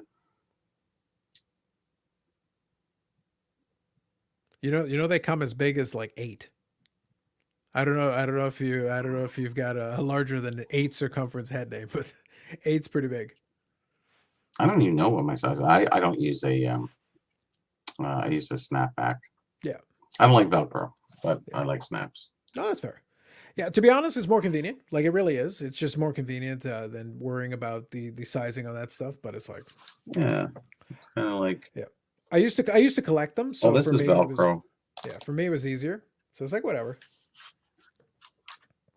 Yeah, the Flex Fit are more convenient today. It's just easier. You don't have to worry about that stuff anymore as long as it's because they'll usually put like large/XL, and then it just stretches. It's like. There you go. As long as your head fits in there, it'll just snap into place. You'll be fine. Then on a windy day, it'll take it. Yeah, it depends on if you go to the small side or the big side. Because if you go to the small side, it'll be tight and it won't. You'll be fine. Mm-hmm. 2XLers from high school that run the same size as 2XL that are new. Yes, that I know has changed. That is true. Oh yeah, if you see jerseys are from the 70s and you go, who wore this in the NHL? Come on. Yeah. This all is a scam. Extra large. Flex Fit, yeah. Sloth from Good is the only man rocking 8-inch, yeah. I've seen a few folks they can do, like it's very rare. Like you have to have a really large head to need that. Dakota, Sports Code Anonymous, good evening. How are you still alive? This is pretty standard, buddy. It's pretty standard, especially the last couple of weeks. Actually, we've been doing all right. And I think we'll probably wind her down pretty soon, but we've been doing all right. But yeah, I will bring a couple of different ones just because I figure it'd be kind of fun just to switch them out during the day. And if I do walk around and do a couple of videos, it'll be nice to at least have something, a differentiation. I used to wear like different jerseys for every day. I don't know if I'll go that far. I don't think that's probably too much effort. The hat's easier. But I've got more than enough like Jay's jerseys. I could rotate through 3 of them, no problem within those 3 days. That'd be easy. Yeah, wear a red one, then you can wear the Well, the advantage is the red one goes with the red cap. Because I have the corresponding red cap, so at least there's a match there. We can make that happen. Mm-hmm. So it's like, it is what it is. Well, no one chose the video, so you get to choose, Carlos. Okay, so what was the second option?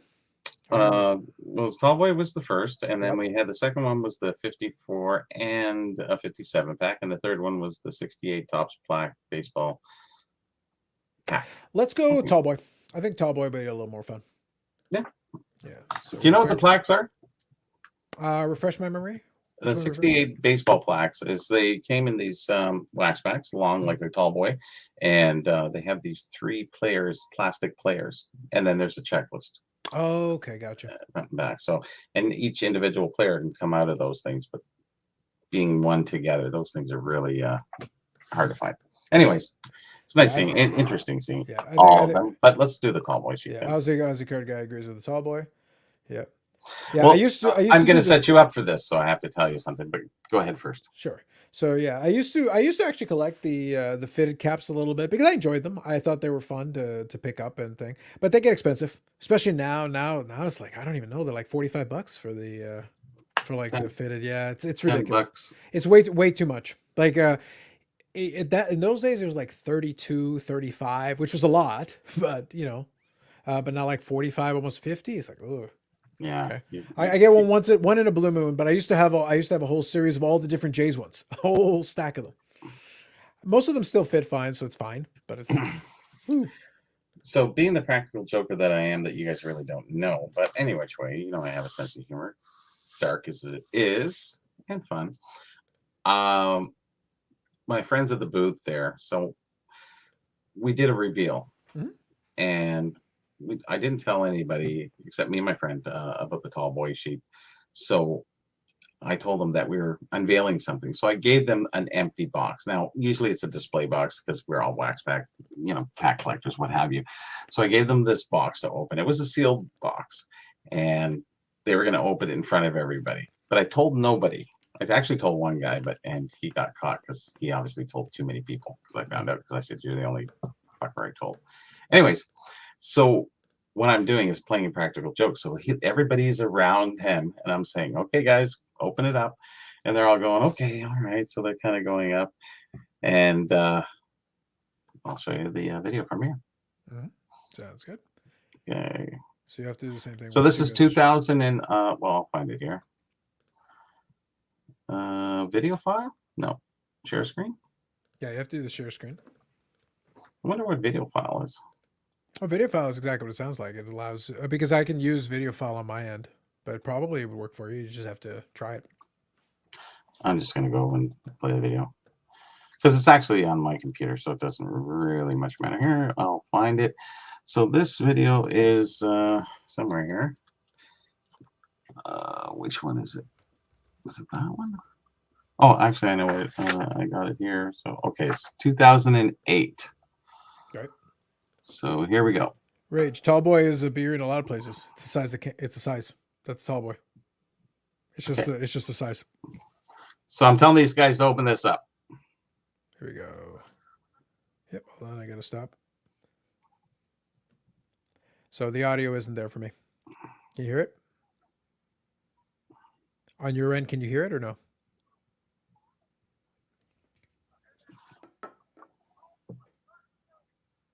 Actually, there's a little bit of audio. Can you guys hear that in the background a little bit?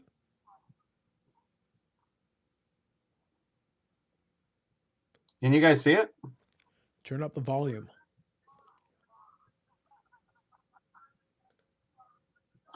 Guess who said that is? Yeah, I think the way it works is that Bobby's for Bobby it's full screen, so he can't hear us, and unfortunately it's low volume. But it's pretty cool the size of Tall Boys.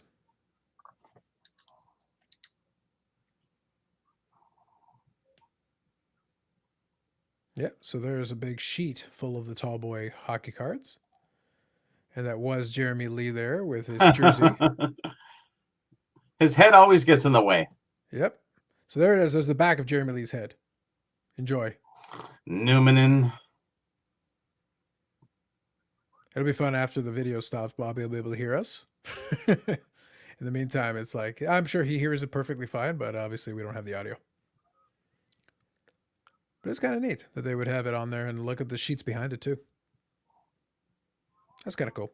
The only thing now we know that the sharing the video is fine, except unfortunately the audio doesn't come through properly. At least now we know.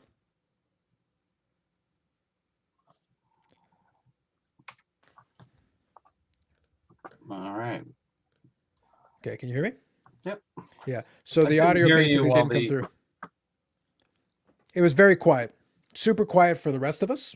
I'm sure you could hear it fine, but like the audio barely comes through on this end. Yeah, you know why? Because I didn't have that share audio video file, so I should have clicked video file. Yep. No, I understood. Anyways. Like once I saw it, we were able to see it, and I did make fun of Jeremy. So we got that. I heard that part. I could barely hear you guys because it was loud on my end. Yeah. Right? No, So- that's kind of what I figured. That's why I didn't scream into the microphone. But I was like, I'll still make fun of Jeremy. I still can. So, anyways, they open it up and they got tricked. But they said, I knew you were going to screw me up. And then I see my friend Grant, Grant, because I showed him a couple other pictures. He goes, yeah, I knew. But I said, you were so surprised when you went, oh, I said, yeah, you didn't know nothing. Yep. So I got them all. Was it a big top loader holder? Yeah, it was kind of a handmade one, Okay. homemade. Yeah, because it didn't really fit your traditional home top loader. And we wanted to support it better than a top loader because top loaders suck. They're just, flimsy. They'll just bend. The other thing I mentioned was that it was kind of fun having also, in addition to obviously it was being displayed, you also had the other sheets kind of happening behind. There was some other stuff on display. rare sheets there. Yeah. Yeah. So there was a bunch of stuff on display. So it was pretty cool. Pretty cool display. Yeah, our booth advanced quite a bit over over the time. So 2008, yeah, that was pretty good. Yeah, I did acquire a lot of sheets around that time period. But that sheet was it's a big one. Very big one. Yeah. No, and that was always an interesting set for me because I remember obviously now it's kind of an acquired taste. You have to be kind of into it the way it is, but it is cool with kind of the headshots because it's very different. It really stands out from all the other series around the time period. It's very different design. And obviously in football, they also had the tall boy set as well. That's where the Namath rookie comes from. That's a big card there. But very different from anything else in that time period. The way they set up and design-wise was very similar for the two of them. It is interesting that the first series sheet is mostly headshots, where the second one, it's not. It's actually more knees up, or not bust, but I mean, whatever you call that. So the whole first series is all that, and then they changed to different. If you see the two sheets, I have a picture of the other sheet here somewhere.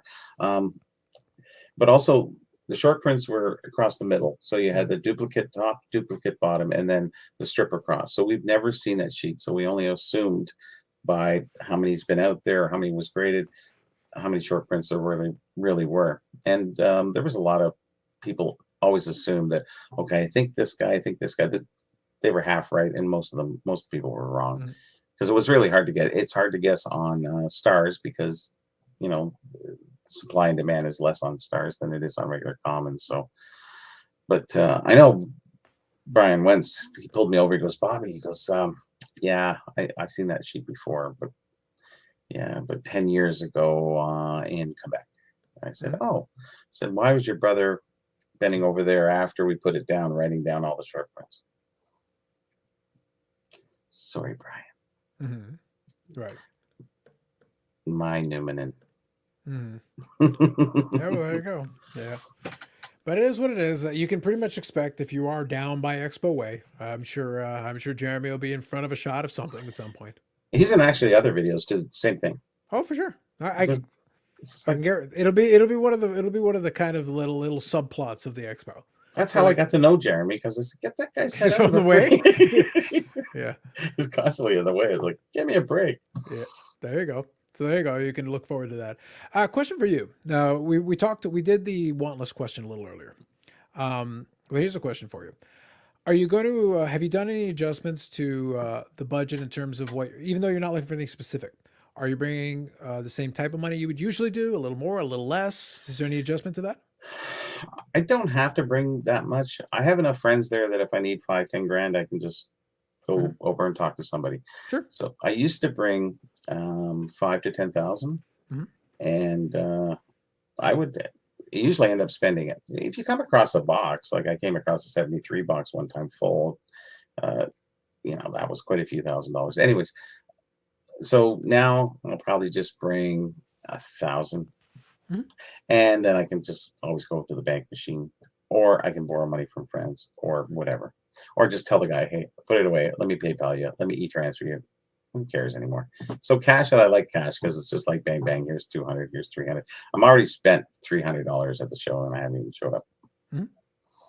So no, I think there's going to be a little bit. It's going to be interesting to see what the mix looks like, because there's always deals that have started or are already done, walking into the show, and then people, just complete the deal. Here's your money, here's your card, or whatever, or your item, or whatever the case may be. So there's always a bit of that. So the economy needs that kind of thing to keep it going and to get it going from that perspective. Especially more than ever now. Yeah, because a lot of folks want to know. It's great security to be like, oh, I've already sold these items even before I walk in the door. Now it's just a matter of completing the transaction. Yeah. And that's really handy. Yeah, pre-sale is good, and a lot of stuff happens in the hotels prior to. Mhm. So you talk about trade night. There's a sale night that the dealers go through, and then there's the early morning before the show on like Wednesday. I'll be there with a friend helping him set up, and I will be at a booth, but I just won't be selling really much of anything. Uh, so those deals are going to go on. So all the deals I really, and then it's just walking through the booth and waiting for everybody to set up, which basically is the same time everybody comes in. So we think we have an advantage, not so much because you can't be everywhere through it and wait for everybody to set up. Some people are still setting up while the show's opening. So, and I think we're going to have a little less time this time because of COVID and what have you. Mhm. So it Yeah. could be definite change.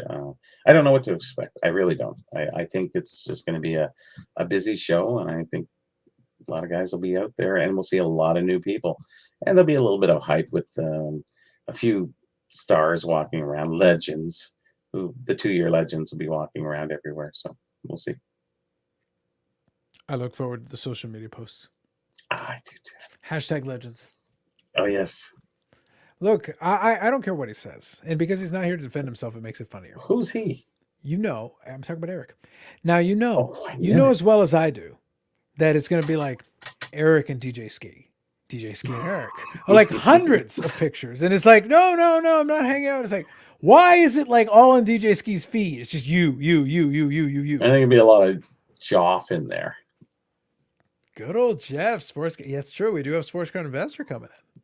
That's it. Exciting time. He spells his name G-O-F. It's with a G, yeah. Yeah, so that's why I said Joff. Okay, Yeah. because I thought It's about like it. G for a second. off. G off. Oh yeah. Yeah. Get the off. They Yeah, live- he'll be something, filming everybody, doing something with somebody. No names. Eric, Okay, like probably. I look forward to when I watch my Sports Card Investor video. It's like, hi, I'm here with hobby icon Bobby Burrell. It's like, I see what's going on here. Interesting, very Yep. interesting. So, it's It'll just be be one- influencer row. Bobby Burrell, DJ Ski, Geoff. Yes. All That's a of them panel there. right there. That's a panel right there. They'll have a hard time getting me on there. Mm. I'm independent. I'm not going to make your show more famous. Come on, I'm already making Carlos's show for me. It's just endless infamy. Yes, agreed. Oh, okay. Yeah. We'll take it. We'll take it whatever way we can get it. Yeah, fame's in there somewhere. Yep. So, yeah, DJ Ski. Yeah, well, if you can make it to the expo, like I said, this year's going to be a bit of a unique beast. It's going to be, no matter what, I do believe it's going to be a unique beast. We don't know what's It's- going to happen. I'm yeah. going to be fun. It's going to be fun either way. I'm looking forward to getting out and personally socializing. It's nice clicking a button. It's nice to be lazy, and I get it. But that social aspect and doing deals face to face, I like people face to face because other people take too much time back and forth. It's not, it gives them too much time to think. Face to face, right up front. Let's do it. And then you can push them into a deal a little bit faster rather than going, and then back. Oh, I went to sleep. I'll get to the next morning. And then, 3 days to do a deal. It's like, you're right there. Get it done. But I like- would it be? I'm secretly hoping that there'll be some recordings of some of those deals. I'm hoping Geoff does a couple of deals where, like, in multiple parts, where he's like, "Okay, now I have to pause and I have to go talk to the camera. I'll be right back." he like pauses mid deal, so it's like, Look it's up like the card. How much is that? I could have bought. yeah, it's like so we're talking down from this thing. It's like, but I think I can get it cheaper. And the dealer's like, "I can hear you," Yes. and he goes, It's "You're not still supposed rolling. to react from the background." I know it's still rolling. Yeah, exactly. That's what I'm hoping for. I'm hoping for that moment where it's just like, Oh yeah. interesting, love it. Are you gonna go up and meet him or something? Good old Geoff. Yeah. If I can be bothered, Does depends he on what know- time he shows up. Does he know about your show? What's that? Certainly he does. Does he know Sure. about your show? Yeah, sure. Oh yeah, he does. Yeah, so what are you? So are you waiting for, like, I'm too lazy basically to meet anybody. God could be there and I'd ignore them. I don't care. But it's like, oh, Carlos, it's like, I'm wearing a mask, man. Yeah. It's like, it's the hat, isn't it? It's totally the hat. If you get it kind of down to here, Yeah. you're pretty good. Like That's what I mean. Like, I'm open. It's like, everything's short of a hijab. There, you're doing it right. I'm good. Everything's fine, guys. We're good. Yeah, I can't even recognize you. Take the glasses off. We're done. Beautiful. Love it. I should switch to contacts just for that. Just for that. It's like, that'll fix it. That'll fix it. Now, the problem is at some point, you know, somebody will say something ridiculous and I'll just be like, oh, son of a, no, can't, no, put the arm down, put it down. Do you know how many people are going to be trying to videotape everybody?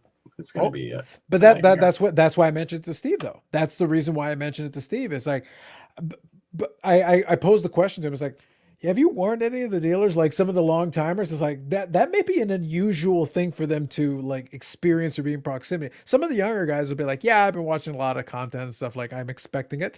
A lot of people are not going to be expecting like, hey, how's it going? How much are you asking for that thing?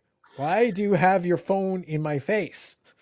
Let me say I appreciate you and get that phone out of my fucking face. Yeah, but this is what I'm expecting to happen at some point. This is my expectation.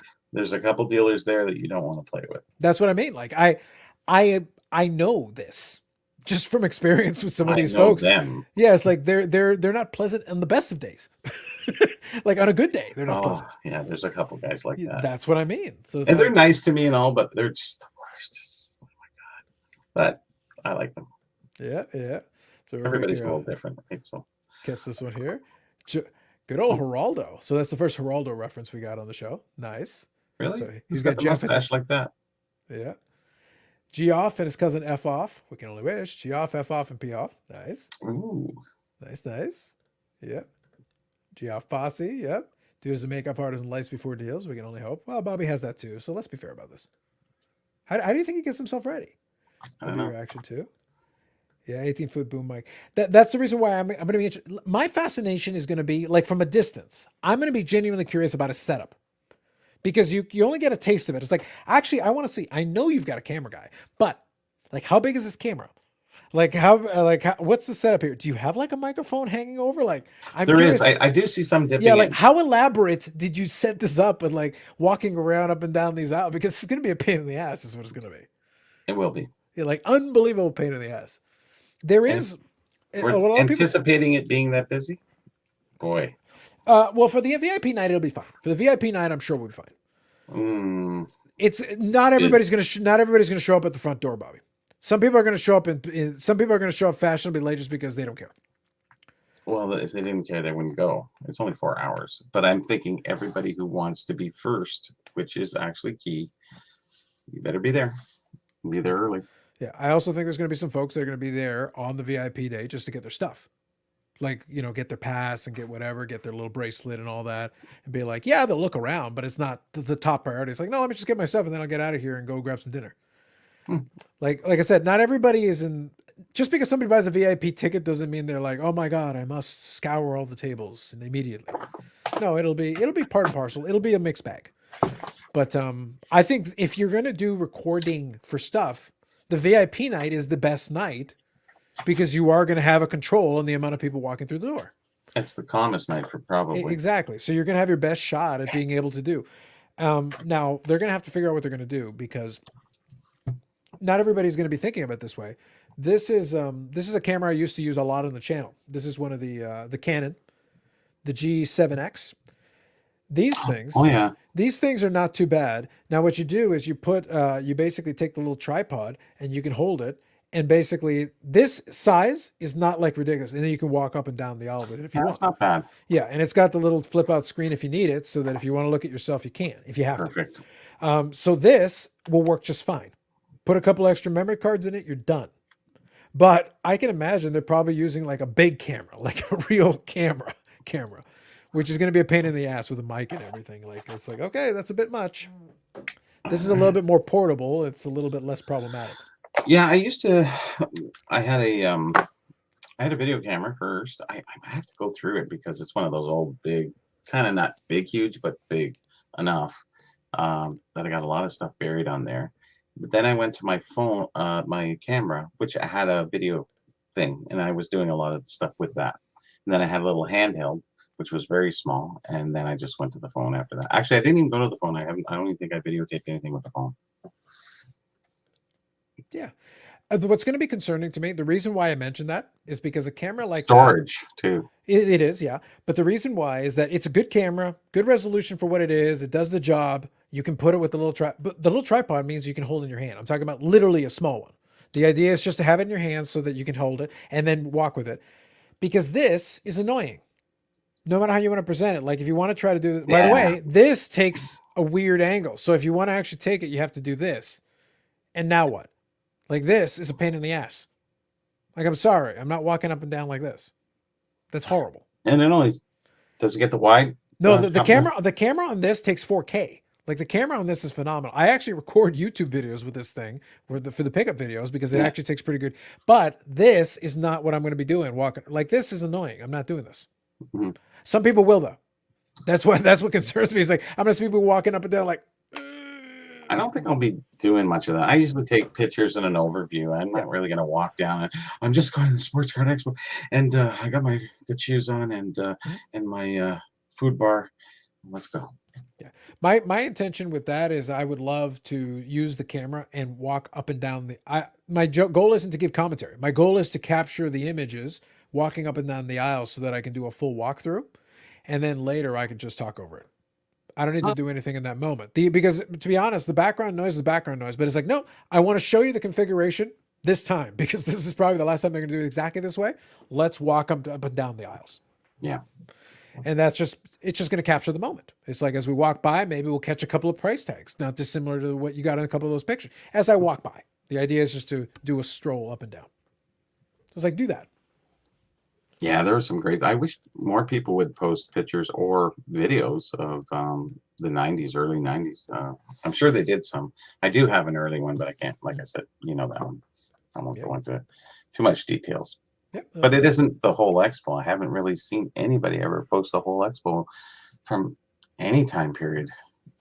Yeah, some in the late 2000s, but I mean, early 2000s, late 90s. Well, that's why I see the value in doing it as I just want to walk up and down these aisles in a straight move. In 10 years, of course. Do a walkthrough, a casual walkthrough, nothing too crazy. The idea is just like, I just want you to see what it was this time at that moment. And then next year we can do a different one for comparison. This is what it is a year, the next year. We roll through and now we're doing a little differently, whatever. Yeah. So we'll get there. Rage is having some fun with himself now. He's got his visions. Maybe just see Geoff trying to do hockey deals. I'd love to see him try to figure out what hockey is. Connor McDavid?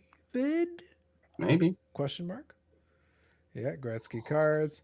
First camcorder boombox VHS tapes. Yes. All in one. What you should do is do Super 8. Come on, be portable. Do Super 8. He wants an Eric Those Back Pages, The Hobby is Dead video. While I enjoyed playing that back for you guys, God, it's annoying. Like, I understood what the point he was trying to get across, but you don't have to repeat it 57 times. The hobby is dead. Let me show you all these massive people in this hotel that they should have kicked them out at. It's like, dude, get over it. Chill. But, it is what it is. He gets his moment. So, yeah, the hobby is dead. I can only hope to take a proper hobby is dead type video. Dare we live the dream. Dare we live the dream. Okay, so that'll be it. So as far as that's concerned, I think that'll be it for this time around. Like I said, I will, if any of you do. So 2 things. Number 1, I will ask of you, those of you that remain, if you didn't already, if you could hit the like button, that'd be appreciated, as always. If you're new to the channel, if you could subscribe to the channel, that's awesome. Great. Otherwise, you can catch it. I will figure out what the situation is going to be next week. And if you do follow me on the Instagram here, I will mention whatever I'm going to do. So if there's going to be some kind of even a truncated live stream, a smaller version of it, I'll do that. If there's an Instagram live or something, then we'll do it from there. Then you'll already have it if you're already following that channel or that account. That'll make it easier. And then we'll figure out from there. Like, my intention mainly is to go hang out.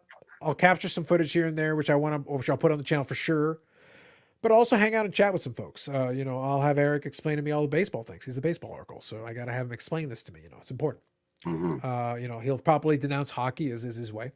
Because secretly he hates it and he wants to burn it to the stake. It's all about the socks. So we'll get Yannick into NFTs. Like, this could be very exciting. Like, there's some great content possibilities here. Michelle Goulet NFT. Oh, I think that's for you. You won't have to worry about him showing up to autograph. It's all done.